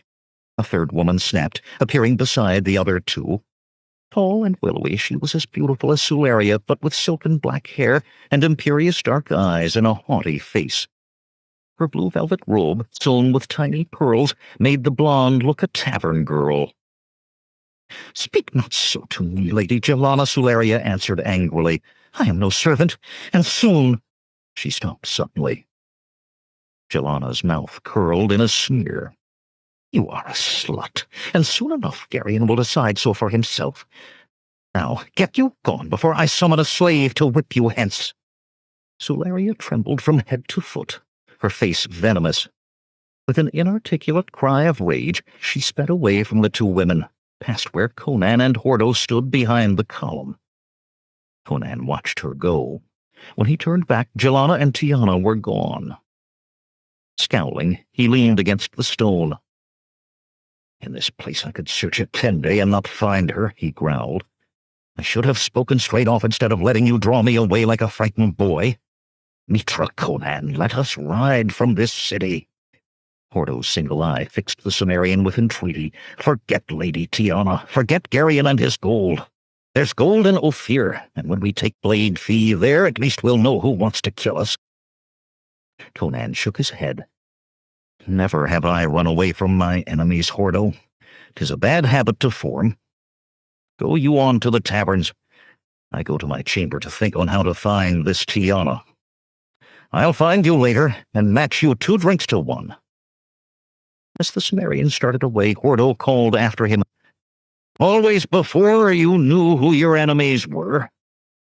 But Conan walked on. A wise man did not leave an unknown enemy behind him, but rather sought that enemy out. Better to die than flee, for once flight began, how could it end? The enemy would come at last, and victory or death would be decided then at a time and place of the foe's choosing. While there was yet life and will, the enemy must be sought. Reaching his chamber, Conan put his hand to the door. It shifted at his touch. The latch had been drawn. Warily he drew his blade and stepped aside. With sword point he thrust the door open. It swung back to crash against the wall, but there was no other sound, no hint of movement within. Snarling, the big Cimmerian threw himself through the open door in a long dive, tucking his shoulder under as he hit the floor to roll to his feet, sword at the ready. Sularia sat up on his bed, crossing her long legs sensuously beneath her and clapping her hands with delight. "Horseman, bowman, swordsman, and now tumbler. What other tricks have you, barbarian?" Keeping a tight rein on his anger, Conan closed the door. He was no man to enjoy making a fool of himself before a woman, most especially not a beautiful woman. When he turned back to her, his eyes were blue glacier ice. "Why are you here, woman?" "How magnificent you are," she breathed, "with the sweat of combat still on you. You defeated him, didn't you? Geryon could not stand against one such as you." Hastily he searched the room, flipping aside each tapestry on the wall, putting his head out of the window to make sure no assassin clung to the copings. Even did he look under the bed before her amused smile made him throw the coverlet back down with an oath. "What do you look for, Conan? I have no husband to jump out accusing." "You have a king," he growled. One look at her, golden breastplates barely containing her swelling orbs, narrow strips of golden silk tangled about her thighs, proved she could carry no weapon greater than a pin. A king who can talk of nothing but tariffs and grain and things even more boring. A sultry smile caressed her lips, and she let herself fall backward on the bed, breathing deep. "But you, barbarian, are not boring. I sense power in you, though afar as yet. Will you become a king, I wonder?" Conan frowned. That sequence of words seemed to touch some deeply buried memory. Power. That he would be a king. He thrust it all from his mind. A fancy for children, no more. He laid his sword across the bed above Sularia's head. It would be close to hand there, let come who would. The blonde twisted to gaze at the bare blade, wetting her lips as if its closeness excited her. Conan clutched the golden links that joined her breastplates in his fist and tore them from her. Her eyes darted back to him, the icy sapphire of his commanding the smoldering blue of hers. "You have played a game with me, woman," he said softly. "Now 'tis my turn to play." Neither of them saw the door move ajar, nor the woman in grey veils who stood there a time, watching them with eyes of emerald fire. 15.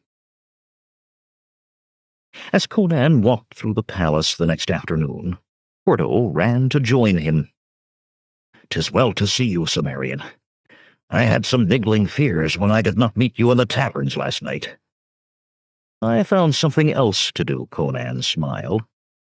Hurrying slaves thronged the corridors, keeping near the walls to leave the center free for strolling lords and ladies, of which there were some few, in richly embroidered velvets and satins, hung about with gold chains and emeralds and rubies on necks and wrists and waists.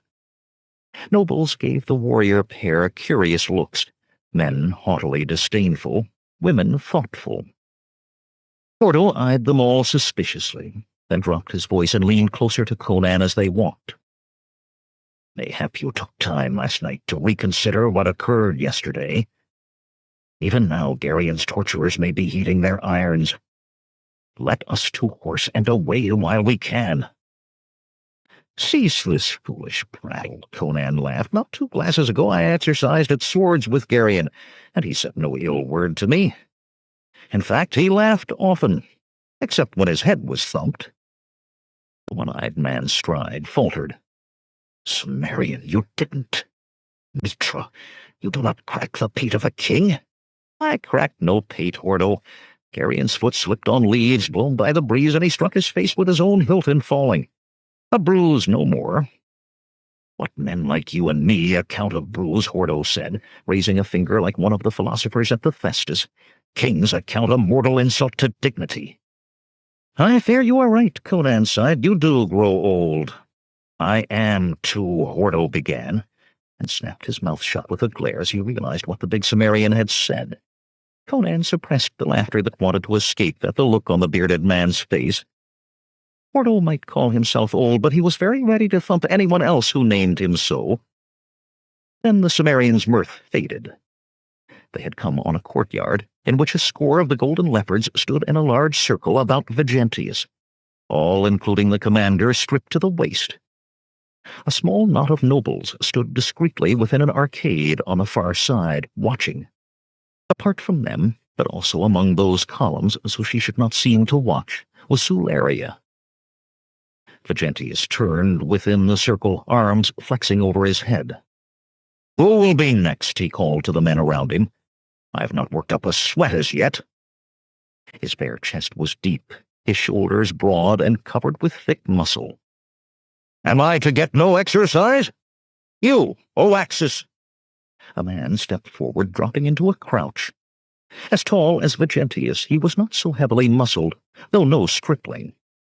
Vigentius laughed, crouching and circling. Oaxus circled with him, but not laughing. Abruptly, they rushed together, grappling, feet shuffling for position and leverage. Conan could see that the slighter man had knowledge and agility. Even as the Cimmerian thought, Oaxus slipped an arm free, his fist streaking for Vigentius's corded stomach. Perhaps he remembered who it was he struck, for at the last instant the blow slowed, the impact bringing not even a grunt from the grinning Vigentius.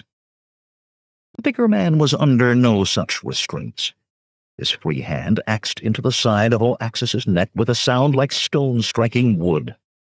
Oaxus staggered and sagged, but Vigentius held him up yet a moment. Twice his fist rose and fell, clubbing the back of the other's neck. The first time Oaxus jerked, the second he hung limp. Vigentius released him to crumple in a heap on the flagstones. "Who comes next?" the huge commander of the Golden Leopards roared. "Is there none among you to give me a struggle?" Two of the bare-chested soldiers ran out to drag their companion away. None of them seemed anxious to feel Vigentius's power. The big man continued turning, smiling his taunting smile, until he found himself facing Conan. There he stopped, his smile becoming grim. "You, barber, will you try a fall? Or has that northern cold frozen all the guts out of you?" Conan's face tightened. He became aware of Sularia's gaze on him.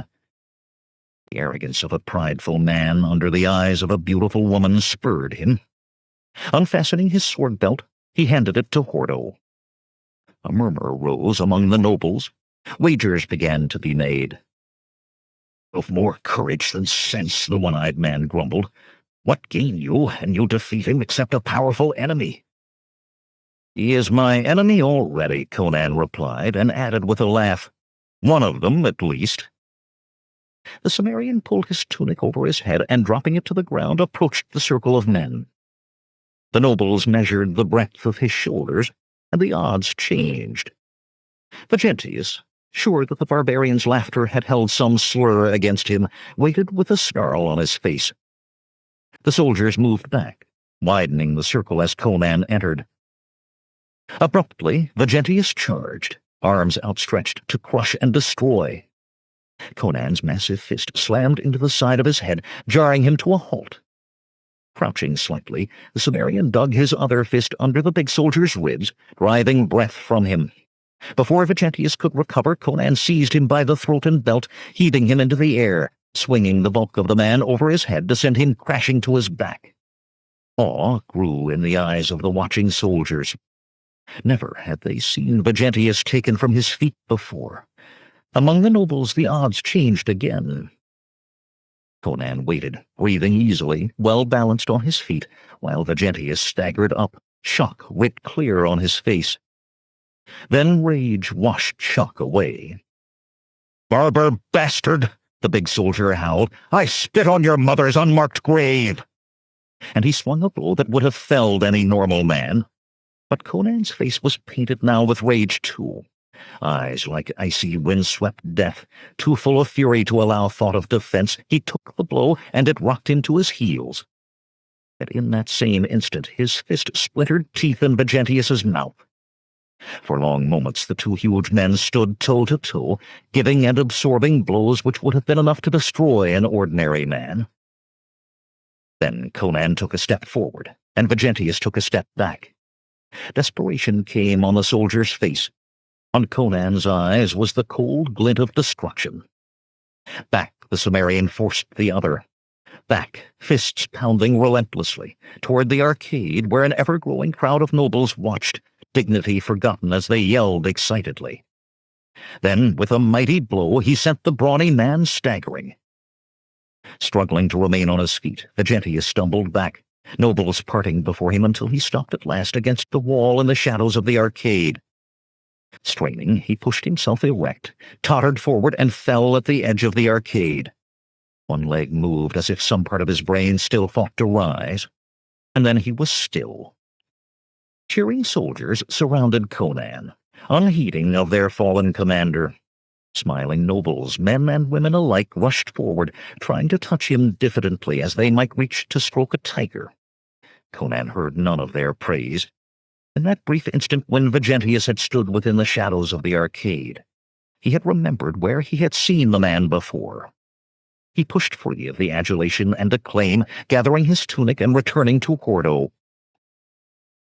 "Do you remember," he asked the one-eyed man quietly, "what I told you of first seeing Taurus, when I fell through the roof into his secret meeting, and the big man who stood in the shadows?" Hordo's eye darted to Vegentius, now being lifted by his soldiers. Nobles were drifting away. "Him?" he said incredulously. Conan nodded, and the bearded man whistled sourly. "Cimmerian, I say again that we should ride for Ophir just as soon as we can assemble the company. No, Hordo." Conan's eyes still held the icy grimness of the fight, and his face wore the look of a wolf on the hunt. "We have the enemy's trail now. It's time to attack, not run." "Mitra," Hordo breathed. "And you'll get me killed with this foolishness. I'll haunt you." "Attack?" Before Conan could reply, a slave girl appeared, bending knee to the Cimmerian. "I am to bid you to King Geryon with all haste." One-eyed man stiffened. "Be at ease," Conan told him. "Was it my head the king sought, he'd not send a pretty set of ankles to fetch me." The slave girl suddenly eyed him with interest. "I trust no one," Hordo grumbled, "until we find out who wants you dead. Or until we leave Nemedia far behind." "I'll tell you when it is time to ride for the border," Conan laughed. "Lead on, girl." She darted away, and the Cimmerian followed. King Geryon waited in a room hung with weapons and trophies of the chase, but his mind was not on the hunt. Scrolls and sheets of parchment littered the many tables that dotted the room and even the floor. As Conan entered, Geryon hurled a scroll across the room with a sound of disgust. The bruise on his cheek stood out against the angry flush of his countenance. "Never asked to be a king, Conan," were his first words. Taken aback, Conan could only say, "And why not?" Geryon's bluff face was a picture of loathing as he swept his arms about to indicate all of the scrolls and parchments. "Think you these are the plans for some grand campaign? Some magnificent ceremony to honor my father's name and memory? Think you so?" Conan shook his head. More times than one his life had been altered by the plans and strategies of one king or another, but he had never been party to those plannings. He eyed a parchment lying almost at his feet. The sheet seemed covered with columns of numbers. Geryon stalked about the room, lifting scrolls from tables, hurling them to the floor. "The city drains must be cleared, or, so the Physicians' Guild claims, the miasmas will bring on a plague. It is recommended the ancient passages beneath the palace be located and filled to make the palace more secure. Part of the city wall must be rebuilt. The army's pay is in arrears. Grain to be bought. Always more grain. He stopped, scowling at the spreading antlers of a great stag on the wall. I took that in the wilderness on the Brythunian border. How I wish I were back there now. Can your counselors not deal with those things? Conan asked. The king laughed bitterly. So they could, were it not for the gold. Gold, Conan. I am reduced to grubbing for it like a greedy merchant. The treasury is well nigh bare. The more grain I must buy in Ophir and Aquilonia, the higher the price goes, and I must try to replace an entire crop with insane brigands burning those wagons that do not travel under army escort, and many that do. Already have I ordered some ornaments to be melted, but even as I strip the palace bare, it would be barely enough. What will you do? Conan asked. Always had he imagined the wealth of kings to be limitless. This was a new thing for him, that a king might have to worry about gold no less than he, if in greater amounts. Borrow, Geryon replied. A number of nobles and merchants have wealth to rival my own. Let them take a hand in preventing our nation from starving. He rooted among the parchments until he found one folded and sealed with the dragon seal of Nemedia. You will carry this to Lord Contaro Albanus. He is among the richest men in Nemedia, and so will be among the first to be asked to contribute. Face hardening, he handed the parchment to Conan and added, Or be taxed if they will not lend. The king motioned for Conan to go, but the big Cimmerian remained where he stood. It was a delicate thing he was about to do, but he was not a man used to delicacy, and he felt an unaccustomed awkwardness. Geryon looked at him in obvious surprise that he did not leave. How well do you trust Vegentius? Conan blurted finally. Well enough to retain him as commander of the royal bodyguard, Geryon replied. Why ask such a question? Conan took a deep breath and began the tale he had planned on his way to this room. Since coming here, I have thought that I had seen Vegentius before. Today I remembered. I saw him in a tavern in the city, in close converse with a man called Taurus, one who has been known to say that some other would be better on the throne than you. A serious charge, Geryon said slowly. Vegentius has served me well, and my father before me for many years. I cannot think he means me harm. You are the king, yet one lesson of kingship I know. A man who wears a crown must be ever wary of others' ambitions. Geryon threw back his head and laughed. A good swordsman you may be, Conan, but you must leave being king to me. I have somewhat more experience with wearing a crown than you. Now go. I would have that message to Lord Albanus quickly. Inclining his head, Conan left. He hoped that he had planted some seed of suspicion. Yet this fighting with words pleased him not at all. To face an enemy with steel was his way, and he hoped that it came soon. 16. When Conan reached the palace gate, he found Hordo waiting with his horse, and 20 men, among them Machaon and Narus. The Cimmerian looked at Hordo questioningly, and the one-eyed man shrugged. I heard you were to carry a message to some lord, he told Conan. Mitra, for all you know, he could be the other man at that meeting with Taurus, or the one who wants you dead, or both. You grow as suspicious as an old woman, Hordo, Conan said as he swung into the saddle. Vegentius, battered but in full armor and red-crested helmet, appeared suddenly in the gate with half a score golden leopards at his heels. When his eyes fell on Conan's mounted men, he stopped, glaring. Abruptly he spun, and angrily pushing through the soldiers, stormed back into the palace. Mayhap I am suspicious, Hordo said quietly, but at least I've sense enough to remember that some of your enemies have faces we know. Besides, you'll find the city changed in the last few days. As Conan led his 20 into the empty streets, the changes were evident.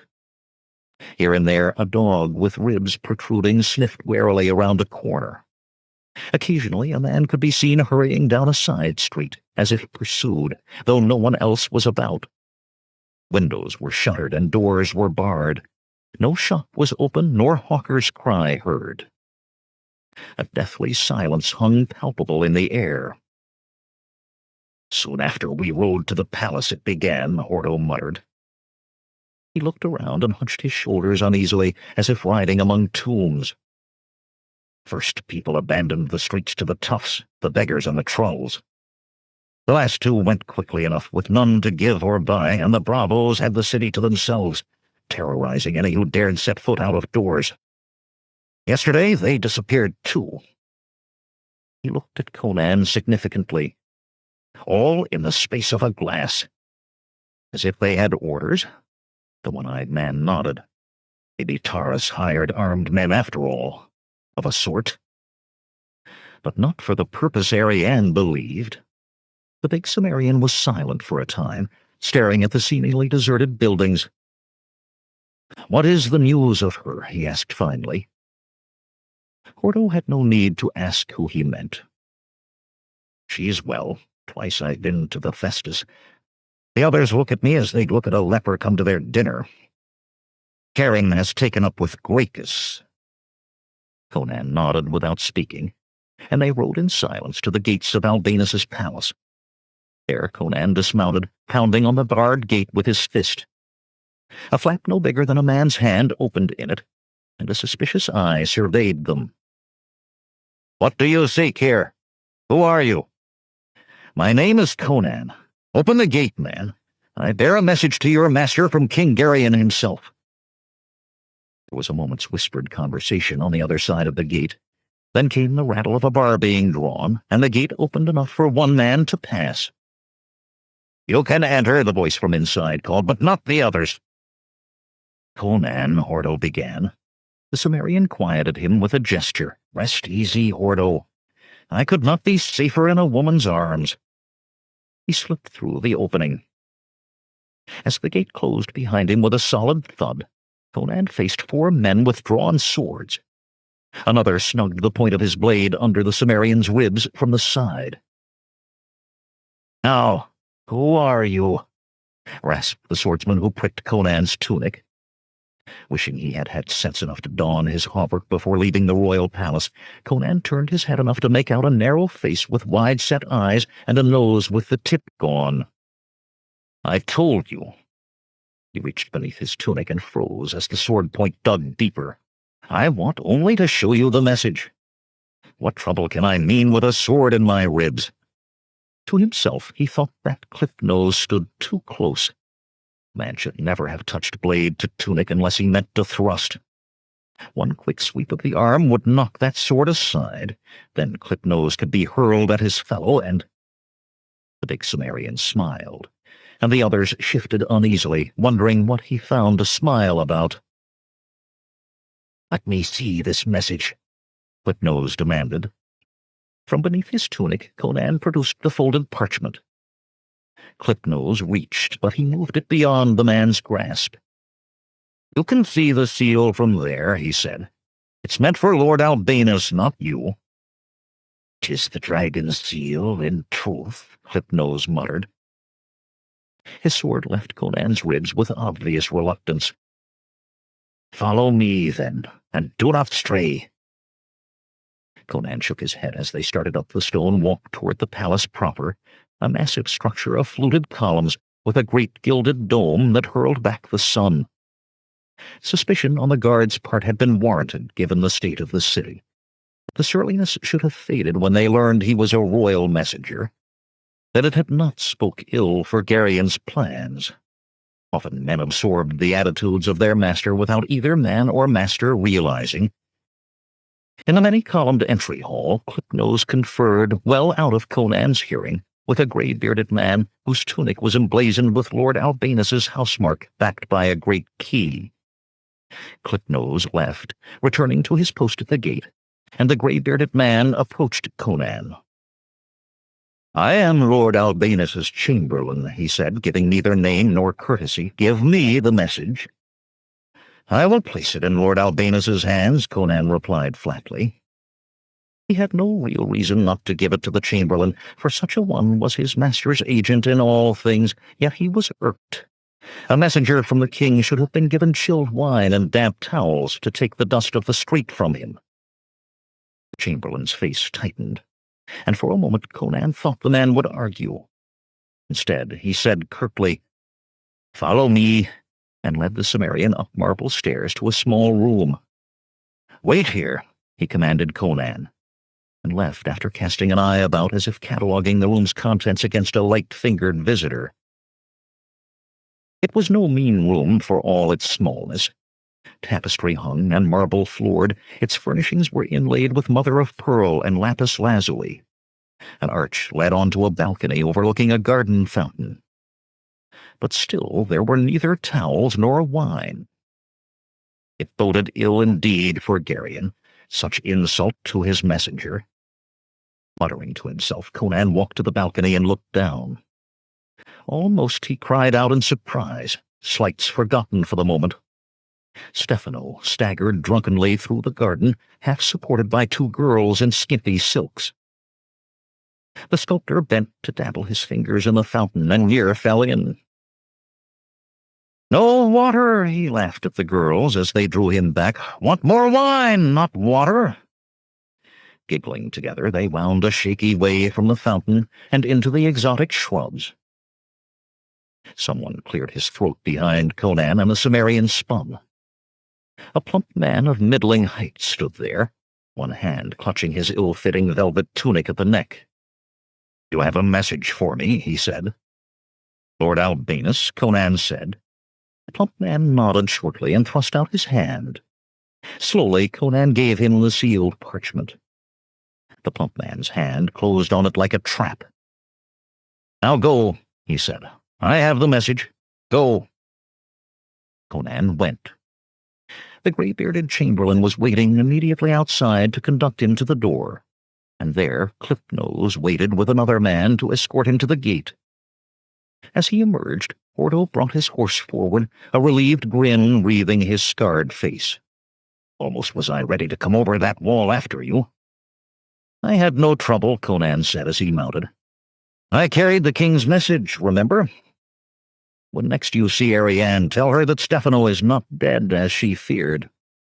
He dwells within, sporting himself with serving girls." "I mean to see her this day," Ordo replied. He stared at the gate thoughtfully. "'Tis odd he sent no message to his friends that he is well." "Not so odd as a lord with broken nails and work-calloused hands," the Cimmerian said. "A swordsman? No, Ordo. I know work-wrought calluses when I see them. Still, 'tis none of our concern. The Gentius is, and this very night I mean to have private conversation with the good commander." Grimly he rode from the gate, the others galloping in two columns behind.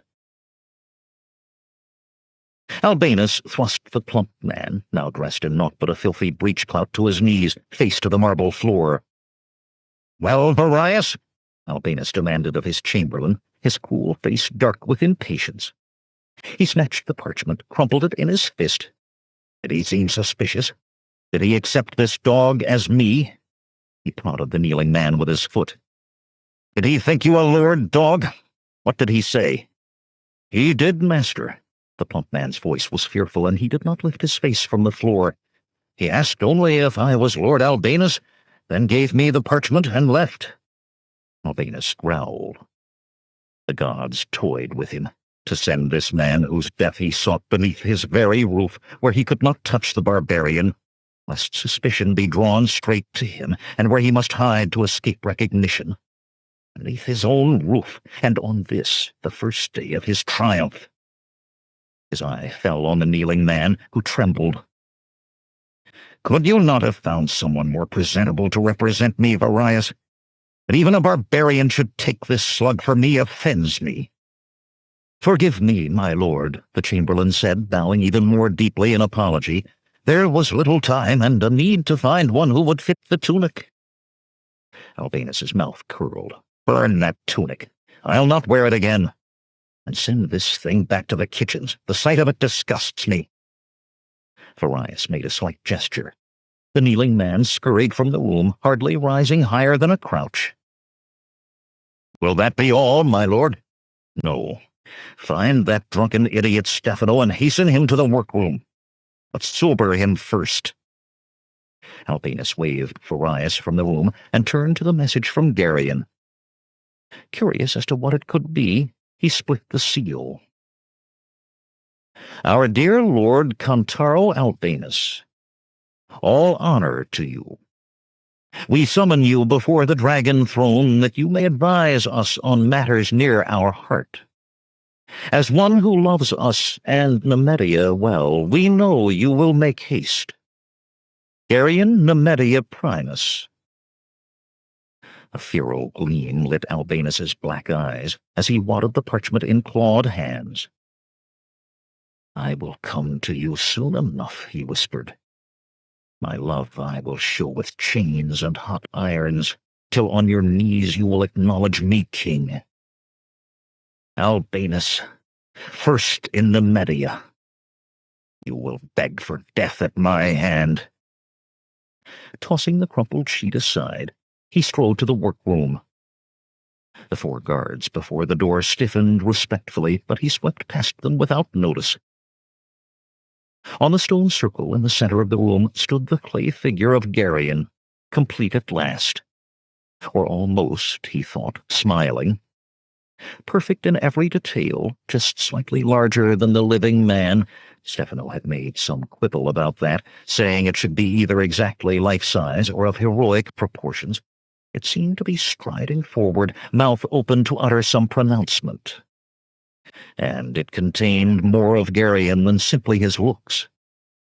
Arduously worked into that clay with complicated thaumaturgical rituals were Geryon's hair and parings from his fingernails, his sweat, his blood, and his seed. All had been obtained by Sularia at the Dark Lord's command. A huge kiln stood a short distance behind the stone platform, and a complicated series of wooden slides and levers designed to move the figure linked platform and kiln.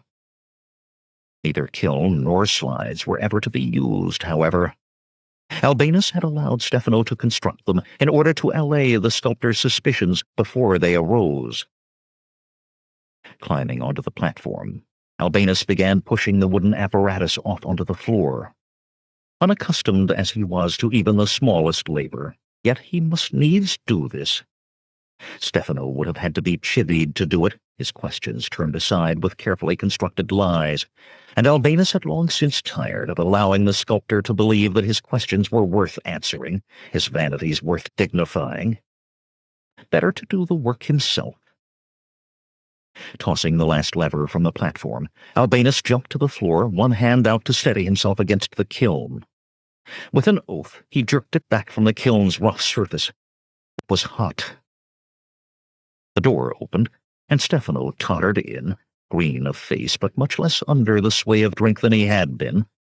"I want them all flogged," he muttered, scrubbing a hand across his mouth. "Do you know what your slaves did to me, with Farius giving the orders? They— Fool!" Albinus thundered. "You fired the kiln. Have I not commanded you to do nothing here without my leave?" "The figure is ready," Stefano protested. "It must be put in the kiln today, or it will crack rather than harden. Last night Did you not hear my command that you were never to handle fire within this room? Think you I light these lamps with my own hands for the joy of doing a slave's work?" "If the oils in that clay are so flammable," the sculptor muttered sullenly, "how can it stand being placed—" "Be silent." The words were a soft hiss. Albinus's obsidian gaze clove Stefano's tongue to the roof of his mouth and rooted him to the spot as if it were a spike driven through him. Disdainfully, Albinus turned his back. Deftly, he set out 3 small vials, a strip of parchment, and a quill pen. Opening the first vial, it held a small quantity of Geryon's blood, with the admixture of tinctures to keep it liquid. He dipped the pen and neatly wrote the king's name across the parchment. A sprinkling of powder from the second vial, and instantly the blood blackened and dried. The last container held Albinus's own blood, drawn only that morning. With that he wrote his own name in larger script, overlaying that of Geryon. Again, the powder dried the blood. Next, murmuring incantations, Albinus folded the parchment strip in a precise pattern. Then he returned to the platform and placed the parchment into the open mouth of the clay figure. Stefano, leaning now against the wall, giggled inanely. "I wondered why you wanted the mouth like that." At a look from Albinus, he swallowed heavily and bit his tongue. Producing chalks smuggled from Stygia, land of sorcerers far to the south, Albinus scribed an incomplete pentagram around the feet of the figure, star within pentagon within circle. Foul black candles went on the points where each broken shape touched the other two. Then, quickly, each candle was lit, the pentagram completed. He stepped back, arms spread wide, uttering the words of conjuring. Elonai mi roth sancti, urdvas teoein. The words of power rolled from his tongue, and the air seemed to thicken in silver shimmers. The flames of the unholy candles flared, sparking a seed of fear in the Dark Lord's mind. The flames. It could not happen again as last time. It could not. He banished the fear by main force. There could be no fear now, only power. Aralein saam dicom el mortras. The flames grew, but as they grew, the rune dimmed, as if they took light rather than gave it. Higher they flared, driven by the force of the Dark Lord's chant, overtowering the clay figure. Slowly, as though bent by some impossible and unfelt wind, the silent flames bent inward until the points of fire met above. From that meeting, a bolt, as of lightning, struck down to the head of the statue, bathing it in glow unending, surrounding it in a haloed fire of the purest white that sucked all heat from the air. Frost misting his breath, Albinus forced his voice to a roar. By the unholy powers of three I conjure thee! By blood and sweat and seed, vilified and attainted, I conjure thee! Arise, walk and obey, for I, Albinus, conjure thee! As the last syllable left his mouth, the flames were gone, leaving no trace of the candles behind. The figure stood, but now it was dried and cracked. Albinus rubbed his hands together and put them beneath his arms for warmth. If only it had all gone correctly this time. He glanced at Stefano, shivering against a wall that glinted from the myriad ice droplets that had coalesced from the air. Terror made the sculptor's eyes bulge. There was no point in delaying further. The hawk-faced man drew a deep breath. I command you, Geryon, awake! A piece of clay dropped from one arm to shatter on the stone. Albinus frowned. Geryon! I command you awake! The entire figure trembled. Then crumbling, powdering clay was spilling to the platform, and what the figure had molded stood there, breathing and alive. A perfect duplicate of Geryon, without blemish or fault. The simulacrum brushed dust from its shoulder, then stopped, eyeing Albinus quizzically. Who are you? It said. I am Albinus, the Dark Lord replied. Know you who you are? Of course. I am Geryon, king of Nemedia. Albinus's smile was purest evil. To your knees, Geryon, he said softly. Unperturbed, the replica sank to its knees. Despite himself, Albinus laughed, and the commands poured out for the sheer joy of seeing the image of the king obey. Face to the floor. Grovel. Now up. Run in place. Faster. Faster. The duplicate king ran and ran. Tears rolled down Albinus's cheeks, but his laughter faded as his eye lit on Stefano. Slowly the sculptor pushed himself erect from his crouch. Uncertainty and fear chased each other across his face.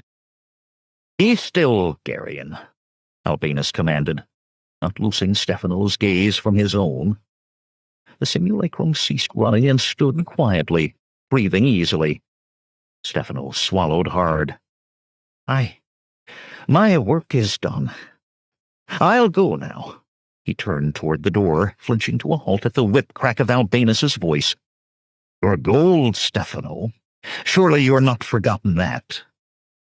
From beneath his tunic, Albinus produced a short, thick cylinder, tightly wrapped in leather. He hefted it on his palm. 50 gold marks.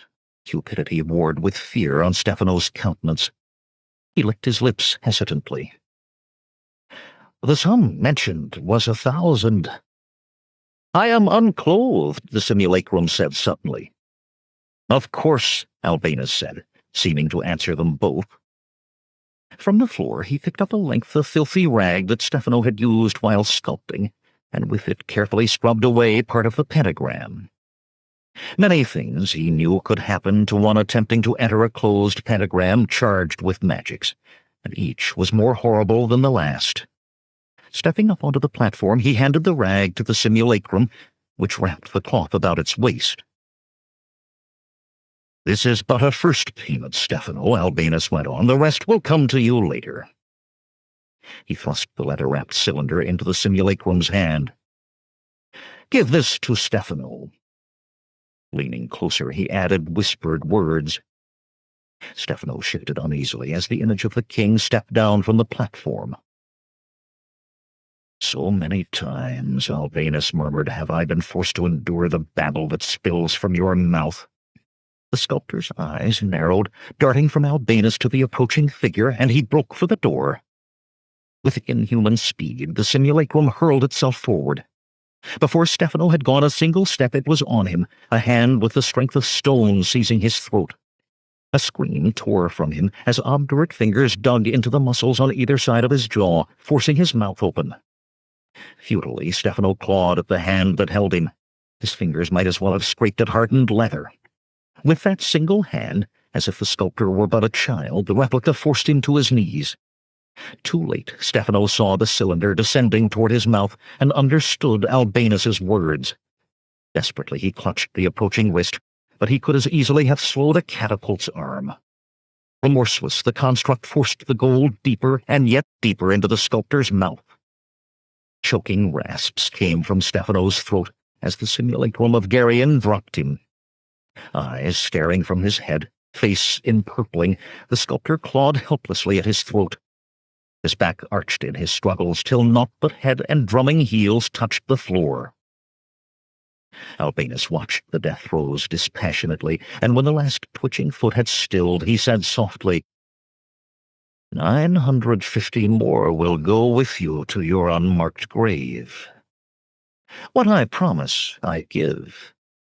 His shoulders shook with silent mirth. When the spasm had passed, he turned briskly to the likeness of Geryon, still standing impassively over the body. "As for you, there is much to learn and little time. Tonight." 17. Ariane sat despondently, staring at nothing. Around her, the common room of the Festus murmured with intrigue. No musicians played, and men and women whispered as they huddled together over their tables. Reaching a decision, Ariane got to her feet and made her way through the tables to Gracchus. "I must talk to you, Gracchus," she said quietly. That deathly silence had contaminated her also. "Later," the stocky sculptor muttered without looking at her.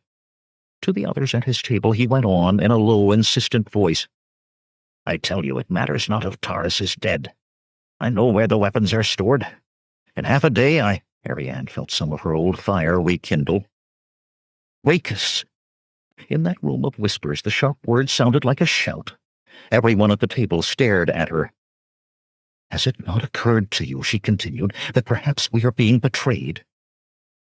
"Conan," Gracchus began, but she cut him off. "Not Conan." "He killed Taurus," a plump, pale-skinned brunette said. "You saw that yourself, and he's taken Geryon's coin openly now." Yes, Gallia, Ariane said patiently, but if Conan had betrayed us, would not the Golden Leopards arrest us? Silent stares answered her. He has not betrayed us. Have he spoke the truth about Taurus? Perhaps there are no armed men waiting for us to lead the people into the streets. Perhaps we'll find we are no more than a stalking horse for some other's plan. By Erlic's throne, Ricus grumbled. You speak rubbish, Ariane. Perhaps I do, she sighed wearily, but at least discuss it with me. Resolve my doubts if you can. Do you truly have none at all? Take your doubts back to your corner, Gracchus told her. While you sit doubting, we will pull Geryon from his throne. Gallia sniffed loudly. What can you expect from one who spends so much time with that one-eyed ruffian? Thank you, Gallia, Ariane said. She smiled for the first time since entering the room where Conan stood above Taurus's body and left the table to get her cloak. Gracchus and the others stared at her as if she were mad. Hordo was the answer to her problem, she realized. Not as one to talk to, of course. When she mentioned her doubts to him, he would gruffly tell her that Conan betrayed no one. Then he would pinch her bottom and try to inveigle his way into her bed. He had done all of those things already. But he had visited her earlier that afternoon and had told her that Stefano lived and was at the palace of Lord Albinus. The sculptor had had a good mind and a facile tongue before his jealousy of Conan soured him.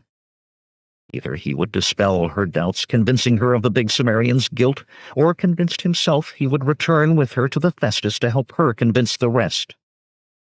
She wrapped her cloak about her and hurried into the street. When she reached the Street of Regrets, she began to rue her decision to leave the Festus. That street, always alive with flash and tawdry glitter, lay bare to the wind that rolled pitiful remnants across the paving stones. A juggler's party-colored cap, a silken scarf soiled and torn. In the distance a dog howled, the sound echoing down other empty streets. Shivering, though not from the wind, Ariane quickened her pace. By the time she reached Albinus's palace, she was running, though nothing pursued her but emptiness. Panting, she fell against the gate, her small fist pounding on the iron-bound planks. "Let me in!" A suspicious eye regarded her through a small opening in the gate, swiveling both ways to see if she was accompanied. "Mitra's mercy, let me in!" The bars rattled aside, and the guard opened a crack barely wide enough for her to slip through. Before she had taken a full step inside, an arm seized her about the waist, swinging her into the air with crude laughter. She gasped as a hand squeezed her buttock roughly, and she looked down into a narrow face. The nose had the tip gone. "A fine bit," he laughed, "enough to keep us all warm even in this wind." His half-score companions added their jocularity to his. The mirth drained from his face as he felt the point of her short dagger prick him under the ear. "I am the Lady Ariane Pandarian," she hissed coldly. Mitra, how long had it been since she had used that name? "And Lord Albinus leaves anything of you, I've no doubt my father will tend to the rest." His hands left her as though scalded. Her feet thumped to the ground. "Your pardon, my lady," he stammered. The rest stared with mouths open. "All honor to you. I did not mean—" "I will find my own way," she announced haughtily, and swept away while he was still attempting to fit together an apology. Arrogance, she decided as she made her way up the flagstone walk, was her only hope, arriving at a lord's palace without servants or guards. When one of the great carven doors was opened by a grey-bearded man with a chamberlain's seal on his tunic, her large hazel eyes were adamantine. "I am the Lady Ariane Pandarian," she announced. "Show me to the sculptor Stefano Nelieris." His jaw dropped, and he peered vaguely past her, down the walk, as if seeking her retinue. "Forgive me, my lady, but I know no man named Stefano." Brusquely, she pushed by him into the columned entry hall. "Show me to Lord Albinus," she commanded. Inside, she quivered. Suppose Conan had been mistaken. What if Stefano were not there? Yet the thought of returning to those barren streets spurred her on. The chamberlain's mouth worked, beard waggling, then he said faintly, "Follow me, please," adding, "my lady," as an afterthought. The room in which he left her, while going to inform Lord Albinus of her presence, was spacious. The tapestries were brightly colored. Flickering golden lamps cast a cheery glow after the gloom of the streets. But the pleasant surroundings did not stem her growing apprehension. What if she was seeking one who was not there, making a fool of herself before this lord who was a stranger to her? Bit by bit, her facade of arrogance melted. When Lord Albinus entered, the last vestiges of it were swept away by his stern gaze. "You seek a man called Stefano," the hard-faced man said without preamble. "Why do you think he is here?" She found herself wanting to wring her hands, and instead clutched them tightly in her cloak. But she could not stop the torrent of words and worries. "I must talk to him. No one else will talk with me, and Taurus is dead, and Conan says we are being betrayed, and—" She managed a deep, shuddering breath. "Forgive me, Lord Albinus. If Stefano is not here, I will go." Albinus's dark eyes had widened as she spoke. Now he fumbled in a pouch at his belt, saying, "Wait. Have you ever seen the like of this?" His fingers brought out a gemstone of almost fiery white. He muttered words she could not hear as he thrust it at her. Despite herself, her eyes were drawn to the gem as iron to lodestone. Suddenly, a pale beam sprang from the stone, bathing her face. Her breath came out in a grunt, as if she had been struck. Panic filled her. She must run. But all she could do was tremble, dancing helpless in that one spot as whiteness blotted out all her vision. "Run!" she screamed in the depths of her mind. "Why?" came the question. Panic dissolved. Will dissolved. The beam winked out, and she stood, breathing calmly, looking into the pale stone, now more fiery-seeming than before. "'Tis done," she heard Albinus murmur, "but how well?" In a louder voice he said, "Remove your garments, girl." Some tiny corner of her being brought a flush to her cheek, but to the rest it seemed a reasonable command. Swiftly she dropped her cloak, undid the brooches that held her robes. They fell in a welter about her feet, and she stood, hands curled delicately on her rounded thighs, one knee slightly bent, waiting. Albinus eyed her curved nudity and smiled mirthlessly. "If you obey that command so readily, you'll tell the truth and you die for it. Taurus, girl, is he in truth dead? How did he die?" "Conan slew him," she replied calmly. Take that accursed barber," the Dark Lord snarled. "No wonder Vigentius could not find Taurus. And how am I to send orders?" His scowl lessened. He peered at her thoughtfully. "You are one of those foolish children who prate of rebellion at the sign of Festus, aren't you?" Her answer was hesitant. "I am."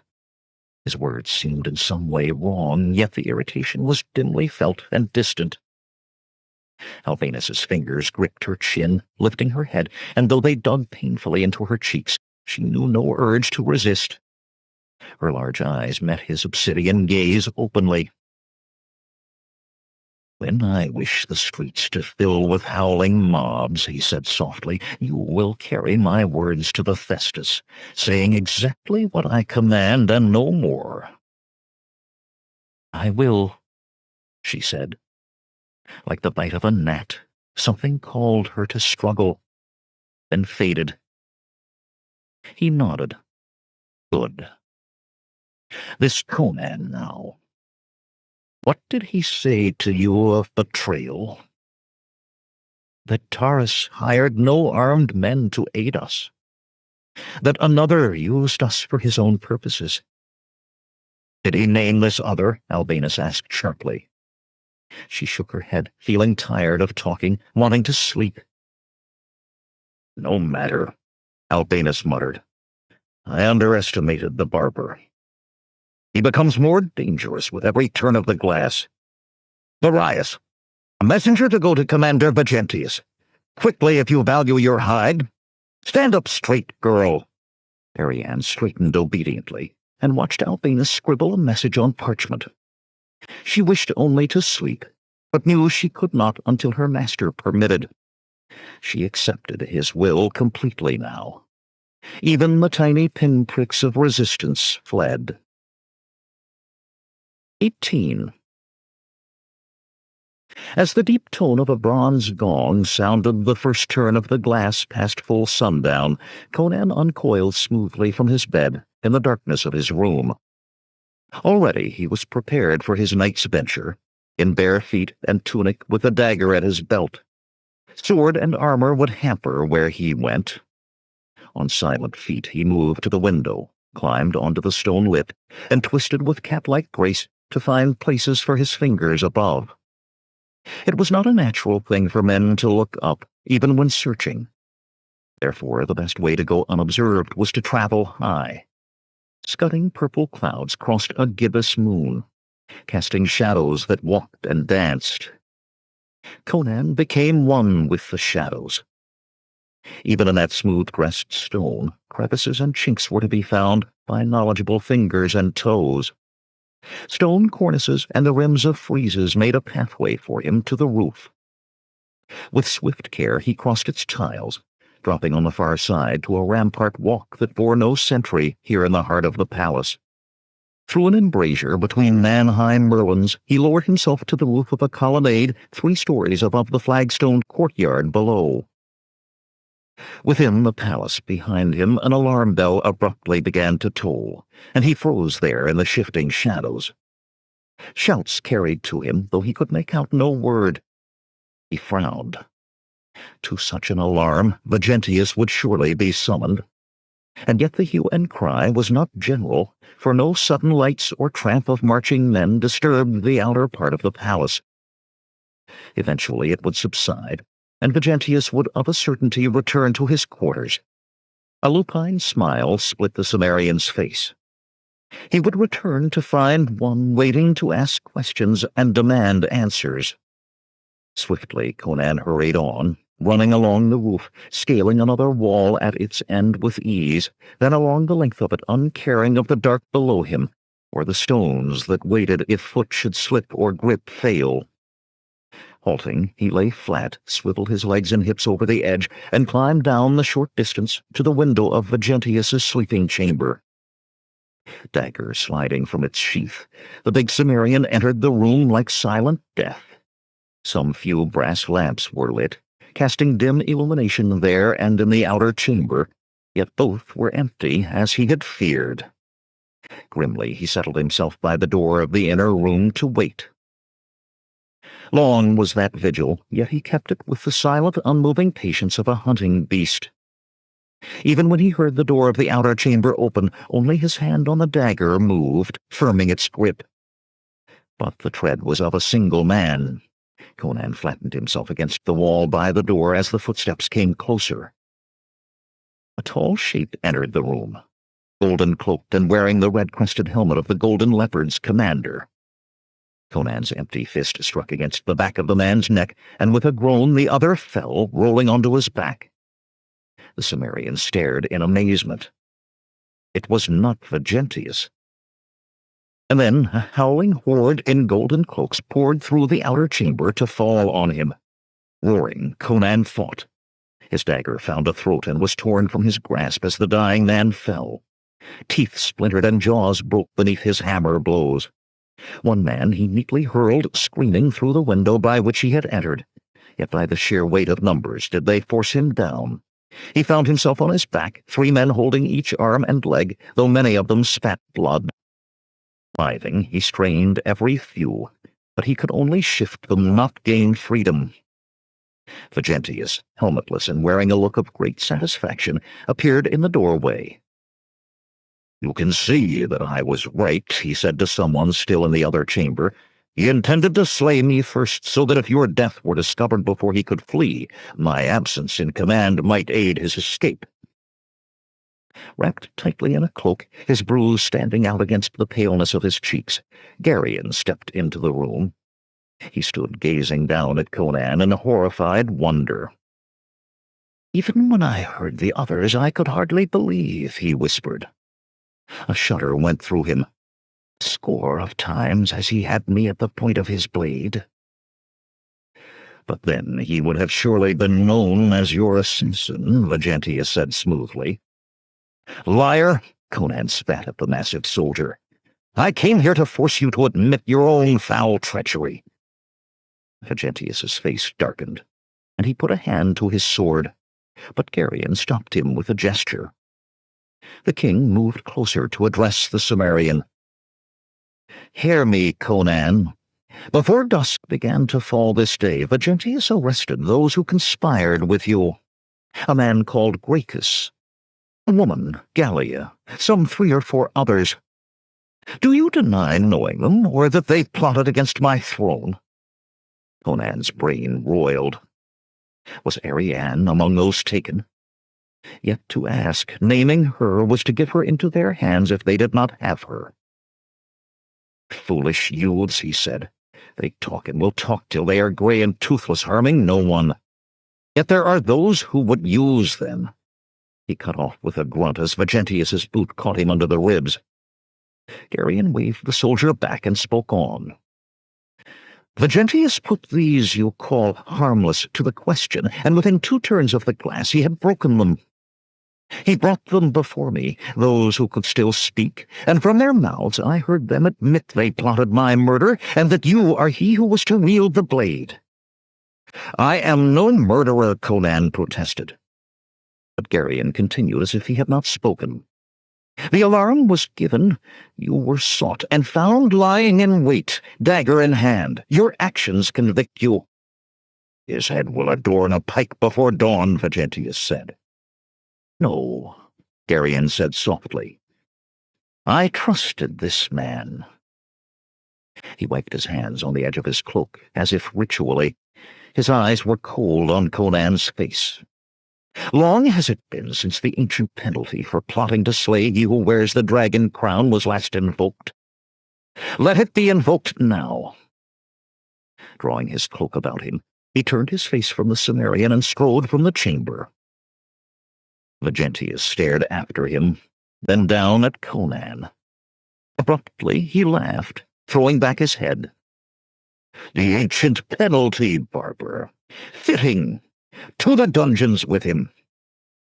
One of those holding Conan shifted. The Cimmerian saw a descending sword hilt, then saw no more. 19.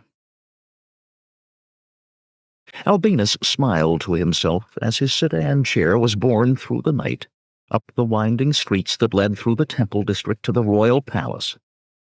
So close now he was to his inevitable triumph. He savored each step the bearers took, carrying him nearer his goal. Ahead 2 torch-bearers strode, and 20 guards surrounded him, though the streets were as empty as a tomb millennia old. Those truly important to him marched on either side of his chair, heavily cloaked and hooded, the woman and the man shape. So close. As the procession approached the gate of the palace, Albinus uttered a command. His sedan chair was lowered to the ground. Even as the hawk-faced man climbed out, Vegentius crossed the drawbridge. Albinus looked at the guards and raised an inquiring brow. "As planned," the soldier said quietly. "All men standing guard this night are loyal to me. My best."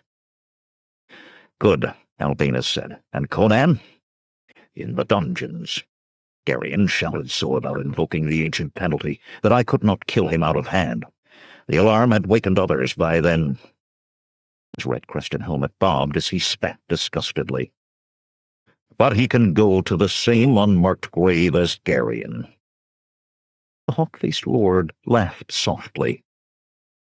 "No, Vegentius, I find the ancient ways a fitting end for this barbarian.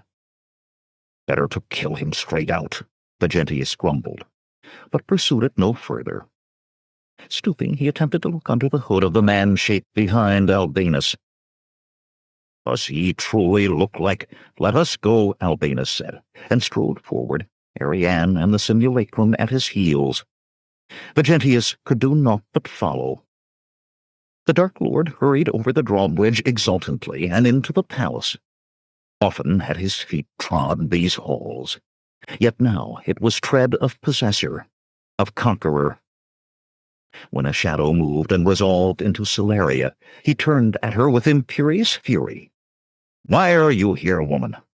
I have commanded you to remain in your apartments until I sent for you." Her gaze met his without flinching, and even in the dim light the eager glow of her eyes was apparent.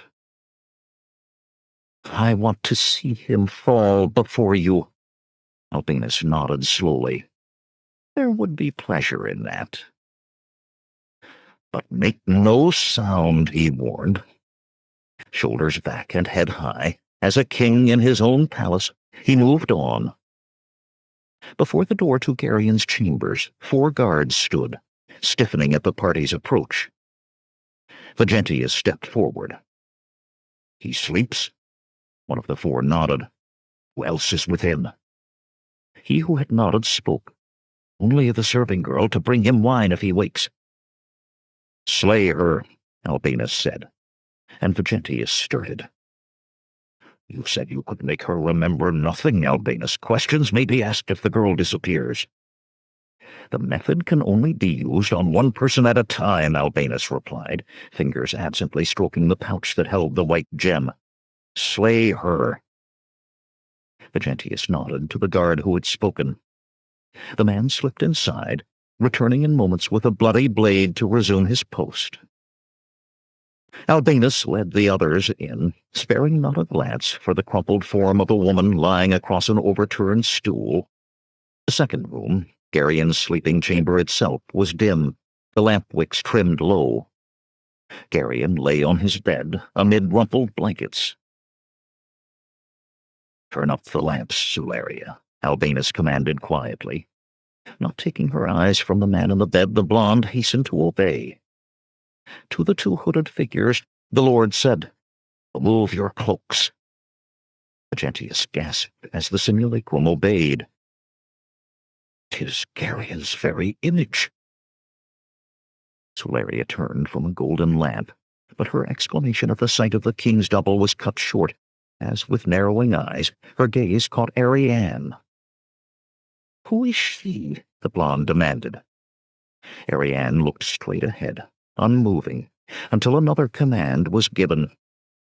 The simulacrum peered about him curiously. On the bed, Garion suddenly sat bolt upright. Growing more amazed by the instant, his eye jumped from Albinus to Celeria to Vegentius. "What?" he began, but the words died. Mouth open, he stared at the duplicate of himself. Unperturbed, the simulacrum gazed back inquisitively. Albinus felt like laughing. "Garion," he said mockingly, "this is he who will sit on the dragon throne for the last days of your line. For your usurping lineage now ends." "Guards!" Garion shouted. From beneath his pillows a dagger appeared in his hand, and he leaped from the bed. "Guards!" "Take him," Albinus ordered the simulacrum, "as I told you." Growing more amazed by the instant, his eye jumped from Albinus to Celeria to Vegentius. The duplicate moved forward, and Garion's dagger struck with a fighter's speed, to be caught easily by an inhumanly powerful grip on Garion's wrist. Astonishment was replaced on his face by pain as those fingers tightened. The dagger fell from nerveless fingers. Before that blade clattered on the floor, the simulacrum's other hand seized the true king by the throat, lifting him until his toes kicked frantically above a handspan of air. No sign of strain was on the construct's face as it watched that other like its own turn slowly purple. Garion's struggles weakened, then ceased. Casually, the replica opened its hand and let the limp body fall. Albinus hastened to bend over the king. Savage bruises empurpled his neck, and another darkened his cheek, though Albinus did not remember seeing the simulacrum strike. But the broad chest rose and fell, if faintly. Arion yet lived. Vegentius, who had stood staring, sword half drawn, since the instant the duplicate moved, now slammed his blade home in its scabbard and cleared his throat. His eyes never left the simulacrum. "Should you not let him kill him now?" "I am King Geryon," the creature said to Vegentius. The soldier muttered an oath. "Be silent," Albinus commanded, straightening. "This," he prodded Geryon's form with his foot, "will acknowledge my right to the throne before I let him die." "What the danger?" Vegentius protested. "He was to die now." "Enough," Albinus snapped. "Deliver him in chains to the dungeon beneath my palace. I'll hear no more on it." Vegentius nodded reluctantly and turned to go. "And, Vegentius," the cool-faced man added, "see that those who do this task are disposed of after. Fewer tongues to waggle loosely." The big soldier stood rigidly in the door, then left without speaking. But he would do it, Albinus knew, even to his beloved golden leopards. "Who is this woman?" Suleria asked again. Albinus looked at her in amusement, wondering if there were room for two thoughts at once in that pretty head. All that had happened before her eyes, and it was Ariane that concerned her. "Do not worry," he told her. "In the morning you will be proclaimed Lady Suleria. This," he touched Ariane's expressionless face, "is not but a tool to build a path to the dragon throne, and tools are made to be discarded once used." His gaze swung to Suleria, a reassuring smile on his face. "Tools," he repeated to himself, "are made to be discarded once used." 20. Conan awakened, hanging spread-eagled in chains in the center of a dungeon.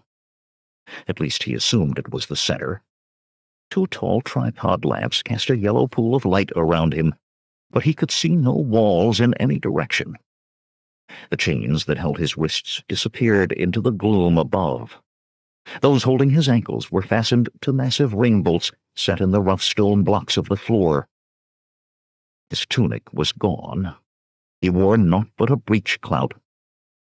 Without real hope of escape, he tensed every muscle, straining until sweat popped out on his forehead, beaded his shoulders, and rolled down his broad chest. There was not slightest give in the chains, nor in himself. He had been stretched to the point of joints cracking. Cloth rustled in the darkness, and he heard a man's voice. "He is awake, my lady." There was a pause. "Very good, my lady." Two men moved into the light, burly, shaven-headed, and bare-chested. One bore a burn across his hairless chest, as if some victim had managed to put hand to the hot iron intended for his own pain. The other was as heavily pelted as an ape from the shoulders down, and wore a smile on his incongruously pleasant round face. Each man carried a coiled whip. As they wordlessly took positions to either side of the Sumerian, he strained his eyes to penetrate the darkness. Who was this lady? Who?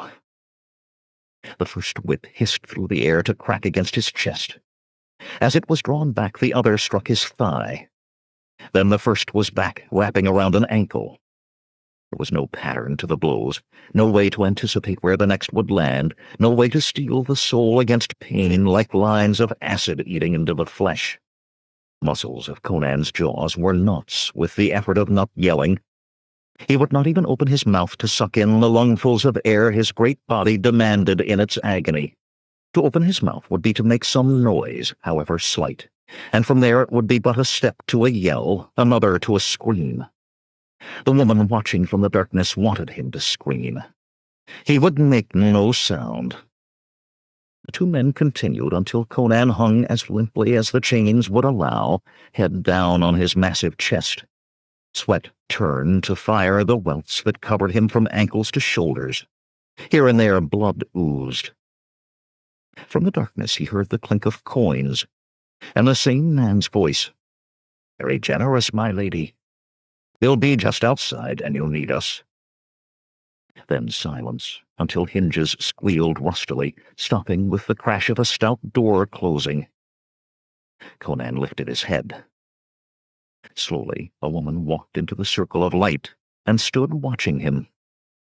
The woman veiled in gray. "You," he rasped.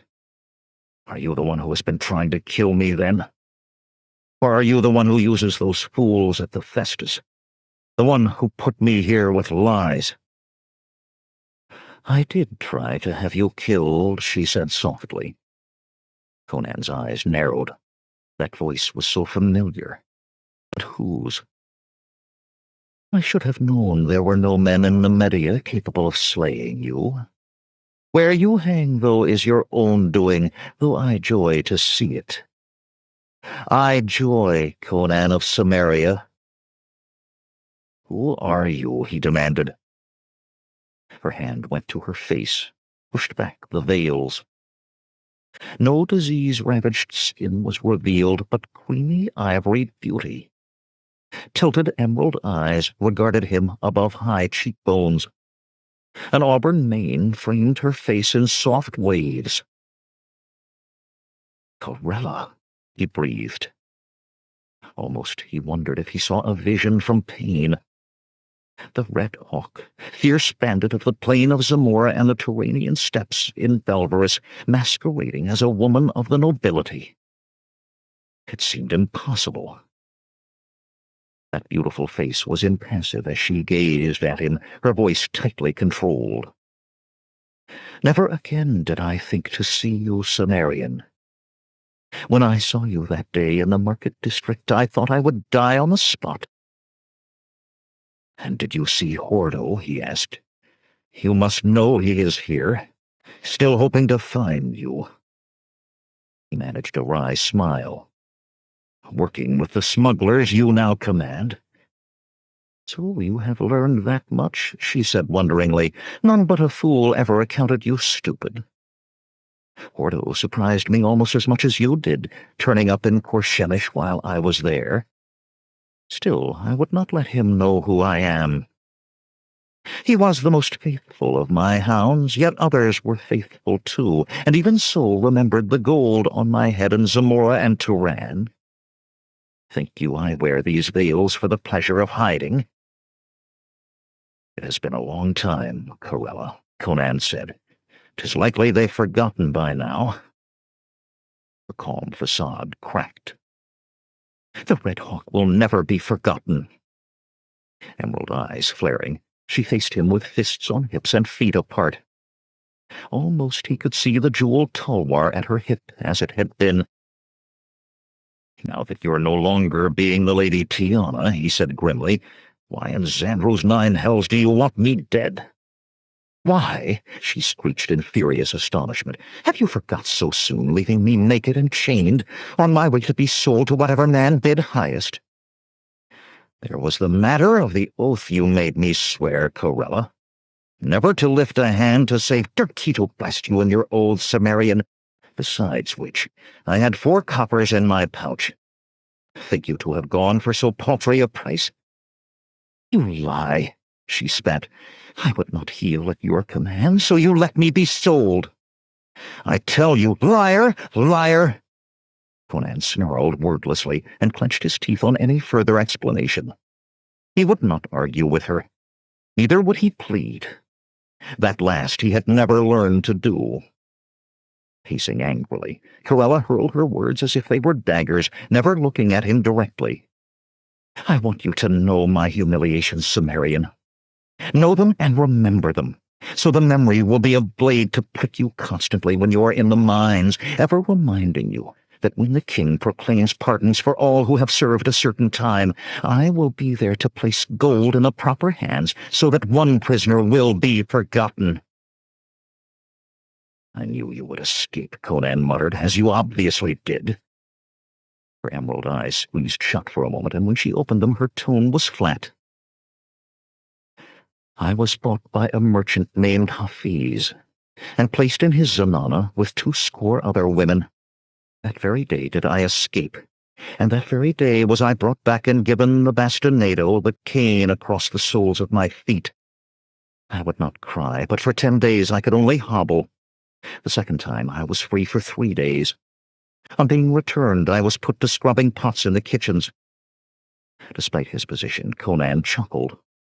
A fool he was to think to tame you so. She turned to face him, and if her words were soft, her eyes held murder.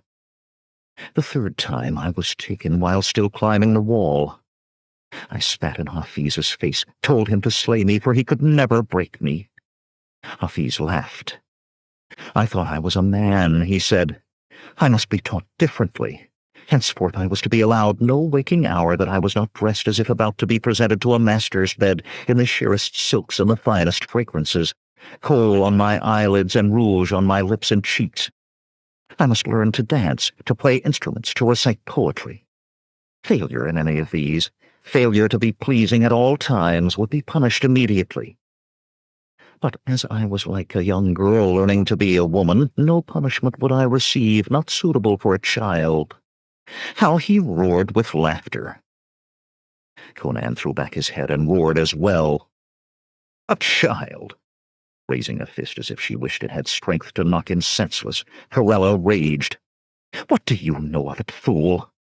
Having my box turned up for the switch 10 times a day? Spoons of catine oil forced down my throat? 100 more too shaming even to think on. Laugh, you barber oaf. For a year was I forced to endure, and how I wish I could make you live a year in the mines for every day of it. With an effort he managed to control his mirth. I thought you would escape in half a year, perhaps less. But the Red Hawk turned to a thrush in a silver cage. Day and night was I watched, she protested, and I did escape, with a sword in my hand. Because you tired of being sent to your bed with no supper? Chuckles reverberated in his massive chest. Turquito, blast your eyes, Corella howled. She raced forward to pound her small fists against his great chest. Erlich take you, you Sumerian bastard! You! Abruptly she sagged, clutching him to keep from falling. Her cheek was pressed against his chest. He was astounded to see a tear at the corner of her eye. I loved you, she whispered. I loved you. The muscular Sumerian shook his head in wonderment. Did she act like this when she loved him? He could not imagine anyone surviving her hate. Pushing herself away, she stepped back from him, refusing to acknowledge the tears that trembled on her long lashes. There is no fear in you, she whispered. You are not trembling. Nor will you think, if she suffered so, what will she make me suffer? I have no blame for what happened to you, Corella, he said quietly. She did not seem to hear. But if you have no fear, still you are a man. A strange smile played about her lips. Abruptly, her fingers went to the brooches that held her robes. In an instant, the gray silk lay in a pool about her slender ankles. Gracefully, she stepped from the robes. She was as he remembered, full breasts and rounded thighs, long legs and a tiny waist. Corella was a sensual delight for the male eye. Slowly, on her toes, she spun, arms raised, head turning to let her silken tresses caress now creamy shoulders, now satin breasts. With a gentle sway to her hips, she walked to him, stopping only when her breasts touched him, just below the ribs as he hung in the chains. Touching her full lower lip with her tongue and looking up at him through her lashes, she began in a sultry tone. When you are taken into the mines, only death can bring you to the surface again. You will live your life in dank, foul air and the dim light of guttering torches. There are women there, if you want to call them women. Their hands are as calloused as any man's. Her fingers stroked across his iron-hard chest. Their hair and skin are filth encrusted, their stench foul. Their kisses, their slender arms stretched up, Her hands hooked behind his neck, and she pulled herself up until her face was level with his. "They have no sweet kisses such as this," she whispered, and pressed her lips to his. He met her kiss savagely, until at last she broke free with a whimper. Her emerald gaze was tremulous, his the blue of windswept northern skies. "You will never have a kiss like that again," she said breathlessly. Abruptly she dropped to the stone floor and backed away, biting her full lower lip. There was sudden uncertainty in her green eyes. "Now I will be the only woman in your mind for the rest of your life," she said. "The only woman for the rest of your life." And snatching her robes from the floor, she ran into the darkness. After a time, he heard the door squeak open and clash shut. She had not changed, he thought. She was still the Red Hawk, fierce and hot-blooded as any bird of prey. But if she thought he would go meekly to the mines, or whatever the ancient penalty Geryon had spoken of, then she was also as wrong-headed as she had ever been. Conan eyed his chains, but did not again attempt to break them. Among the lessons taught by the treacherous snow-covered crags of the Cimmerian mountains was this: when action was not possible, struggle only brought death sooner. Waiting, conserving strength, brought the chance of survival. The Cimmerian hung in his chains with the patience of a hunting beast waiting for its prey to come closer. 21. Creaking, the chains that held Conan's arms began to rattle down, lowering him to the stone floor. Could not suppress a groan as his position shifted. He had no idea how many hours he had hung there. The pool of light and the dark beyond were unchanging, giving no sign of time's passage. His feet touched the floor, and knees long strained gave way. The full length of his massive body collapsed on the stone. Straining, he tried to get his arms under him, but the blood had long since drained from them. They could only twitch numbly. The two men who had wielded the whips hurried into the light and began removing the chains. His weakened struggles were useless, as they manacled his hands behind him and linked his ankles with heavy iron chains. The man with the burn scar was as silent and expressionless as before. But hairy chest, he with the oddly pleasant face, talked almost jovially. "Almost did I think we'd let you hang another day, what with all the excitement of this one. Fasten that tighter," he added to the other. "He's dangerous, this one."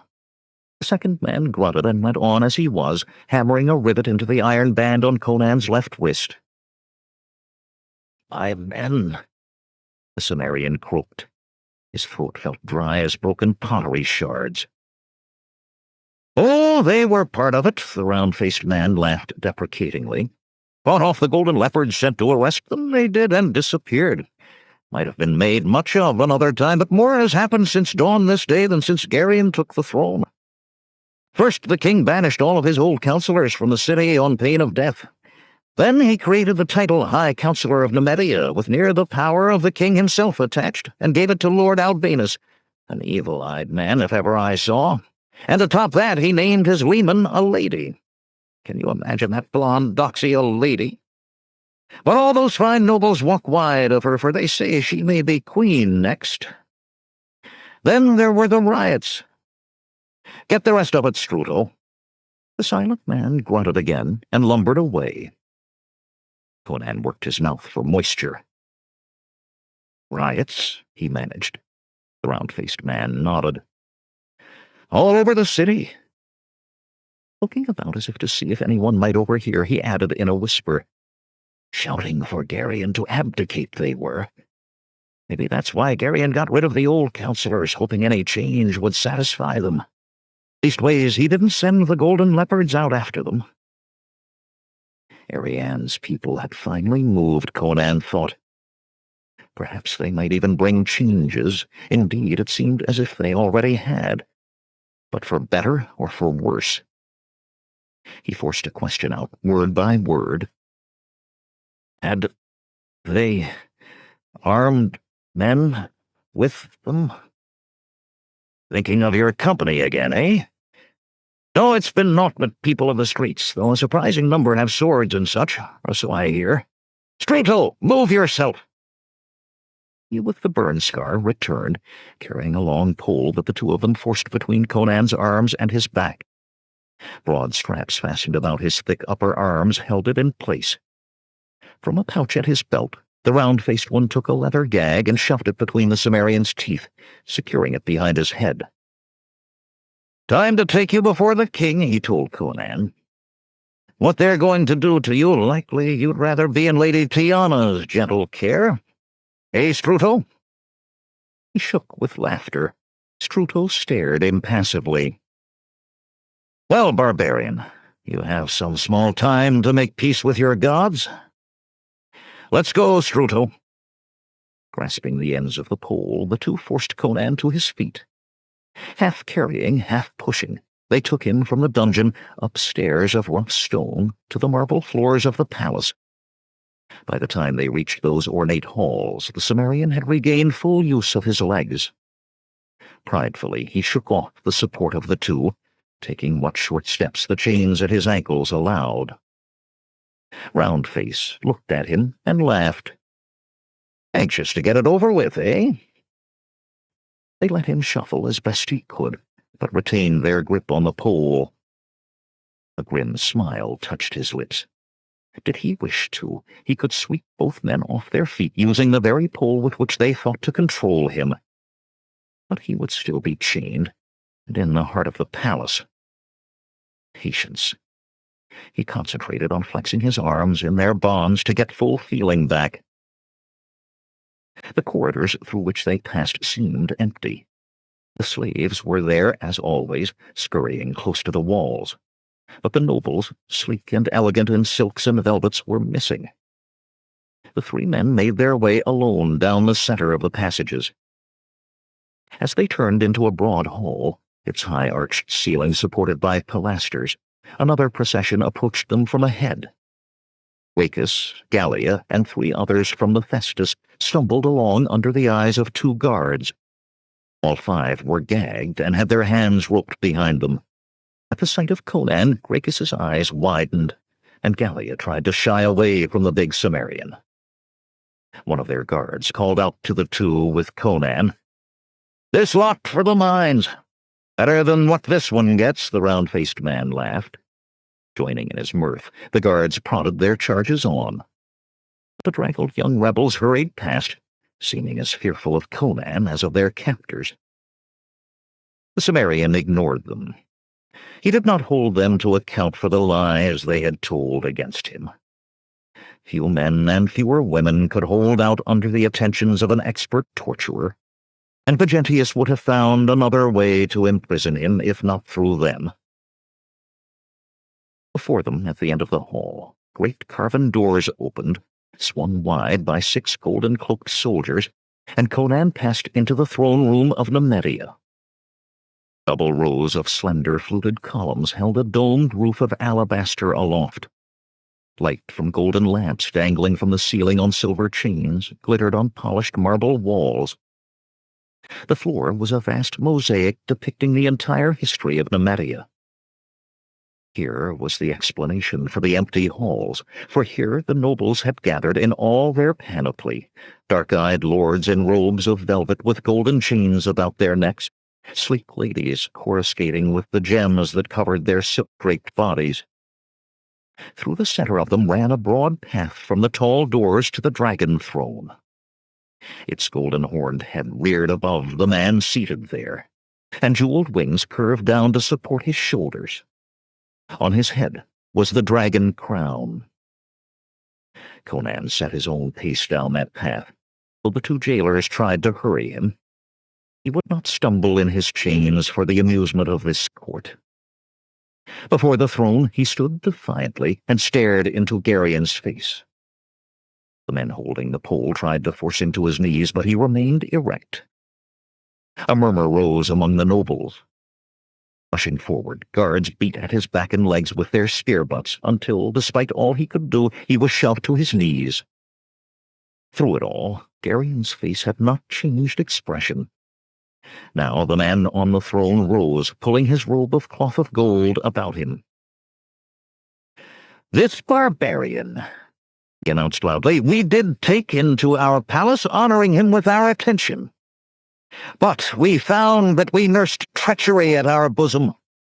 Most foully our trust was betrayed, and—" He droned on, but Conan's attention was caught by the man standing slightly behind the dragon throne, one hand resting on it possessively, while he nodded at the king's words like a teacher approving a pupil. The seal of Nemedia hung on a golden chain about his neck, which marked him as the High Counselor of Nemedia, Lord Albinus.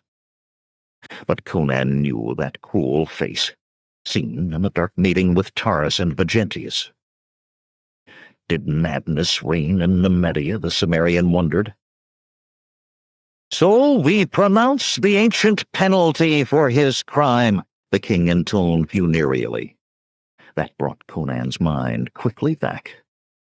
There was on Garion's face none of the sadness he had shown when Conan was taken, only flat calm.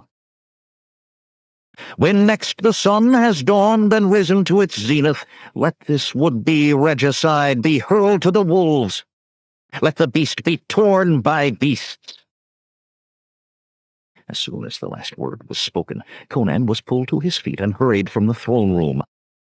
Not even the round-faced jailer spoke as the Cimmerian was returned to the dungeons, this time to a small cell, its stone floor strewn with filthy straw. The pole and the gag were removed, but not his chains. Another was added, linking that between his ankles to a ring set in the wall. As soon as the two jailers were gone, Conan began to explore his new prison. Lying full length on his belly, he could have reached the heavy wooden door, were his hands not linked behind him, but there was nothing on which to get a grip, even if his hands had been free. Nor did he truly believe he could break the stout iron hinges. The walls were wrought stone, close set but with aged mortar crumbling. A man with tools might remove enough of them to escape. In a year or two, the rotting straw held nothing but a half-gnawed rat carcass. The Cimmerian could not help wondering whether the gnawing had been done by its fellows, or by the last prisoner. Kicking it into a far corner, he hoped he would not long have to endure the smell. No sooner had Conan settled himself with his back against the wall than a key rattled in the large iron lock and the cell door creaked open. To his surprise, Albinus entered, holding his black velvet robes carefully clear of the foul straw. Behind him, the cloth of gold-clad form of the king stopped in the doorway. Garion's face turned this way and that, eyes curiously taking in the straw and the stone walls. He looked at Conan once, as if the big Cimmerian were just another fixture of the cell. It was Albinus who spoke. "You know me, don't you?" "You are Lord Albinus," Conan replied warily. "You know me," the hawk-faced man said, as if confirming a suspicion. "I feared as much. 'Tis well I acted when I did." Conan tensed. "You?"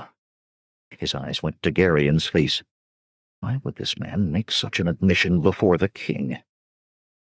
"Expect no help from him," Albinus laughed. "For a time, Barber, you were a worry to me, but it seems in the end you are no weapon of the gods after all.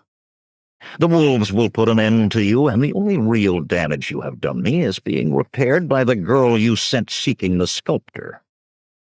No, in the sum of it, you are naught but a minor nuisance." "Ariane," Conan said sharply, "what have you done with her?" The obsidian-eyed lord laughed cruelly. "Come, King Garion, let us leave this place." "What have you done to Ariane?" Conan shouted as Albinus left. The king paused to look at him. He stared into Garion's face with as close to pleading as he could come. "Tell me what he has done." The words died on his lips even as the other turned to go. The door creaked shut. Stunned, Conan leaned back against the stone wall. Since that first entrance into the throne room, he had felt some oddity in Garion, but put it down to himself. No man sees things aright while hearing his own death sentence. Now he had noticed a small thing. There was no bruise on Garion's cheek. Garion was no man to cover such things with powder like a woman, and he had no court sorcerer to take away such blemishes with a quick spell and a burning candle, nor had it had time to fade naturally. A small thing, yet it meant that he who had sat on the dragon throne and passed sentence on Conan was not Garion. Mind whirling, the Cimmerian tried to make some sense of it. Albinus plotted rebellion, yet now was counselor to a king who was not Garion. But it had been Garion in Vigentius's apartments only the night before. Of that Conan was certain. He smelled the stench of sorcery as clearly as he did the rotting straw on which he sat. Patience, he reminded himself. He could do nothing chained in a cell. Much would depend on whether he was freed of those bonds before he was thrown to the wolves. Even among wolves a great deal could be done by a man with hands free and will unfettered. This, Conan resolved, Albinus would learn to his regret. Sularia lay face down on a toweled bench, while the skilled hands of a slave woman worked fragrant oils into her back. Lady Sularia, she thought, stretching luxuriantly. So wonderful it had been standing among the lords and ladies in the throne room, rather than being crowded with the other lemans along the back wall. If her acceptance had been from fear, the smiles and greetings given her sickly and shamefaced, it only added to the pleasure. For those who spoke respectfully now had oft spoken as if she were a slave. And this did not have to be the end. If she could move from the mistress's wall to stand with the nobles, why not from there to stand beside Albinus? Queen Solaria. Smiling at the thought, she turned her head on her folded arms and regarded her maid, a plump gray-haired woman who was the only one in the palace Solaria trusted, or rather the one she distrusted least. "Does she still wait, Latona?" Solaria asked. The gray-haired maid nodded briskly. "For 2 turns of the glass now, mistress. No one would dare disobey your summons." The blonde nodded self-satisfied agreement without lifting her head. "Bring her in, Latona. Then busy yourself with my hair." "Yes, mistress," Latona cackled, and hurried out. When she returned, she escorted the Lady Jelana. The willowy noblewoman looked askance at Latona as the serving woman began to labor over her mistress's hair, while Sularia smiled like a cat at a dish of cream. Only when receiving an inferior would servants be retained so. Some of the arrogance had gone from Jelana with her weight. Enough remained, however, for her to demand at last, "Why have you summoned me here, Sularia?" Sularia raised a questioning eyebrow. After a moment, Jelana amended, "Lady Sularia." Her mouth was twisted as if it had a foul taste. "You grew from a child in this palace, did you not?" the blonde began in a pleasant tone. Jelana's reply was curt. "I did. Playing hide-and-seek through the corridors, gambling in the courtyards, splashing in the fountains. Your every wish met as soon as it was made." "Did you ask me here to speak of childhood?" Jelana asked. "I did not," Sularia said sharply. "I summoned." "Know you Enaro Ostorian?" If the imperiously beautiful woman was surprised by the question, she did not show it.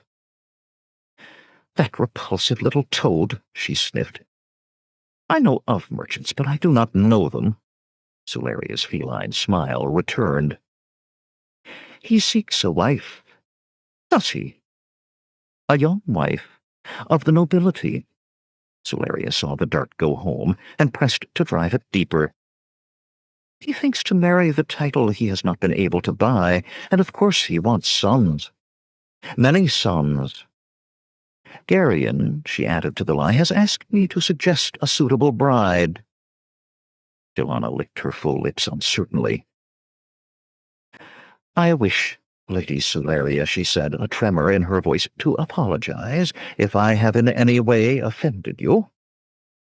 "Do you know the man Dario?" Solaria demanded, "the keeper of Garion's kennel?" "No, my lady," Jelana faltered. "A foul man, I'm told, both in stenches and habits. The slave girls of the palace hide from him, for his way with a woman is rough to the point of pain." Solaria paused, watching the horror grow on the imperious woman's face. "Think you, Jelana, that one night with Dario is preferable to a lifetime with Ostorian?" "You are mad," the slender woman managed. "I'll listen to no more.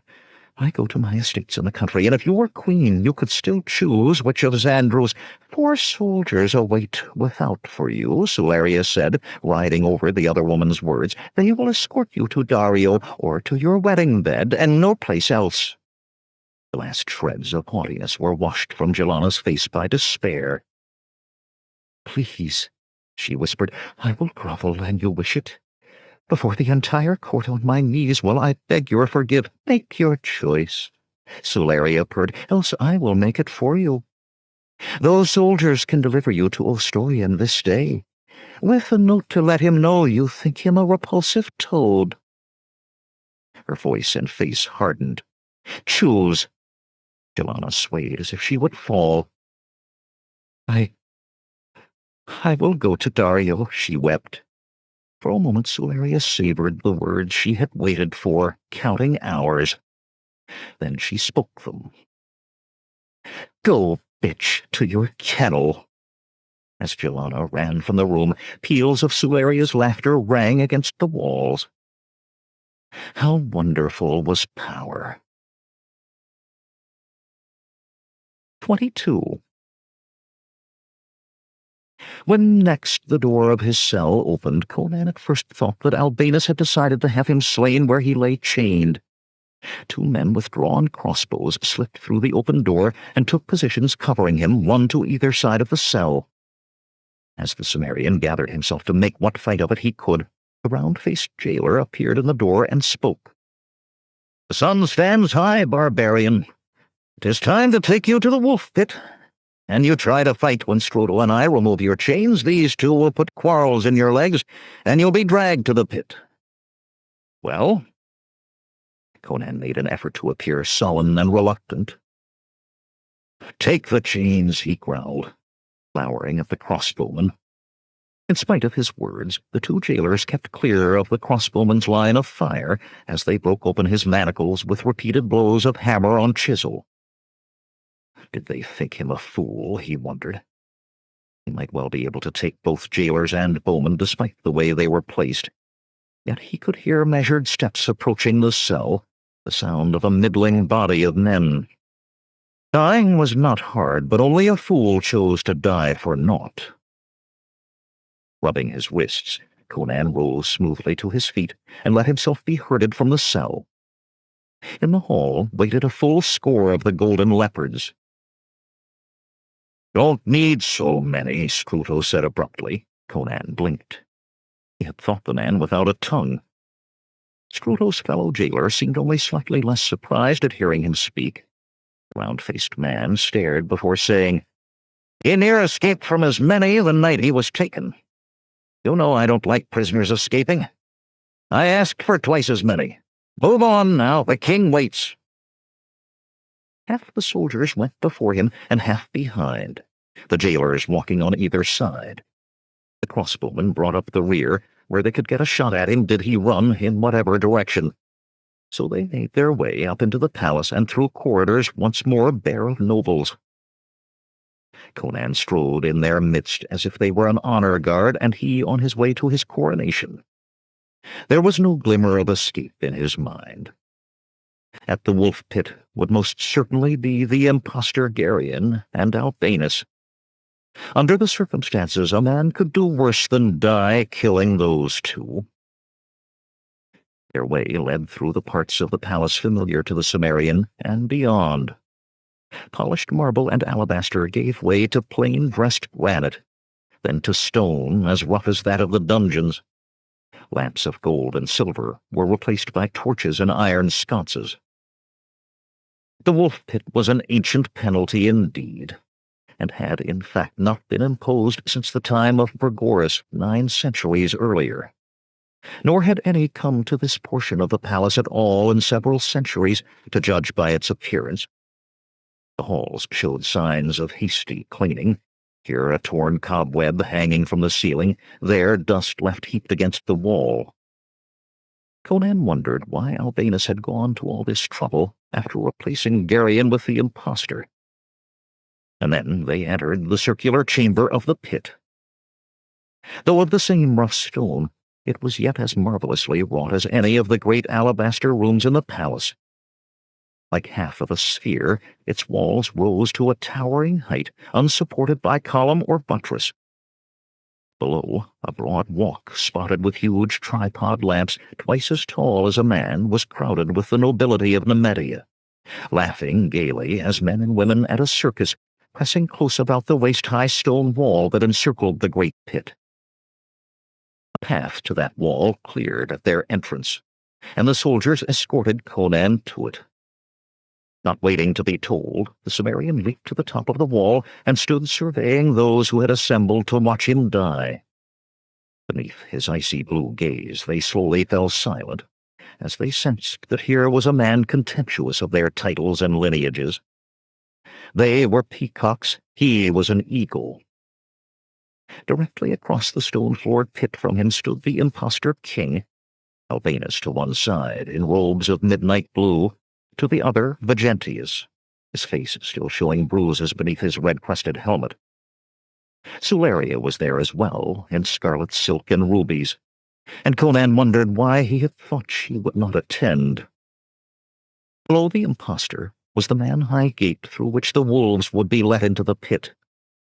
Conan saw no eager muzzles pressed between the bars of the gate, heard no hungry whines and growls. A complicated system of iron chains served to draw the gate aside. Perhaps he need not die. Albinus touched the arm of the man wearing the dragon crown, and he began to speak. "We have gathered you!" Conan's wild war cry rang from the rocky dome.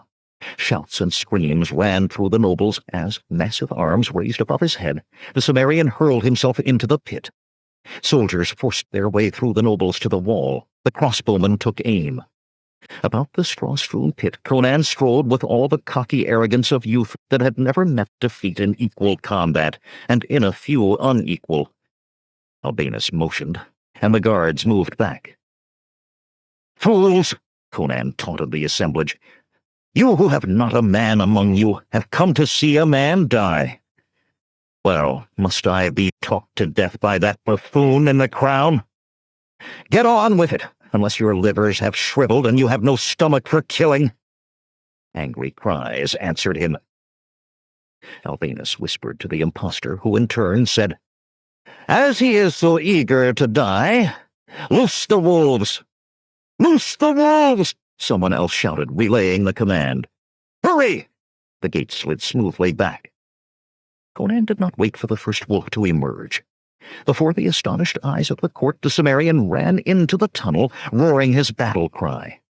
Behind, in the pit, yelling nobles dropped over the wall to seize and slay the escaping barbarian who had denied their manhood. In the dark of the tunnel, Conan found himself suddenly in the midst of the snarling wolf pack. Razor teeth whipped at him. He matched them snarl for snarl, his fists hammers that broke bones and knocked beasts the size of a man sprawling. Seizing a growling throat in his hands, he dashed the wolf's brains out against the low stone roof. In the hellish cauldron of that tunnel, the wolves knew the kindred ferocity of the young giant who faced them. As Conan fought his way deeper into their pack, they began to slip past toward the pit, seeking easier meat. The noble lord's angry yells turned to screams as bloody wolves raced among them to slay. Ahead of him, Conan saw a light. "Accursed wolves!" a voice snarled from that direction. "You're to kill some fool, barber, not each." The man who spoke faltered as he saw Conan coming toward him. He stood with the iron-barred gate at his end of the tunnel half open, a spear in his hand. Instead of stepping back and slamming the gate shut, he thrust at the Cimmerian. Conan grasped the spear with both hands and easily wrenched it from the other's grasp. Before the man could do more than gape, the butt of his own spear smashed into his chest, hurling him back through the gate, Conan following close behind. The wolf-keeper scrambled to his feet, a curved blade the length of his forearm protruding from his fist, and lunged. The spear reversed smoothly in the Cimmerian's big hands. He had not so much to thrust as to let the man run on to the point, spitting himself so that the whole blade of the spear stood out from his back. A cry of both pain and horrified disbelief wrenched from the wolf-keeper's throat. "Your wolves will not kill this barber," Conan growled, then realized that his words had been spoken to a dead man. Letting spear and transfixed man fall, he closed the gate, thrust the heavy iron bar that fastened it into its brackets, and shoved the latch pins home. It would take time to get that open from the other side, time for him to escape. Though, from the screams and snarls that yet echoed in the tunnel, it might be some while before the soldiers dealt with wolves and panicked nobles and reached that gate. Little there was in that chamber to be of use to him. Crude rush torches guttered in rusty iron sconces on the walls, illuminating 6 large iron-barred cages mounted on wheels. No weapons were in evidence, excepting only the long, curved dagger, which Conan retrieved, and the spear. He left that lodged in the wolf-keeper's body. Its length would make it a cumbersome weapon in the narrow confines of the old stone corridors. There was not even cloth to bind his gashes, unless he tore from his own breechclout or from the filthy and now blood-soaked tunic on the corpse. The wolf-keeper had, however, brought a clay jug of wine and a large spiced sausage on which to sup while his charges did their bloody work. On these Conan fell eagerly, ripping the sausage apart with his teeth and washing it down with long gulps of sour wine. It had no food or drink since before his imprisonment. No doubt his jailers had deemed it a waste to feed one who was to die soon. Tossing the empty jug aside and popping the last bit of sausage into his mouth, the Cimmerian took one of the rush torches and set about finding his way out of the palace. It did not take him long to discover that those ancient corridors were a labyrinth, never straight, crossing and recrossing themselves and each other. He had no wonder in him that the secret passages beneath the palace had been lost. It would be all men could do to keep track of these. Subtly, in crossing another pitch-dark hall, he realized that his footprints had mingled with others. Other fresh prints. He bent to examine them, and straightened with a curse. Both sets were his own. He had doubled back on himself, and could continue to do so until he starved. Face grimly determined, he followed his own prints until he came to a forking of the passage. The trail in the dust went left. He went right. A short time later he found himself again staring at his own back trail, but this time he did not pause to curse. Hurrying on to the next turning, he again took the opposite way to that he had taken before. And the next time, and the next. Now the passages seemed to slope downward, but Conan pressed on regardless, even when he found himself burning a way through halls choked with cobwebs that crisped dryly at the touch of the flame. Turning back held no more assurance of escape than going forward, only a greater chance of encountering the golden leopards. Coming to a fork, the Cimmerian turned automatically right. He had taken the left at the last, and stopped.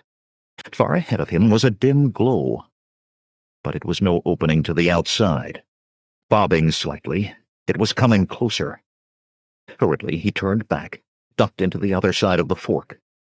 On silent feet he ran 20 paces and hurled the torch ahead of him as far as it would go.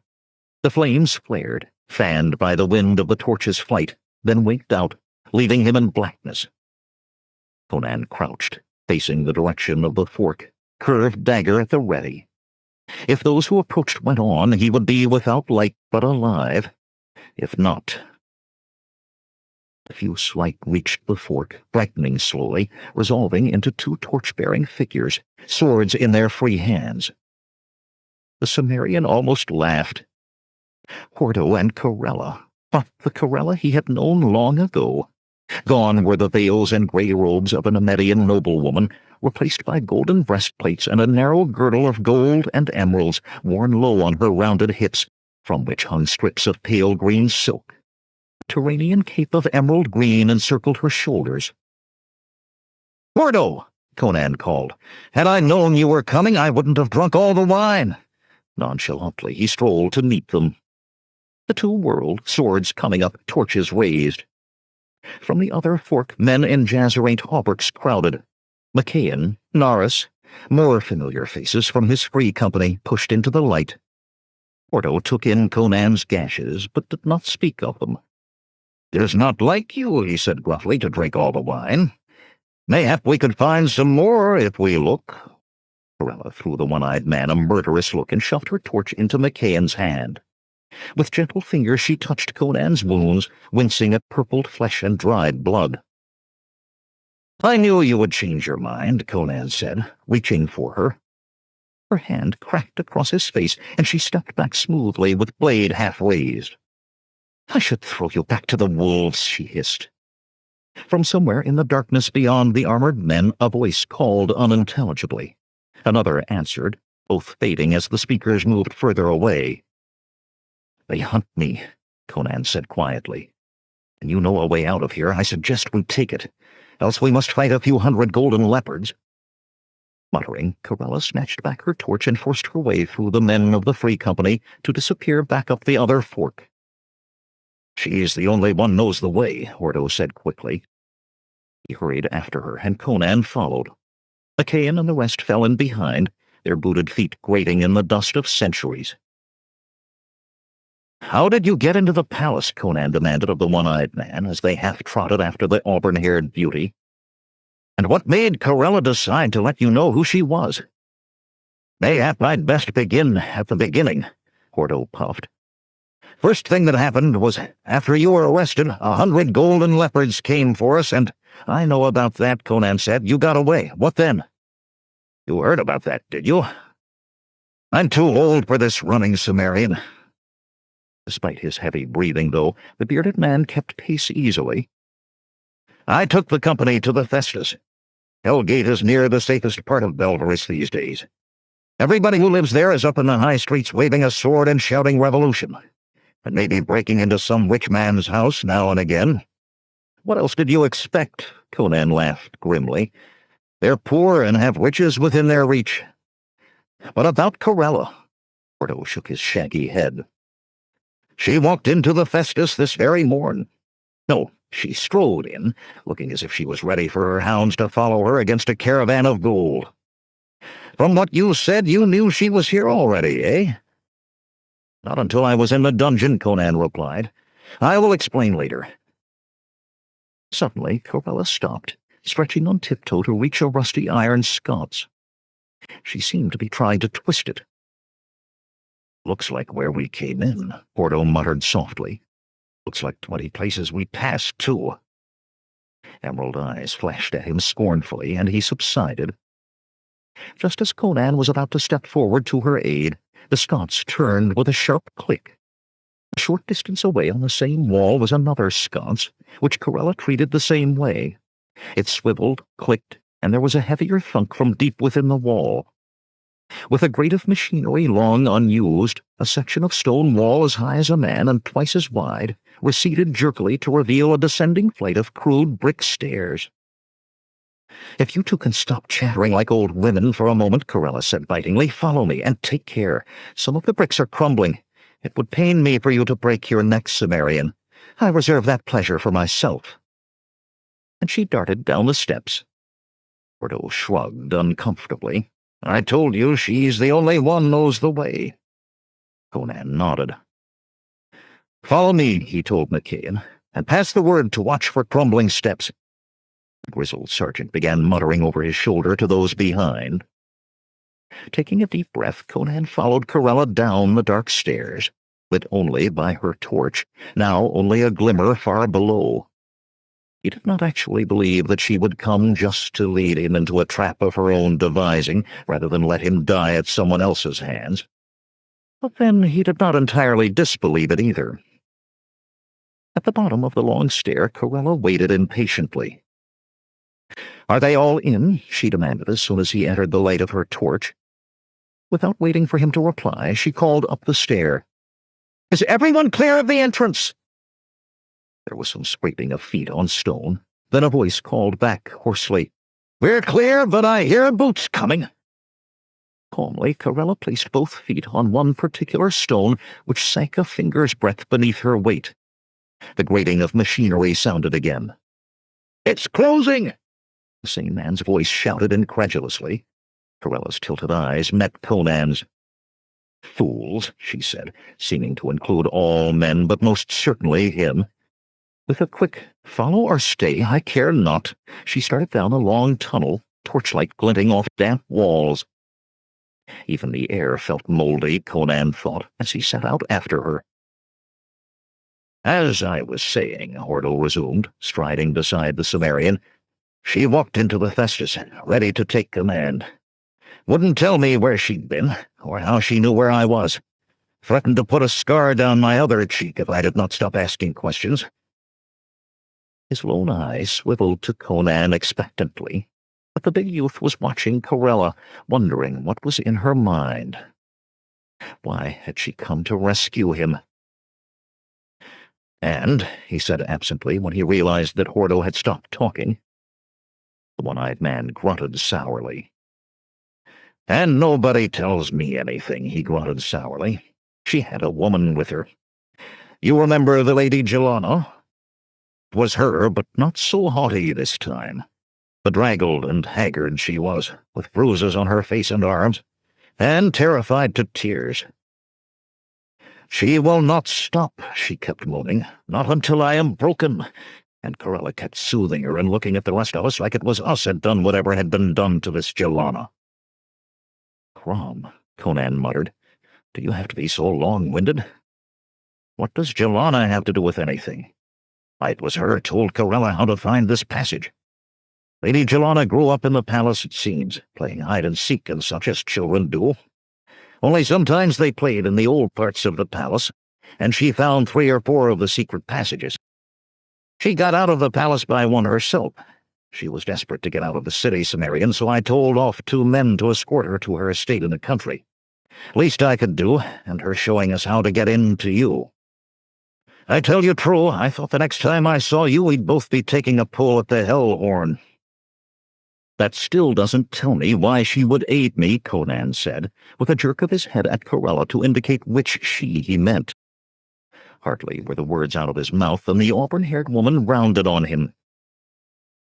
The wolves were too good for you, you big Cimmerian oaf. If you are to be torn to pieces, I want to do it with my own hands.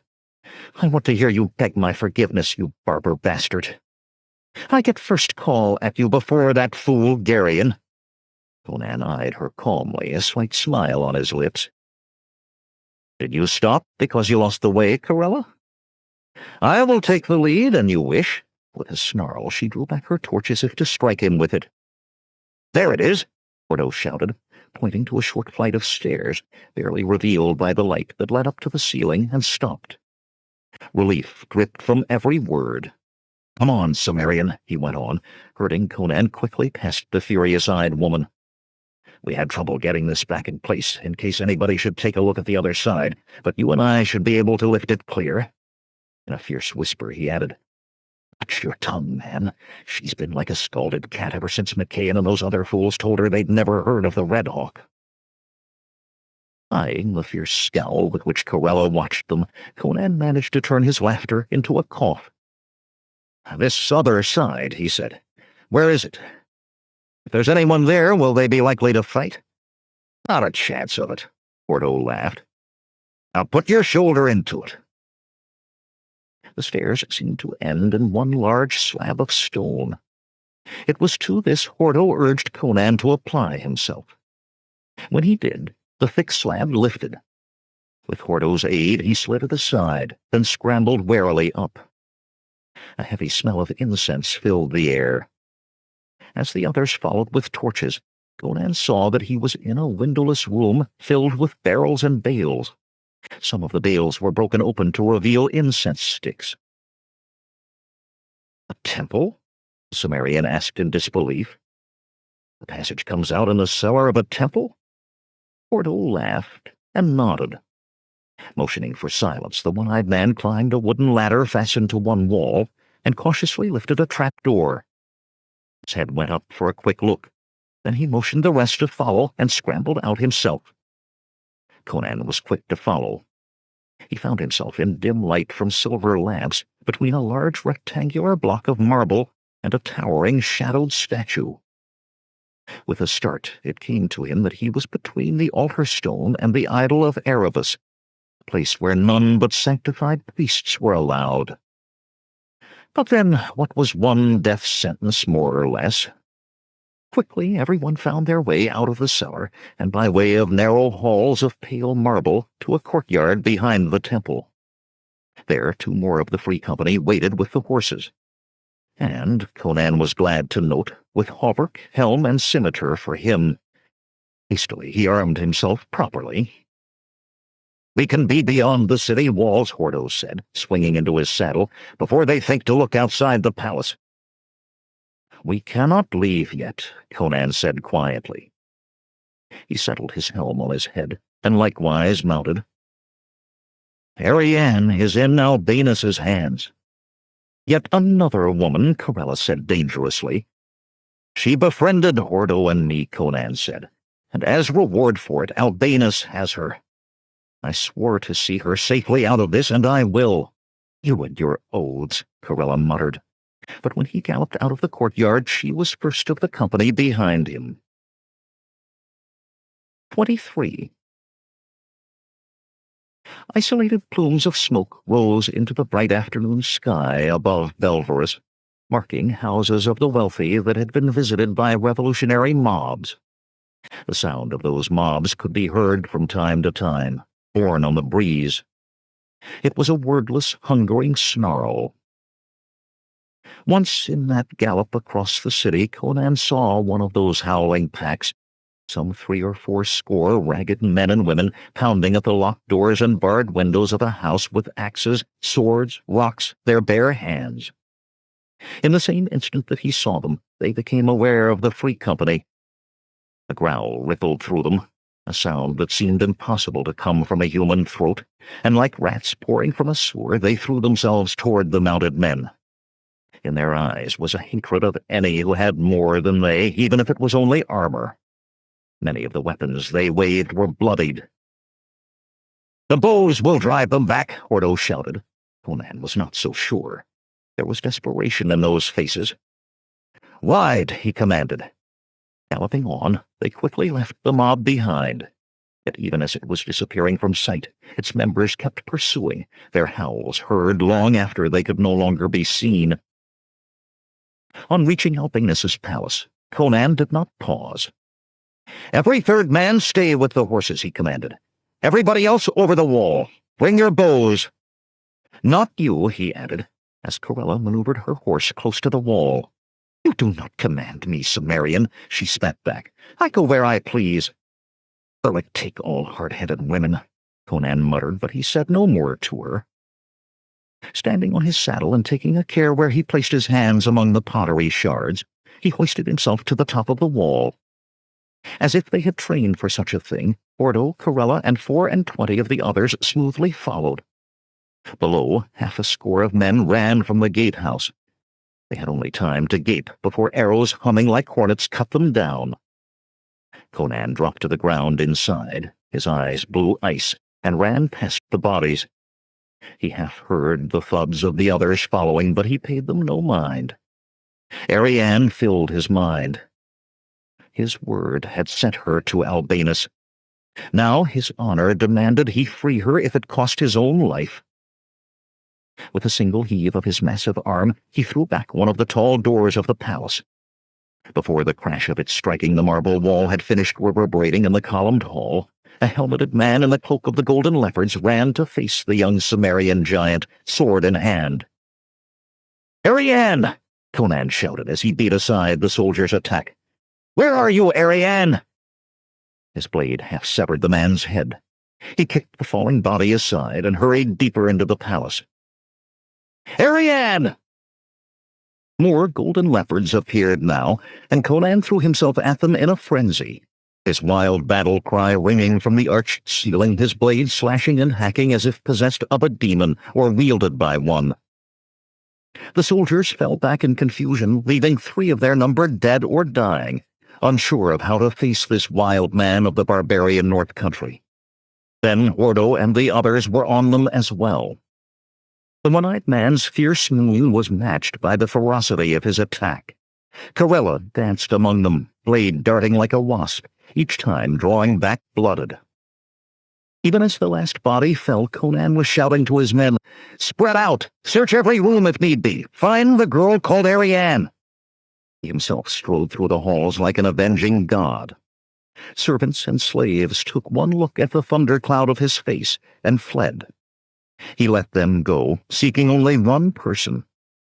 Then he saw another that interested him. The gray-bearded chamberlain tried to run, but Conan seized a fistful of the man's tunic and lifted him till only the other's toes touched the floor. Conan's voice held the promise of death. "Where is the girl Ariane, Chamberlain?" I know no girl." Conan's arm nodded, lifted the other clear of the floor. "The girl," he said softly. Sweat beaded the Chamberlain's face. "Lord Albinus," he gasped. "He took her to the royal palace." With a groan, the Cimmerian let the gray-bearded man drop. The Chamberlain darted away. Conan let him go. The palace. How could he get to her there? Could he return through the secret passage from the Temple of Erebus? He would spend the rest of his life wandering in the ancient labyrinth without ever finding his way into the newer palace. He heard footsteps behind him, and turned to find Hordo bearing down on him, Machaon and Corella close behind. "Machaon found someone in the dungeons," Hordo said quickly. "Not the girl.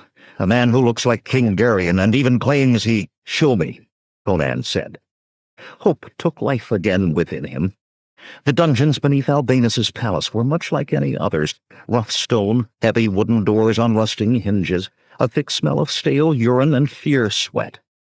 Still, when Conan looked into the cell to which Machaon led him, he smiled as if it were a fountained garden. The ragged, dirty man chained to the wall stirred uncertainly. "Well, Conan," he said, "have you joined Albinus and Vigentius?" "Derketo," Corella breathed. "He does look like Geryon." "He is Geryon," Conan said. "That bruise on his cheek names him so." Geryon's chains clanked as he touched the bruise. He laughed shakily. "To be known by so little a thing." "If this be Geryon," Corella demanded, "then who sits on the dragon throne?" "An impostor," Conan replied. "He has no bruise. Fetch me hammer and chisel. Quickly." Machaon disappeared to return in moments with the required items. As Conan knelt to lay chisel to the first manacle at Geryon's ankle, the king said, "You will be rewarded for this, barbarian.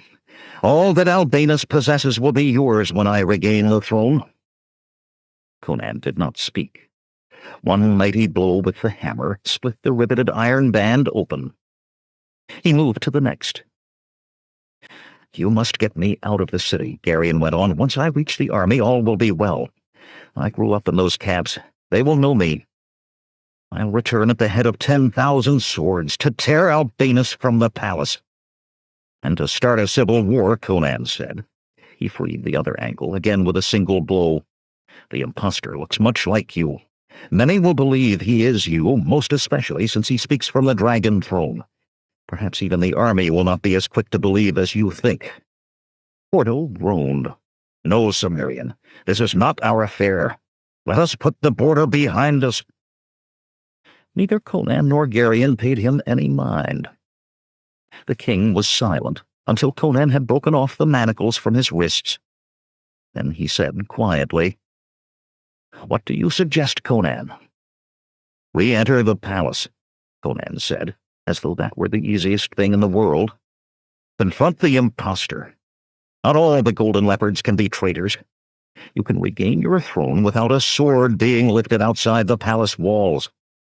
He did not think it politic to mention the mobs roaming the streets. "A bold plan," Geryon mused. "Yet most of the golden leopards are loyal to me. I overheard those who guarded me here talking. We will do it. I go to regain my throne, Cimmerian, but you have already gained my eternal gratitude." His regal manner was returning to him. He regarded his own filth with an amused smile. "But if I am to re-enter the palace, I must wash and garb myself to look the king."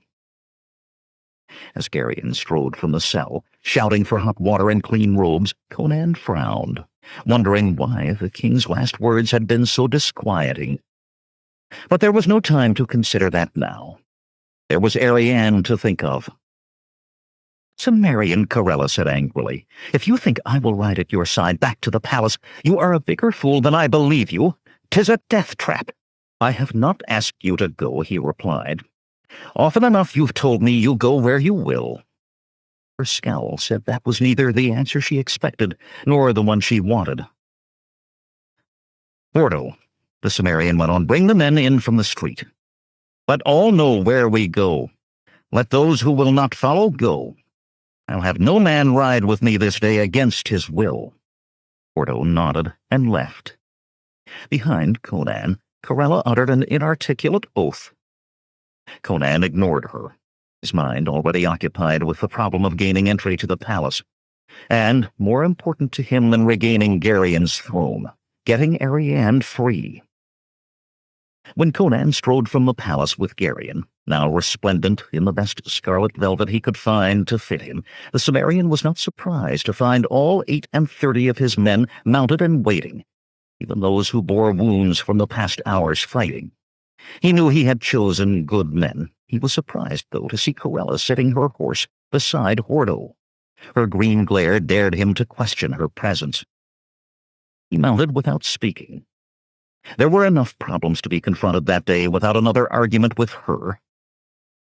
"I am ready," Geryon announced, as he climbed into the saddle. He had a broadsword strapped on over his tunic. "Let us ride," Conan commanded, and led the small band out of the palace grounds at a gallop. 24. The approach to the palace, up the winding streets to the top of the hill, and across the greensward to the drawbridge, was made at a slow walk. Geryon rode slightly to the front of Conan. A king should lead his army, he had said, even when it was a small one. Conan agreed, hoping the sight of Geryon would make the guards hesitate enough to let them get inside. At the drawbridge, they dismounted, and the guards there indeed stared open-mouthed as Geryon strode up to them. "Do you recognize me?" Geryon demanded. Both nodded, and one said, "You are the king. But how did you leave the palace? There was no call for an honor guard." Conan breathed a sigh of relief. There were not Vegentius's men. The guards eyed those behind the king, most especially Corella, but kept their main attention on Geryon. "Do you think the king does not know the secret ways beneath this hill?" Geryon smiled, as if the thought were laughable. As the two guards began to smile as well, though, his face became grim. "Are you loyal men? Loyal to your king?" The two stiffened as one, and both recited the oath of the Golden Leopards as if to remind Geryon of it. "My sword follows he who wears the dragon crown. My flesh is a shield for the dragon throne. As the king commands, I obey to the death." Geryon nodded. "Then know that there is a plot against the dragon throne, and its perpetrators are Lord Albinus and Commander Vegentius." Conan put his hand to his sword as the soldiers started, but they merely stared at the king. "What are we to do?" one of them asked finally. "Take those who are in the barbican," Geryon told them, leaving only 2 to lower the portcullis and guard the gate, "and go with them to your barracks. Rouse all who are there. Let your cry be death to Albinus and Vegentius. Any who will not shout that are enemies of the dragon throne, even if they wear the golden cloak." "Death to Albinus and Vegentius," one guard said, and the other repeated it. When they had disappeared into the barbican, Geryon sagged. "I did not think it would be this easy," he told Conan. "It won't be," Conan assured him. "I still think I should have told them of the impostor, Cimmerian. Conan shook his head. It would only confuse them. They'll find out after he's dead, if luck is with us. It mattered little to him when or how they found out, so long as there was enough confusion for his purposes. He eyed the door to the barbican. What took them so long? Suddenly there was a cry from inside the stone gatehouse, cut abruptly short. One of those who had stood at the gate appeared in the door with a bloody blade in his fist. "There was one who would not see it," he said. One by one, those others who had been on guard slipped out, sword in hand. Each paused long enough to say to the king, "Death to Albinus and Vegentius," then trotted into the palace. "You see," Geryon told Conan as they led the free company through the gate, "it will be easy." As the portcullis rattled down behind them, shouts rang out from the direction of the Golden Leopard's quarters, and the clash of swords. An alarm gong began to ring, then stopped with a suddenness that spoke of the death of him who had sounded it. The sounds of fighting spread. "I want to find Albinus," Geryon said, "and Vegentius." Conan only nodded. He too wanted Albinus. Vegentius he would take if he came across him. He hurried on, the free company deployed behind him. First, he would try the throne room. Abruptly, 200 golden-cloaked soldiers appeared ahead. "For Geryon," Conan called, not slowing. "Death to Albinus and Vegentius." "Kill them!" came the reply. "For Vegentius!" The two groups ran together, roaring, swords swinging. Conan ripped the throat from the first man he faced without even crossing swords, and then he was like a machine, blade rising and falling and rising again, bloodier than before. The way was forward. He hacked his way through like a peasant through a field of wheat, chopping and moving forward, leaving bloody human stubble behind. And then he was clear of the melee. Did not pause to see how his companions fared against those who had survived his blade. The numbers were on the Free Company's side now, and he yet had to find Ariane. Of Geryon he cared not one way or the other. Straight to the throne room he ran. The guards that normally stood at the great carven doors were gone, drawn into the fighting that sounded now in every corridor. A door that usually was opened by 3 men, Conan pushed open unaided. The great columned chamber stood empty, the dragon throne guarding it with a malignant glare. The king's apartments, Conan thought. He set out still at a run, and those who faced him died. He no longer waited to call out the challenge. Any who wore the golden cloak and did not flee were the enemy. Few fled, and he regretted killing them only for the delay it caused him. Ariane. They slowed him finding Ariane. Corella stalked the palace halls like a panther. She was alone now. After the first fight she had searched among the bodies for Conan, uncertain whether she wanted to find him or not. There had not been long to look, for other soldiers loyal to Vegentius had appeared, and the fighting that followed had carried all who still stood away from that spot. She had seen Geryon laying about him and Hordo desperately trying to fight his way to her side. The one-eyed man had been like death incarnate, yet she was glad he had not been able to follow. There was that she had to do of which her faithful hound would not approve. Suddenly there was a man before her, blood from a scalp wound trickling down his too handsome face. The sword in his hand was stained as well, and from the way he moved he knew how to use it. "A wench with a sword," he laughed. "Best you throw it down and run, else I might think you intend to use it." She recognized him then. "You run, Demetrio. I have no wish to soil my blade with your blood." She had no quarrel with him, but he stood between her and where she wanted to go. His laugh turned into a snarl. "Bitch!" He lunged, expecting an easy kill. With ease, she beat aside his overconfident attack and slashed him across the chest with her riposte. Shaken, he leaped back. She followed, never allowing him to set himself for the attack again. Their blades flashed intricate silver patterns in the air between them, ringing almost continually. He was good, she admitted, but she was better. He died with a look of incredulous horror on his face. Stepping over his body, she hurried on, until at last she came to the chamber she sought. Carefully, she pushed the door open with her blade. Suleria, in the blue velvet robes of a noblewoman, faced her, frowning. "Who are you?" she demanded. "Some lord's leman? Don't you know enough not to enter my apartments without permission? Well, as you're here, what word of the fighting?" Her eye fell on the bloody sword in Corella's hand, and she gasped. "You sent a friend of mine to the lowest of Xandru's hells," Corella said quietly. With measured paces she stepped into the room. The blonde backed away before her. "Who are you? I know none who are friends of your sort. Leave my chambers immediately, or I'll have you flogged." Corella laughed grimly. "Jelana would not know your sort either, but you know of her. As for me, I do not expect you to recognize the Lady Tiana without her veils." "You're mad," Suleria said, a quaver in her voice. Her back was almost to the wall. Corella let her sword drop as she continued her advance. "I need no sword for you," she said softly.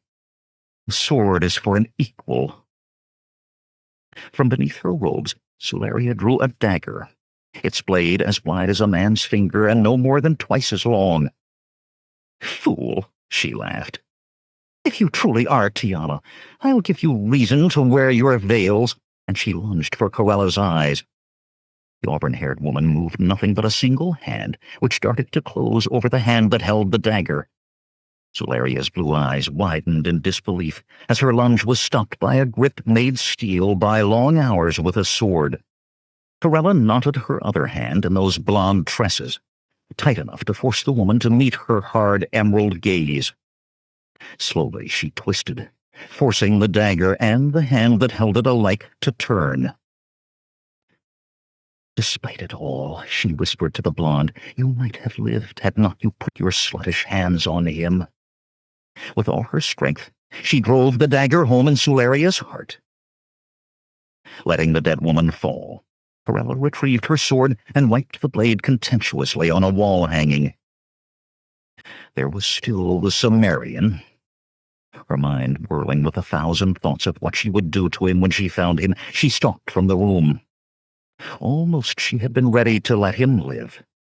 But Suleria had brought it all flooding back, all the 1,000 humiliations she had suffered because of him. That he had lain with such as Suleria was the worst humiliation of all. Though when she questioned that strange thought, her mind skittered away from answering. Then, from a colonnaded gallery, she saw him, in a courtyard below, lost in thought.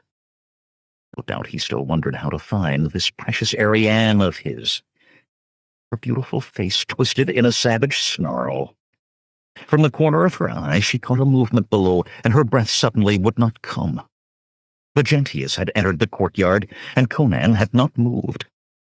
Slowly, like a murderer in the night, the big soldier, as big as Conan, crept forward, ensanguined sword upraised. His red-crested helmet and chainmail looked untouched, though that bloody blade was proof he had seen fighting. At any moment he would strike, and she would see Conan die. Tears ran down her face. Tears of joy, she told herself. It would give her much joy to see the Cimmerian meet his death. Much joy. "Conan!" she screamed. "Behind you!" Conan listened to the approaching footsteps that grew less wary by the second. The Cimmerian's hand already rested on his sword hilt. He did not know who it was that crept toward him, save that by his actions he was an enemy.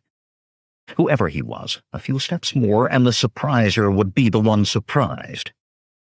Just one step more. "Conan!" a scream rang out. "Behind you!" Cursing his lost advantage, the Cimmerian threw himself forward, tucking his shoulder under as he hit the flagstones, drawing his scimitar as he rolled to his feet. He found himself facing a very surprised Vegentius. A quick glance upward showed him the source of the shout. Corella, half hanging over the stone rail of a gallery 2 stories above the courtyard. He knew it had to be his imagination, yet in that brief look he could have sworn that she was crying. It did not matter in any case. He must concern himself with the man he faced. Vigentius wore a grin, as if what was to come were the greatest wish of his life. "Long have I wanted to face you with steel, barber," he said. His face yet bore the yellowing bruises of their last encounter. "That is why you try to sneak up behind me?" Conan sneered. "Die, barber!" the big soldier thundered, launching a towering overhead blow with his sword. Conan's blade rose to meet it with a clang, and immediately he moved from defense to offense. Almost without moving their feet, the two men faced each other, blades ringing like hammer and anvil. But it was always Conan's blade that was the hammer, always he attacking, always Vigentius parrying, ever more desperately. It was time to end, the Cimmerian thought. With a mighty swing he struck. Blood fountained from the headless trunk of the commander of the Golden Leopards. As the body toppled, Conan was already turning to look for Corella. The gallery was empty. Still, he could not suppress a complacent smile at the thought that she did not hate him as much as she pretended. Else why had she cried out? He looked around as Hordo hurried into the courtyard. "Vigentius?" the one-eyed man asked, looking at the headless body. "I saw Albinus," he went on when Conan nodded, "and Ariane and the impostor. But when I got to where I saw them, they were gone. I think they were headed for the old part of the palace." He hesitated. "Have you seen Corella, Cimmerian? I can't find her, and I do not want to lose her again." Conan pointed out the gallery where Corella had stood. "Find her if you can, Hordo. I have another woman to seek." Hordo nodded, and the two men parted in opposite directions. Conan wished the bearded man luck, though he suspected Corella had disappeared once more. But his own concern was still Ariane. He could not imagine why Albinus would go into the ancient portion of the palace, unless it was to escape by way of one of the secret passages. If Jelana knew some of them, it seemed reasonable that the hawk-faced lord might also. Yet the Cimmerian did not think he could find even the one he had escaped through, lost as it was in that maze of pitch-dark corridors. There was only the wolf pit to hope for, and hoping against hope, Conan ran. He thanked every god he could think of that he encountered no golden leopards as he sped through the palace into the rough stone corridor he remembered so well.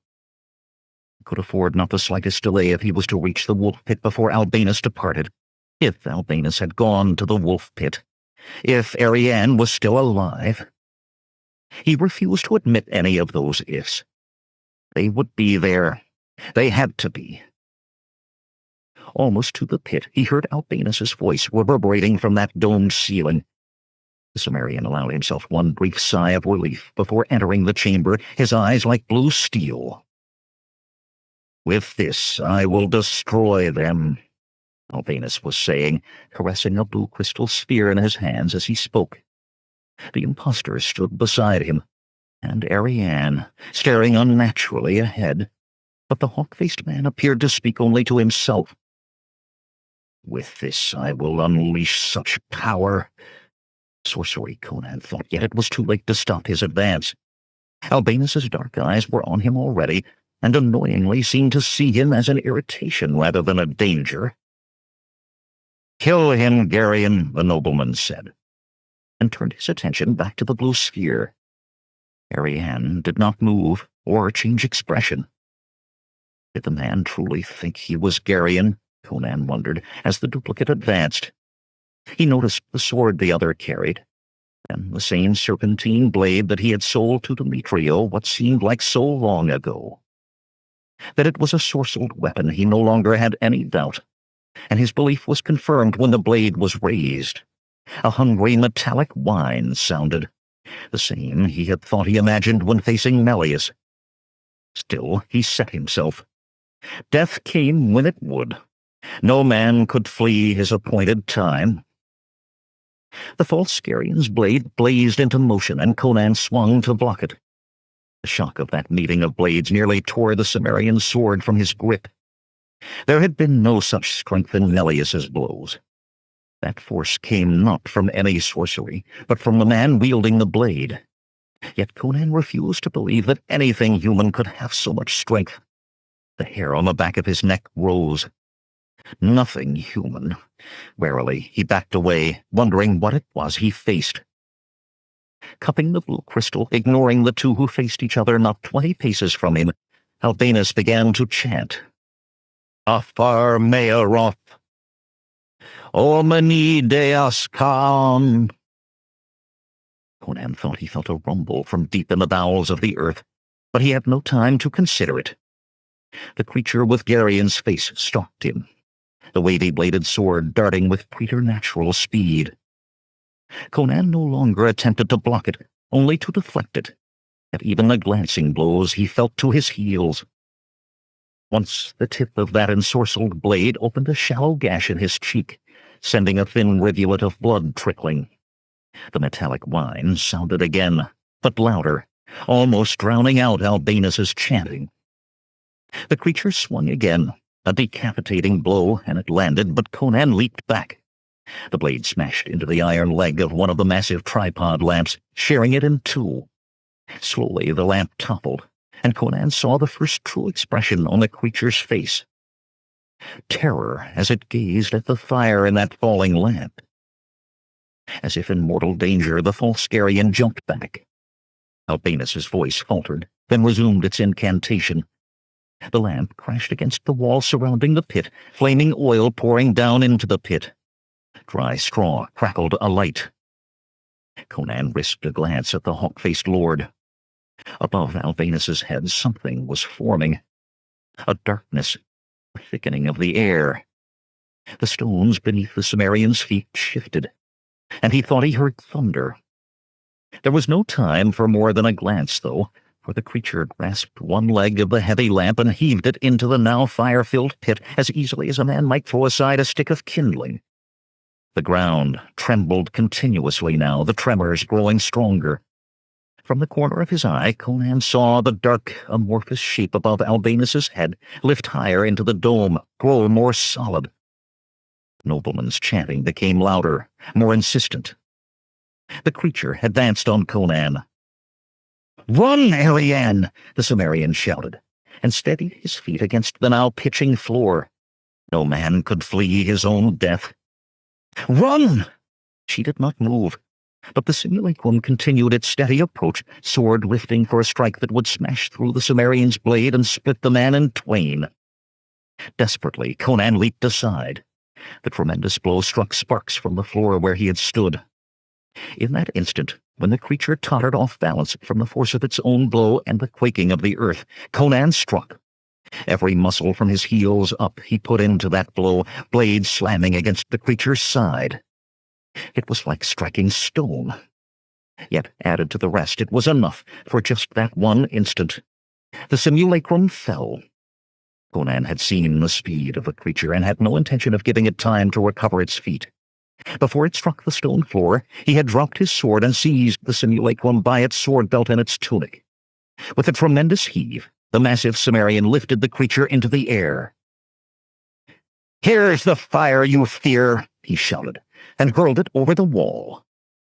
As it fell, a scream whipped from its throat. The sword was hurled away as it twisted in an inhuman effort to find some salvation from the flames.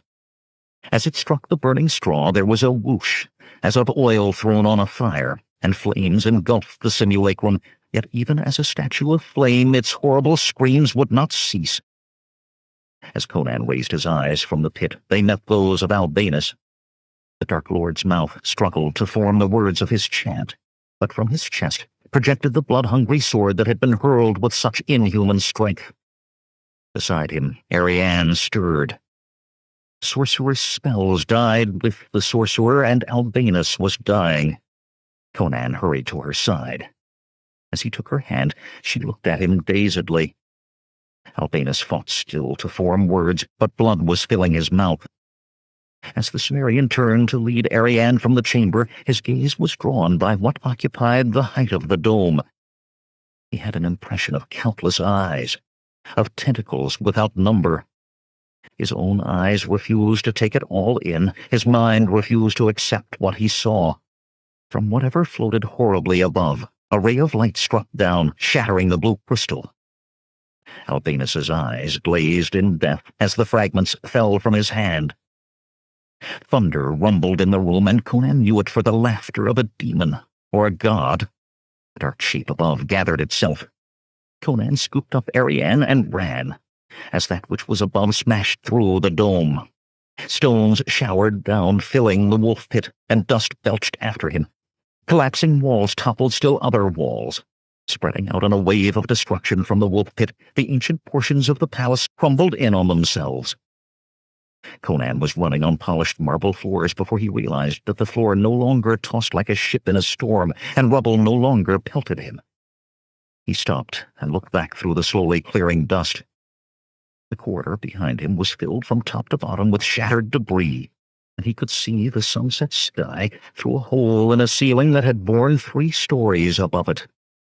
Yet, except for a few cracked walls, there seemed to be remarkably little destruction outside of the ancient parts of the palace. Ariane stirred in his arms, and he reluctantly set her down. She was a pleasant armful, even covered in dust and rock chips. Coughing, she stared around her. "Conan? Where did you come from? Is this the royal palace? What happened?" "I'll explain later," the Cimmerian said. Or some of it, he thought with another look at the devastation behind them. "Let's find King Gary and Ariane. I've a reward coming." 25. Strolling down the hall of the palace that had once belonged to Albinus, and had for 2 days now, by decree of King Geryon, belonged to him, Conan paused to heft an ivory statuette. Intricately carved, it was light, and would fetch a good price in almost any city. He added it to the sack he carried, and moved on. He reached the columned entry hall, just as Hordo and Ariane came through the front doors, now standing open. "About time you came back," the Cimmerian said. "What is it like out there?" Hordo shrugged. "City guards and what golden leopards are left are patrolling the streets against looters. Not that many are left. Seems they thought that earthquake was the judgment of the gods against them. Then, too, some claim to have seen a demon hovering over the royal palace at the height of the earthquake." He gave an unconvincing laugh. "Strange what people see, is it not?" "Strange indeed," Conan replied, in what he hoped was a reassuring tone. Even if he managed to convince Hordo of what had occurred at the wolf pit, the one-eyed man would only moan about being too old for such any longer. "What about the Festus?" he asked Ariane. She sighed wearily, not looking at him. "The Festus is done. Too many of us saw too much of what our fine talk leads to. Geryon is releasing Gracchus and the others from the mines, but I doubt we will be able to look any of the others in the face for a long time. I intend to leave Nemedia." "Come with me to Ophir," Conan said. "I go to Aquilonia with Hordo," she replied. Conan stared. It was not that he objected to losing her to Hordo. Well, a little, he admitted grudgingly, even to a friend. But after all, he had saved her life. What sort of gratitude was this? She shifted defiantly under his gaze and put an arm around the one-eyed man. "Hordo has a faithful heart, which is more than I can say for some other men. It may not be faithful to me, but it is still faithful. Besides, I told you long ago that I decide who shares my sleeping mat." Her voice held an exculpatory note. A tightness at her mouth said that she heard it, and refused to admit that she had anything to excuse. Conan shook his head disgustedly. He remembered an ancient saying, "Women and cats are never owned. They just visit for a time." At the moment he thought he would take the cat. Then her destination and Hordo's penetrated. Why Aquilonia? Conan asked him. The one-eyed man passed him a folded sheet of parchment and said, I heard a rumor she went east. There's something in there for you as well. Conan opened the sheet and read. Ordo, my most faithful hound, when you receive this, I will be gone from Nemedia with all my goods and servants. Do not follow. I will not again be so pleased to find you on my trail. Yet I wish you well. Tell the Cimmerian I am not finished with him. Corella. Below the signature in red ink was the outline of a hawk. But you follow anyway, Conan said, handing back the sheet. Of course, Ordo replied. Carefully he tucked the letter into his pouch. Why this talk of going to Ophir now? Geryon will make you a lord next. I remembered that blind soothsayer in the gored ox, the Cimmerian said. That old fool. I told you to see one of my astrologers. But he was right, Conan said quietly. A woman of sapphires and gold. Sularia. A woman of emeralds and ruby. Corella. They'd both have watched me die for exactly the reasons he named. The rest was right as well. And do you remember how he ended? How? Ordo asked. Save a throne, save a king, kill a king, or die. Whatever comes, whatever is, mark well your time to fly. He also said to beware the gratitude of kings. I am taking him to heart, if a little late. The one-eyed man snorted, looking about him at the marble columns and alabaster walls. I see little enough to beware of in this gratitude. Kings are absolute rulers, Conan told him, and feeling grateful makes them feel less absolute. On that I'll wager. And the best way to get rid of that feeling is to get rid of the man to whom he must be grateful. Do you see now? You sound like a philosopher, Ordo grumbled. Conan threw back his head and laughed. Oh, the gods forbid. Captain, Achaean said, entering from the back. The company is mounted, every man with a sack of loot at his saddle, though I never heard of a man ordering his own palace looted before. Conan met Ordo's gaze levelly. Take whatever you want, old friend, but do not tarry over long. He held out his hand, and the other grasped it, a custom they had picked up in the east. Fare you well, Conan of Cimmeria, Ordo said gruffly. Take a pull at the hell-horn for me, and you get there before me. Fare you well, Ordo of Zamora, and you the same if you're first. The Cimmerian did not look again at Ariane as he strode from the hall. She had made her choice. Behind the palace the Free Company waited, the score that survived, mounted and armed. Conan swung into his saddle. A strange end, he thought, riding away from proffered riches in this fashion. And two women, either of whom he would have been pleased to have ride with him, but neither of whom wanted him. That was a strange thing for him in itself. Still, he reminded himself, there would be women aplenty in Ophir, and the rumors of trouble meant there would be blade fee for a Free Company. We ride for Ophir, he commanded, and galloped out of the gates at the head of his company. He did not look back. Conan the Unconquered. Prologue. Storm winds howling off the midnight-shrouded Villa Yevtsi clawed at the granite-walled compound of the Cult of Doom. The compound gave the appearance of a small city, though there were no people on its streets at that hour. More than the storm and the lateness kept them fast in their beds, praying for sleep, though but a bare handful of them could have put a finger to the real reason, and those that could did not allow themselves to think on it. The gods uplift, and the gods destroy, but no one ever believes the gods will touch them. The man who was now called Jondar did not know if gods involved themselves in the affairs of mortals, or indeed if gods existed. But he did know there were powers beneath the sky. There were indeed powers, and one of those he had learned to use, even to control after a fashion. Gods he would leave to those asleep in the compound, those who called him their great lord.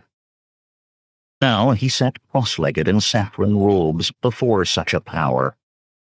The chamber was plain, its pearly marble walls smooth, its two arched entrances unadorned.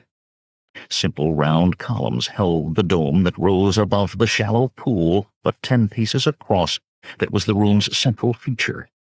There was no ornamentation, for friezes or sculptures or ornate working of stone could not compete with that pool, and the power within. Water, it might seem at first glance, but it was not. It was sharply azure and flecked with argent phosphorescence.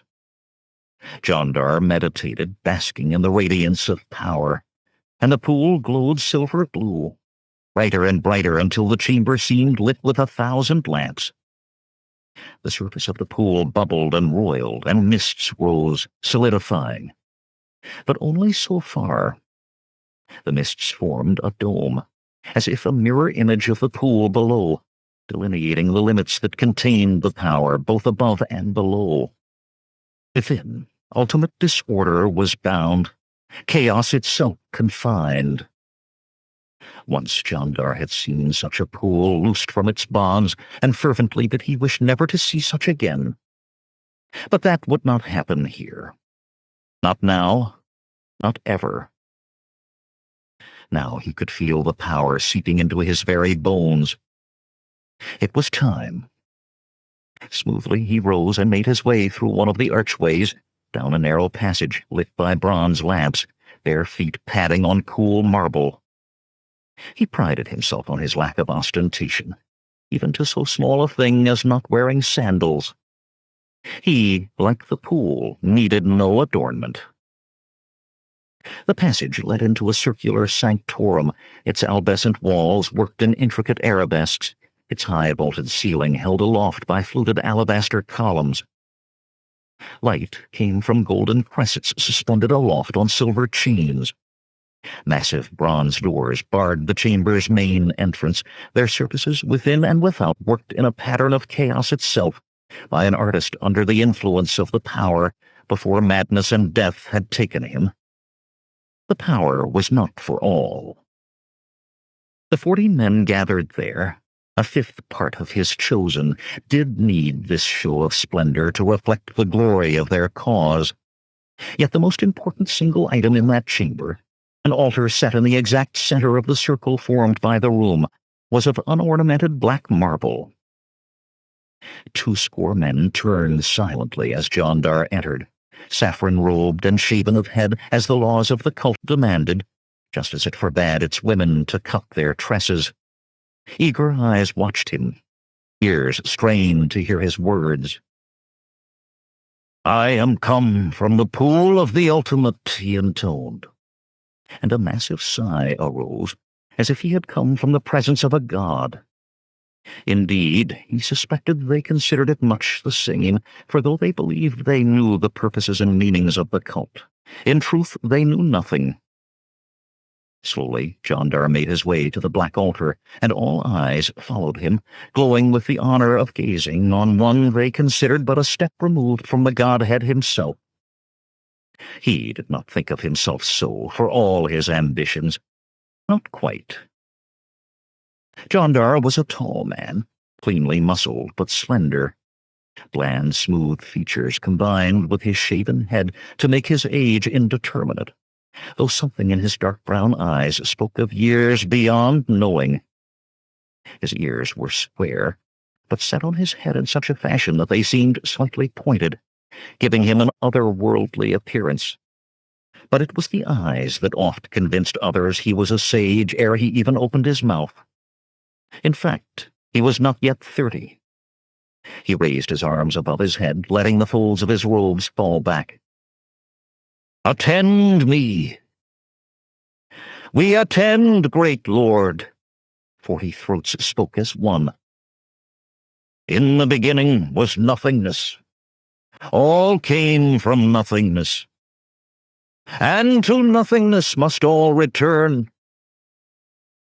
Jandar allowed a slight smile to touch his thin mouth. That phrase, watchword of his followers, always amused him. To nothingness indeed all must return. Eventually. But not soon. At least not him.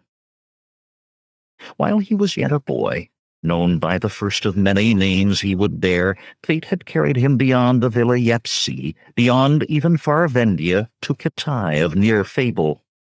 There, at the feet of a learned thaumaturge, an aged man with long, wispy mustaches and a skin the color of luteous ivory, he had learned much.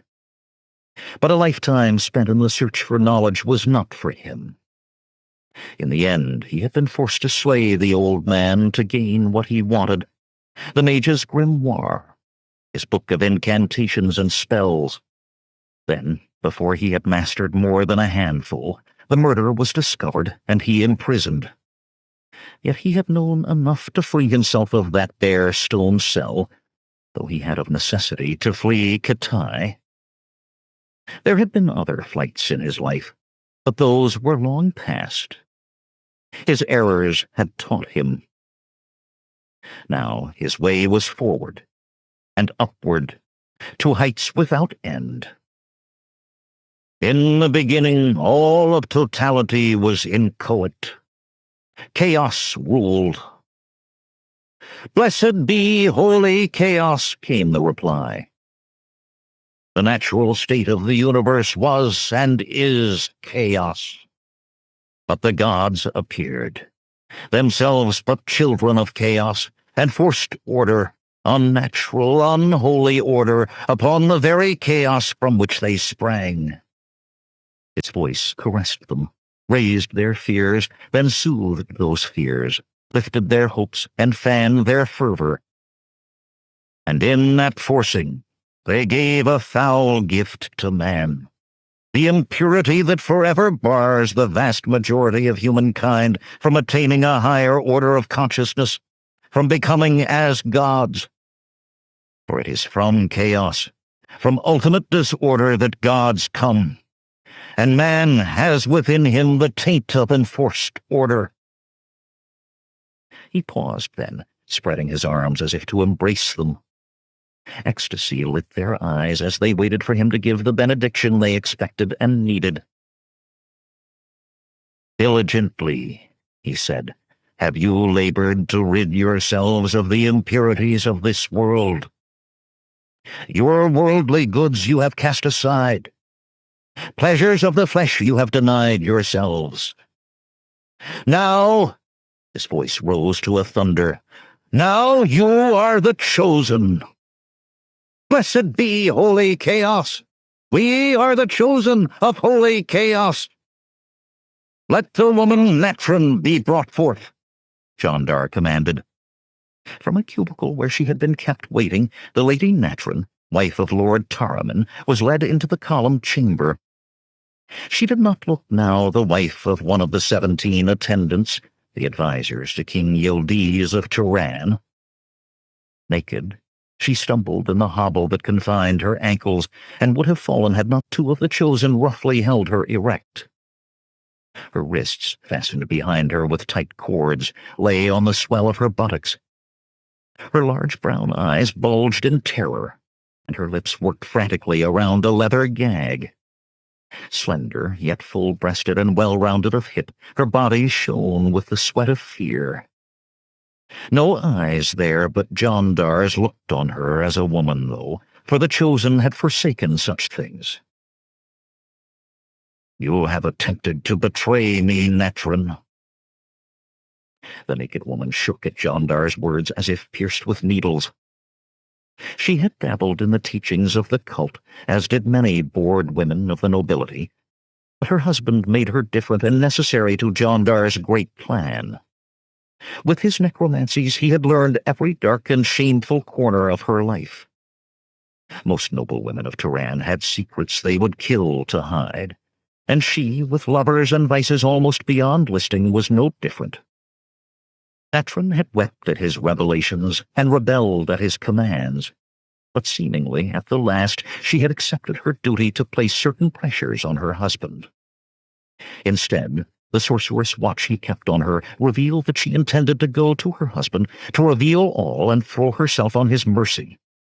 Jandar had not slain her where she lay in the supposed safety of her chambers in her husband's palace, but had her brought hither to serve her purpose in his grand design. It was death she feared, but he intended worse for her. "Prepare her," the necromancer commanded. The woman flung herself about futilely in the grasp of the men who fastened her by wrists and ankles to the black altar stone. The gag was removed. She licked fear-dried lips. "Mercy, great lord," she pleaded. "Let me serve you." "You do," Jandar replied. From a tray of beaten gold proffered by one of the chosen, the mage took a silver-bladed knife and lifted it high above the woman's body. His follower hastily set the tray on the floor by the altar and backed away. Natron's screams blended with Jandar's chant as he invoked the power of chaos. His words rang from the walls, though he did not shout. He had no wish to drown her wails. He could feel the power flowing in him, flowing through him. Silvery azure, a dome appeared, enveloping altar, sacrifice, and necromancer. The chosen fell to their knees, pressed their faces to the marble floor in awe. Jandar's knife plunged down. Natron convulsed and shrieked one last time as the blade stabbed to the hilt beneath her left breast. Quickly, Jandar bent to take a large golden bowl from the tray. Blade and one keyon of that knife were hollow, so that a vivid scarlet stream of heart's blood spurted into the bowl. Swiftly the level rose. Then the flow slowed, stopped, and only a few drops fell to make carmine ripples. Withdrawing the blade, Jandar held knife and bowl aloft, calling on the power in words of ice, calling on life that was not life, death that was not death. Still holding the bowl on high, he tilted it, pouring out Natron's heart blood. That sanguinary stream fell and faded into nothingness, and with it faded the glowing dome. A smile of satisfaction on his face, Jandar let the implements of his sorcery clatter to the floor. No longer did a wound mar Natron's beauty. "Awake, Natron!" he commanded, undoing her bonds. The eyes of the woman who had just been stabbed to the heart fluttered open, and she stared at Jandar, her gaze filled with horror and emptiness. I was dead," she whispered. "I stood before Erlich's throne." Shivering, she huddled into a ball on the altar. "I am cold." "Certainly you are cold," Jandar told her cruelly. "No blood courses in your veins, for you are no longer alive. Neither are you dead. Rather you stand between, and are bound to utter obedience until true death finds you." "No," she wept. "I will not be silent," he said. Her protests died on the instant. Jandar turned back to his followers. The chosen had dared now to raise their faces, and they watched him expectantly. "For what do you strike?" he demanded. From beneath their robes the chosen produced needle-sharp daggers, thrusting them into the air. "For disorder, confusion, and anarchy we strike," they roared. "For holy chaos we strike, to the death." "Then strike," he commanded. The daggers disappeared, and the chosen filed from the chamber to seek those whose names Jandar had earlier given them. It was truly a pity, the necromancer thought, that the old mage no longer lived. How far his pupil had outstripped him. and how much greater yet that pupil was destined to become. He snapped his fingers, and she who was now only partly Lady Natron of Turan followed him meekly from the sacrificial chamber. 1. Many cities bore appellations, the mighty or the wicked, but Agrapur, that great city of ivory towers and golden domes, seat of the throne of Turan and center of her citizens' world, had no need of such. The city's wickedness and might were so well known that an appellation would have been gilt laid upon gold. 1,003 goldsmiths were listed in the guild halls, twice so many smiths in silver, half again that number dealers in jewelry and rare gems. They, with a vast profusion of merchants in silks and perfumes, catered to hot-blooded, slow-eyed noblewomen and sleek, sensuous courtesans, who oft seemed more ennobled than their sisters of proper blood. Every vice could be had within Agrapur's lofty alabaster walls, from the dream powders and passion mists peddled by oily men from Iranistan to the specialized brothels of the Street of Doves. Turanian triremes ruled the cerulean expanse of the Vilayet Sea. And into Agrapur's broad harbor dramans brought the wealth of a dozen nations. The riches of another score found its way to the markets by caravan. Emeralds and apes, ivory and peacocks. Whatever people wanted could be found, no matter whence it came. The stench of slavers from Kawarism was drowned in the wafted scent of oranges from Ophir, of myrrh and cloves from Vendia, of attar of roses from Karan and subtle perfumes from Zingara. Tall merchants from Argos strode the flagstones of her broad streets, and dark men from Shem. Fierce Ibar's mountain tribesmen rubbed shoulders with Corinthian scholars, and Kothian mercenaries with traders from Kashan. It was said that no day passed in Agrapur without the meeting of men, each of whom believed the other's land to be a fable.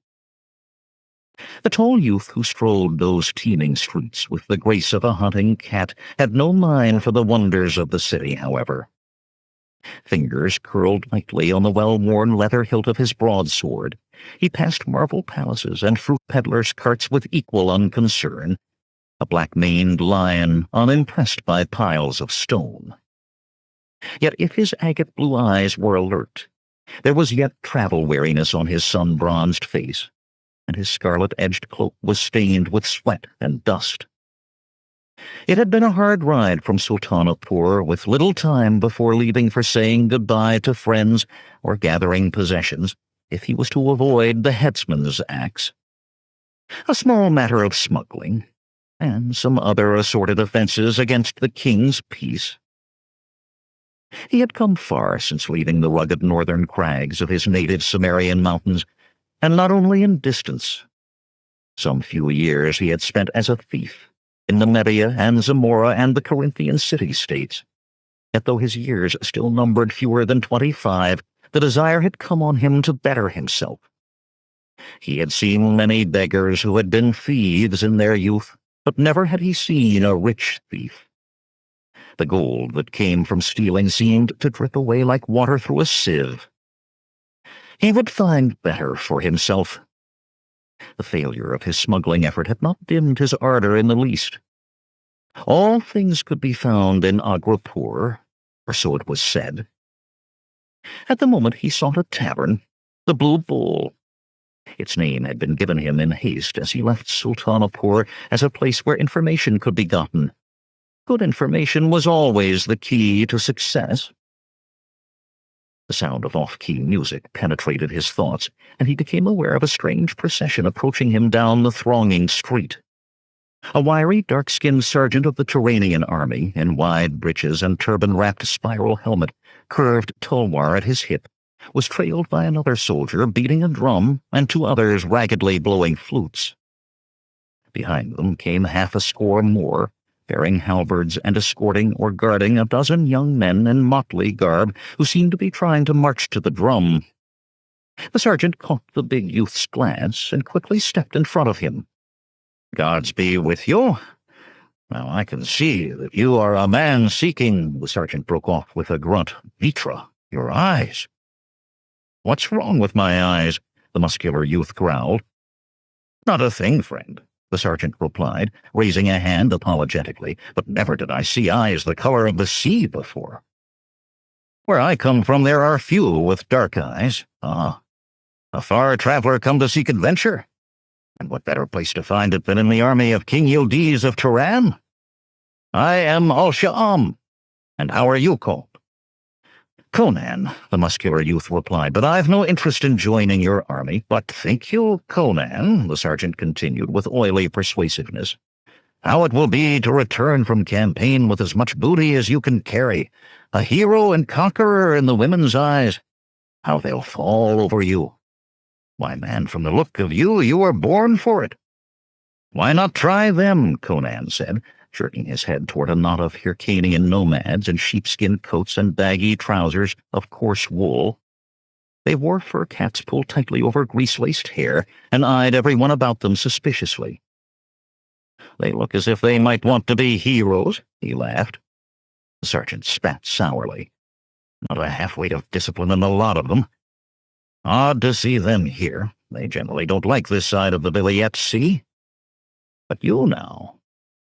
Think on it. Adventure, glory, loot, women. Why, Conan shook his head. I've no desire to be a soldier. Mayhap if we had a drink together. No? The sergeant sighed. Well, I've a quota to fill. King Yildiz means to build his army larger, and when an army's big enough, it's used. You mark my words, there will be loot to throw away. He motioned to the other soldiers. Let us be on our way. A moment, Conan said. Can you tell me where to find the tavern called the Blue Bull? The soldier grimaced. A dive on the street of the Lotus Dreamers near the harbor. They'll cut your throat for your boots as like as not. Try the sign of the Impatient Virgin on the Street of Coins. The wine is cheap and the girls are clean. And if you change your mind, seek me out. Al-Sha'am, sergeant in the regiment of General Mundara Khan.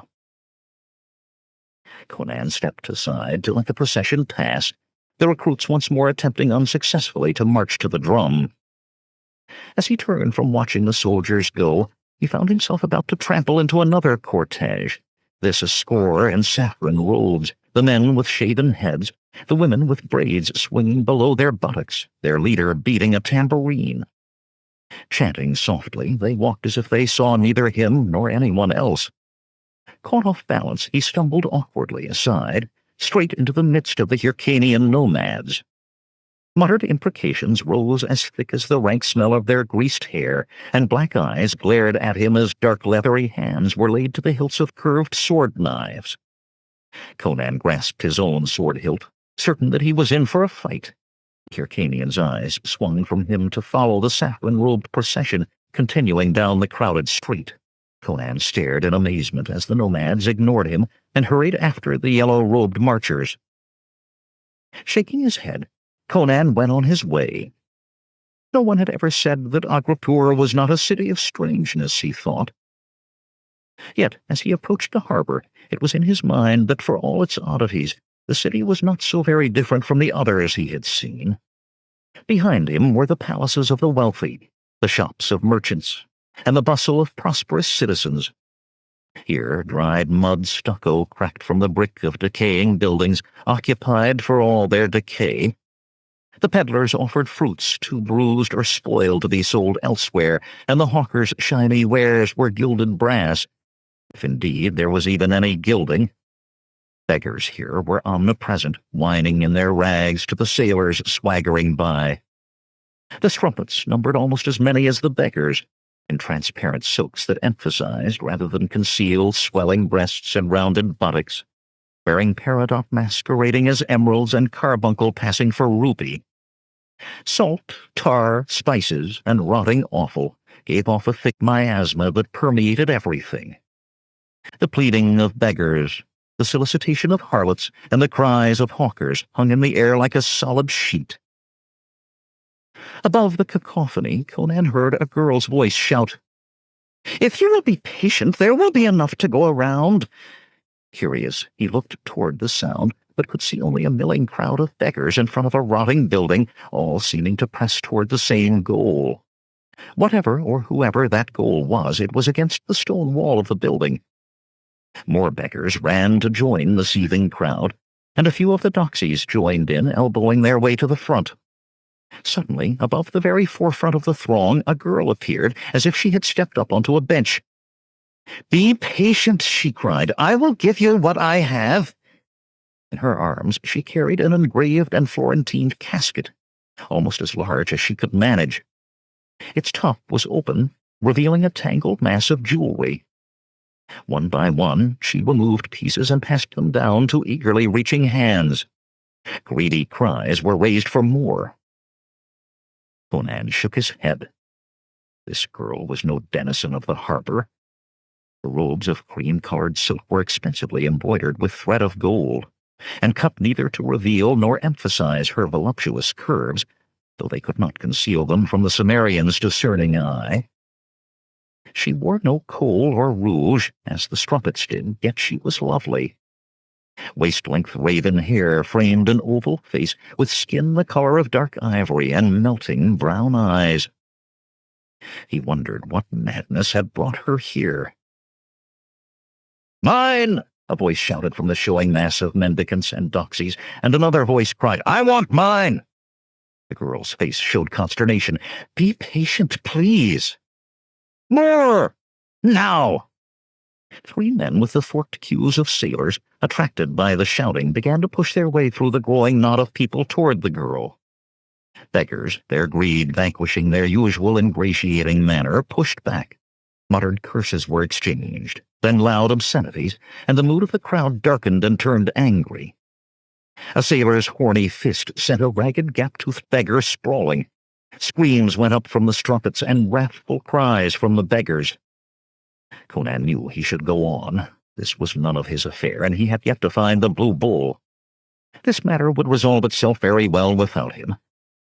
Then why, he asked himself, was he not moving?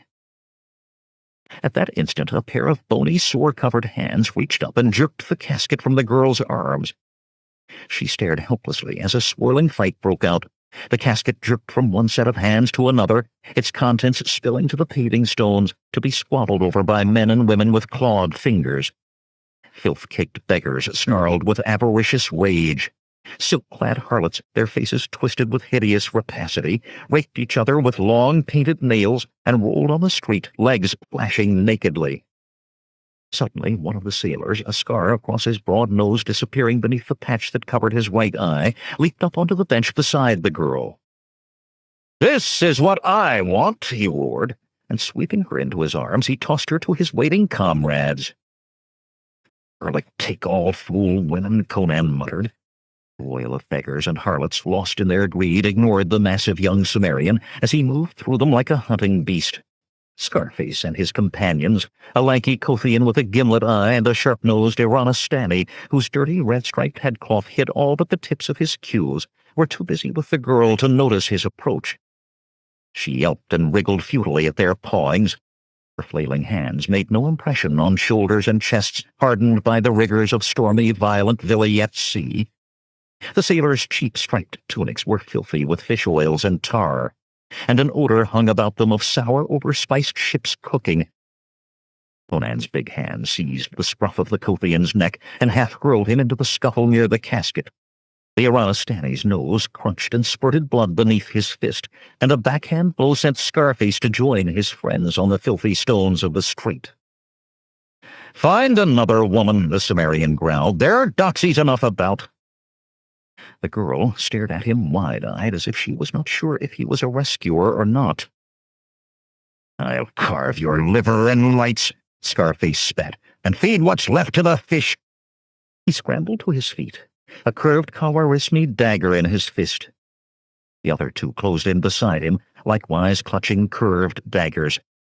The man in the headcloth was content to glare threateningly, ruining it somewhat by scrubbing with his free hand at the blood that ran from his broken nose down over his mouth. The Kothian, however, wanted to taunt his intended victim. He tossed his dagger from hand to hand, a menacing grin on his thin mouth. "We'll peel your hide, barber," he sneered, "and hang it in the rigging. You'll scream a long time before we let you." Among the lessons Conan had learned in his life was that when it was time to fight, it was well to fight, not talk. His broadsword left its worn shagreen scabbard in a draw that continued into an upward swing. The Kothian's eyes bulged, and he fumbled for the blade that was at that moment in mid-toss. Then the first finger-length of the broadsword clove through his jaw and up between his eyes. The dagger clattered to the paving stones, and its owner's body fell atop. The other two were not men to waste time over a dead companion. Such did not long survive on the sea. Even as the lanky man was falling, they rushed at the big youth. The Iranistani's blade gashed along Conan's forearm, but he slammed a kick into the dark man's midsection that sent him sprawling. Scarface dropped to a crouch, his dagger streaking up toward Conan's ribs. Conan sucked in his stomach, felt the dagger slice through his tunic and draw a thin, burning line across his midriff. Then his own blade was descending. Scarface screamed as steel cut into the joining of his neck and shoulder and continued 2 handspans deeper. He dropped his dagger to paw weakly at the broadsword, though life was already draining from him. Conan kicked the body free, for it was a corpse before it struck the pavement, and spun to face the third sailor. The Iranistani had gotten to his feet yet again, but instead of attacking, he stood staring at the bodies of his friends. Suddenly he turned and ran up the street. "Murder!" he howled as he ran, heedless of the bloody dagger he was waving. "Murder!" The harlots and mendicants who had so recently been lost in their fighting scattered like leaves before a high wind. Hastily, Conan wiped his blade on Scarface's tunic and sheathed it. There were a few things worse than to be caught by the city guard standing over a corpse, most especially in Tehran, where the guard had a habit of following arrest with torture until the prisoner confessed. Conan grabbed the girl's arm and joined the exodus, dragging her behind him. "You killed them," she said incredulously. She ran as if unsure whether to drag her heels or not. "They have run away, and you threatened them." "Mayhap I should have let them have you," he replied. "They would have ridden you like a post-horse. Now be silent and run." Down side streets he pulled her, startling drunks staggering from seafarers' taverns, down cross alleys smelling of stale urine and rotting offal. As soon as they had put some distance between themselves and the bodies, he slowed to a walk. Running people were too well noticed, but yet kept moving. He wanted a very goodly distance between himself and the guardsmen who would be drawn to the corpses like flies. He dodged between high-wheeled push carts, carrying goods from harbor warehouses deeper into the city. The girl trailed reluctantly at his heels, following only because his big hand engulfed her slender wrist as securely as an iron manacle. Finally, he turned into a narrow alley, pushing the girl in ahead of him, and stopped to watch his back path. There was no way that the guard could have followed him, but his height and his eyes made him stand out, even in a city the size of Agrapur. "I thank you for your assistance," the girl said suddenly, in a tone at once haughty and cool. She moved toward the entrance of the alley. "I must be going now." He put out an arm to bar her way.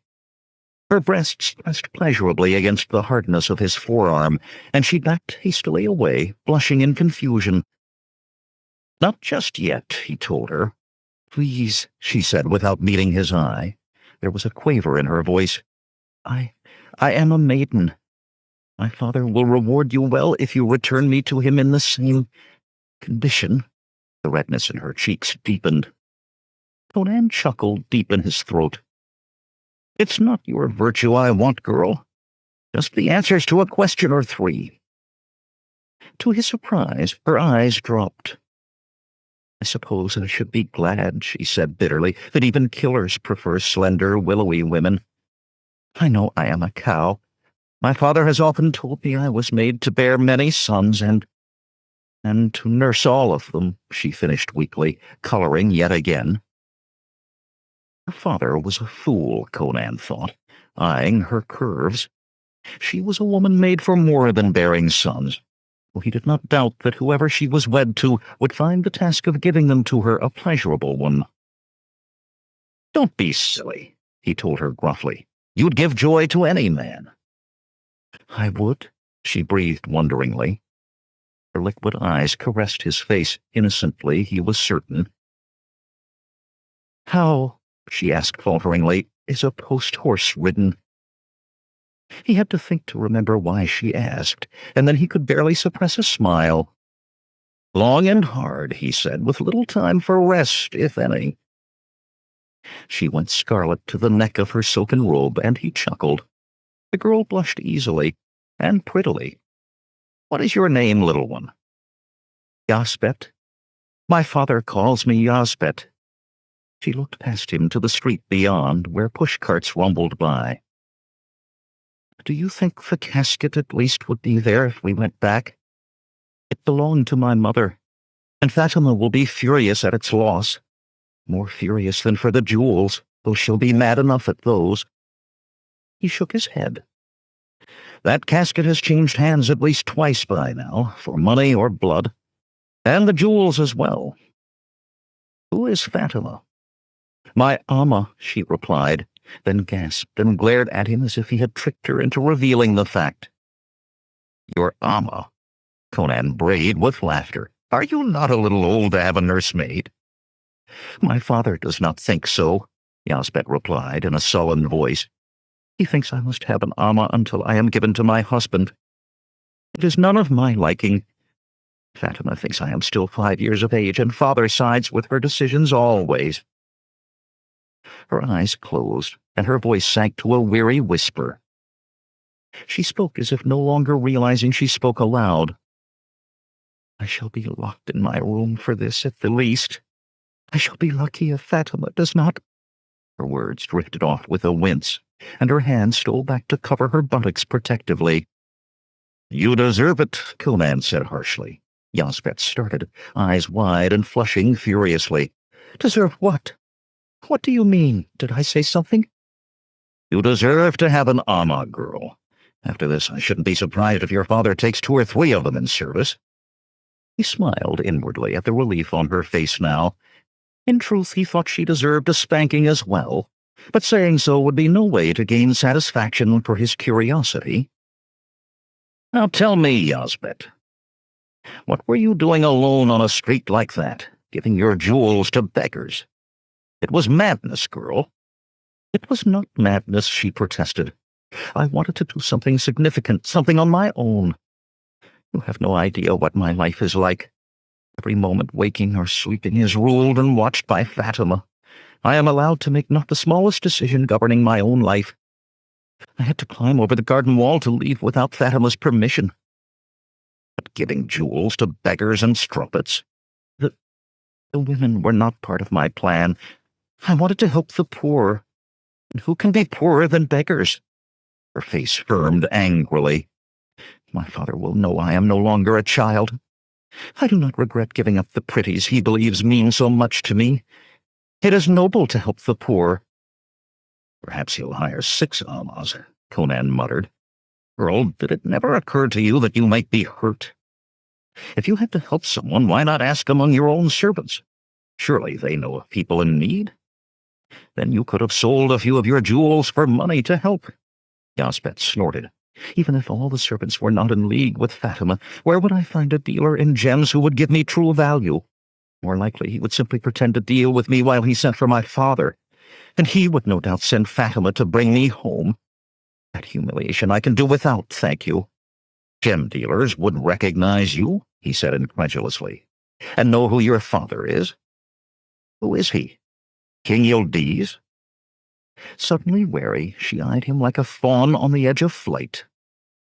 "You will not take me back to him, will you?" "Why should I not? You are not fit to walk the streets without a keeper, girl, but then I'll never keep him from discovering what happened today." She shuddered. "Or Fatima." Wetting her lips with the tip of her tongue, she moved closer. "Just listen to me for a moment, please. Abruptly, she darted past him into the street. "Come back here, you fool girl," he roared, racing after her. She dashed almost under the wheels of a heavy crate-filled cart and was immediately hidden from view. Two more carts pressed close behind. There was no room to squeeze between them. He ran to get ahead of the carts and to the other side of the street. When he got there, Yasbik was nowhere in sight. A potter's apprentice was setting out his master's crockery before their shop. A rug dealer unrolled his wares before his. Sailors and harlots strolled in and out of a tavern, but of the girl there was no sign. "Fool girl," he muttered. Just then the tavern sign, painted crudely, creaked in the breeze and caught his eye. The Blue Bull.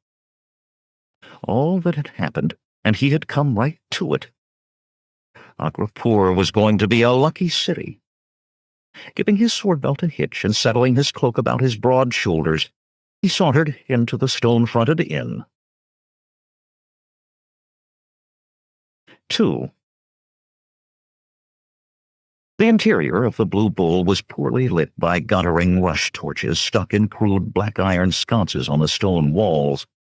A dozen men, hunched over their mugs, sat scattered among the tables that dotted the slate floor, which was swept surprisingly clean for a tavern of that class.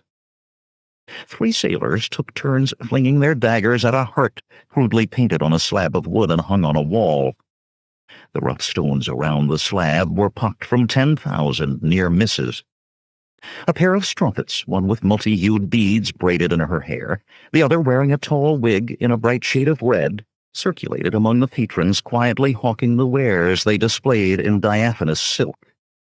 Serving girls, their muslin covering little more than the harlot's garb, scurried about with pitchers and mugs. An odor of sour wine and stale ale, common to all such places, competed with the stench of the street. When he saw the innkeeper, a stout, bald man scrubbing the bar with a bit of rag, Conan understood the cleanliness of the floors. He knew the man, Ferian by name. This Ferian had a passion for cleanliness uncommon among men of his profession. It was said he had fled from Belvaris in Numedia after killing a man who vomited on the floor of his tavern. But as a source of information he had always been unsurpassed. Unless he had changed his ways, he would know all the news in Agrapur, not only the gossip of the streets. Ferian smiled as Conan leaned an elbow on the bar, though his small black eyes remained watchful, and he did not cease his wiping. "Hanuman's stone, Cimmerian," he said quietly. "They say all roads lead to Agrapur, at least they say it in Agrapur, and seeing you walk in here, I believe it. A year more and all of Shadazar will be here." "Who else from Shadazar is in the city?" Conan asked. "Rufo, the Kuthian coiner, old Sharok, the astrologer, and Emilio, too." "Emilio?" Conan exclaimed. Emilio, the Corinthian, had been the best thief in Zamora next to Conan. He always swore he'd never leave Shadazar. Ferian chuckled, a dry sound to come from one so plump. "And before that he swore he would never leave Corinthia, but he left both for the same reason. He was found in the wrong woman's bed. Her husband was after him, but her mother wanted him even more. Seems he'd been betting her as well and lifting bits of her jewelry. The older wench hired a bevy of knifemen to see that Emilio would have nothing to offer another woman. I hear he left the city disguised as an old woman and did not stop sweating for half a year. Ask him about it, and you want to see a man turn 7 colors at once, the while swallowing his tongue. He's upstairs with one of the girls now, though likely too drunk to do either of them any good." "Then they'll be there till tomorrow," Conan laughed, for he'll never admit to failure. He laid 2 coppers on the bar. "Have you any Corajan ale? My throat is dusty." "I have Corajan ale," Ferian said, rummaging under the bar. "I have wines and ales you have never heard of. I have wines and ales I have never heard of." He drew out a dusty clay crock, filled a leathern jack, and made the coppers disappear as he pushed the mug in front of Conan. "Corajan ale. I'll stand affairs in the gilded bitch of the villa yet. You had to leave in a hurry, did you?" Conan covered his surprise by drinking deeply on the dark, bitter ale, and wiped white froth from his mouth with the back of his hand before he spoke. "How knew you I have been in Sultanapur, and why think you I left hurriedly?" You were seen there these 10 days gone, Farian smirked, by Zephyron the slaver, who came through here on his way back to Kawarism. It was the tavern keeper's major fault that he liked to let men know how much he knew of what they had been about. One day it would gain him a knife between his ribs. As for the rest, I know not save that you stand there with the dust of hard riding on you, and you were never the one to travel for pleasure. Now, what can you tell me?" Conan drank again, pretending to think on what he could tell. The fat man was known to trade knowledge for knowledge, and Conan had one piece of it he knew was not yet in Agrapur, unless someone had grown wings to fly it there ahead of him. "The smuggling is much abated in Sultanapur," the Cimmerian said finally. "Brotherhood of the Coast is in disarray. They sweat in the shadows and stir not from their dwellings. 'Twill be months before so much as a bale of silk passes through that city without the customs paid." Farian grunted non-committally, but his eyes lit. Before the sun next rose, men who would try to fill the void in Sultanapur would pay him well. "And what can you tell me of Agrapur?" "Nothing," Farian replied flatly. Conan stared. It was not the tapster's way to give less than value. His scrupulousness was part and parcel of his reputation. "Do you doubt the worth of what I've told you?" "It's not that, Cimmerian." The tavern-keeper sounded faintly embarrassed. "Oh, I can tell you what you can learn for yourself in a day's listening in the street." Yildiz casts his eyes beyond the border and builds the army accordingly. The Cult of Doom gains new members every day. The Cult of Doom," Conan exclaimed. "What in Mitra's name is that?" Farian grimaced. "Foolishness is what it is. They're all over the streets, in their saffron robes, the men with shaven heads." "I saw some dressed so," Conan said, "chanting to a tambourine. 'Twas them. But there's naught to them despite the name. They preach that all men are doomed, and building up earthly treasures is futile." He snorted and scrubbed at his piggish nose with a fat hand. "As for earthly treasure, the cult itself has built up quite a store. All who join give whatever they possess to the cult. Some young sons and daughters of wealthy merchants, and even of nobles, have given quite a bit, not to mention an army of rich widows. There have been petitions to the throne about it from relatives and such, but the cult pays its taxes on time, which is more than can be said of the temple. And it gives generous gifts to the proper officials, though that is not well known." He brightened. "They have a compound, almost a small city, some small distance north on the coast. Could I find where within their treasures are kept? Well, you are skillful enough to make your fortune in a single night." "I'm a thief no more," Conan said. Farian's face fell. "What else can you tell me of this city?" The fat man sighed heavily. "These days I know less than the harlots, whose customers sometimes talk in their sleep.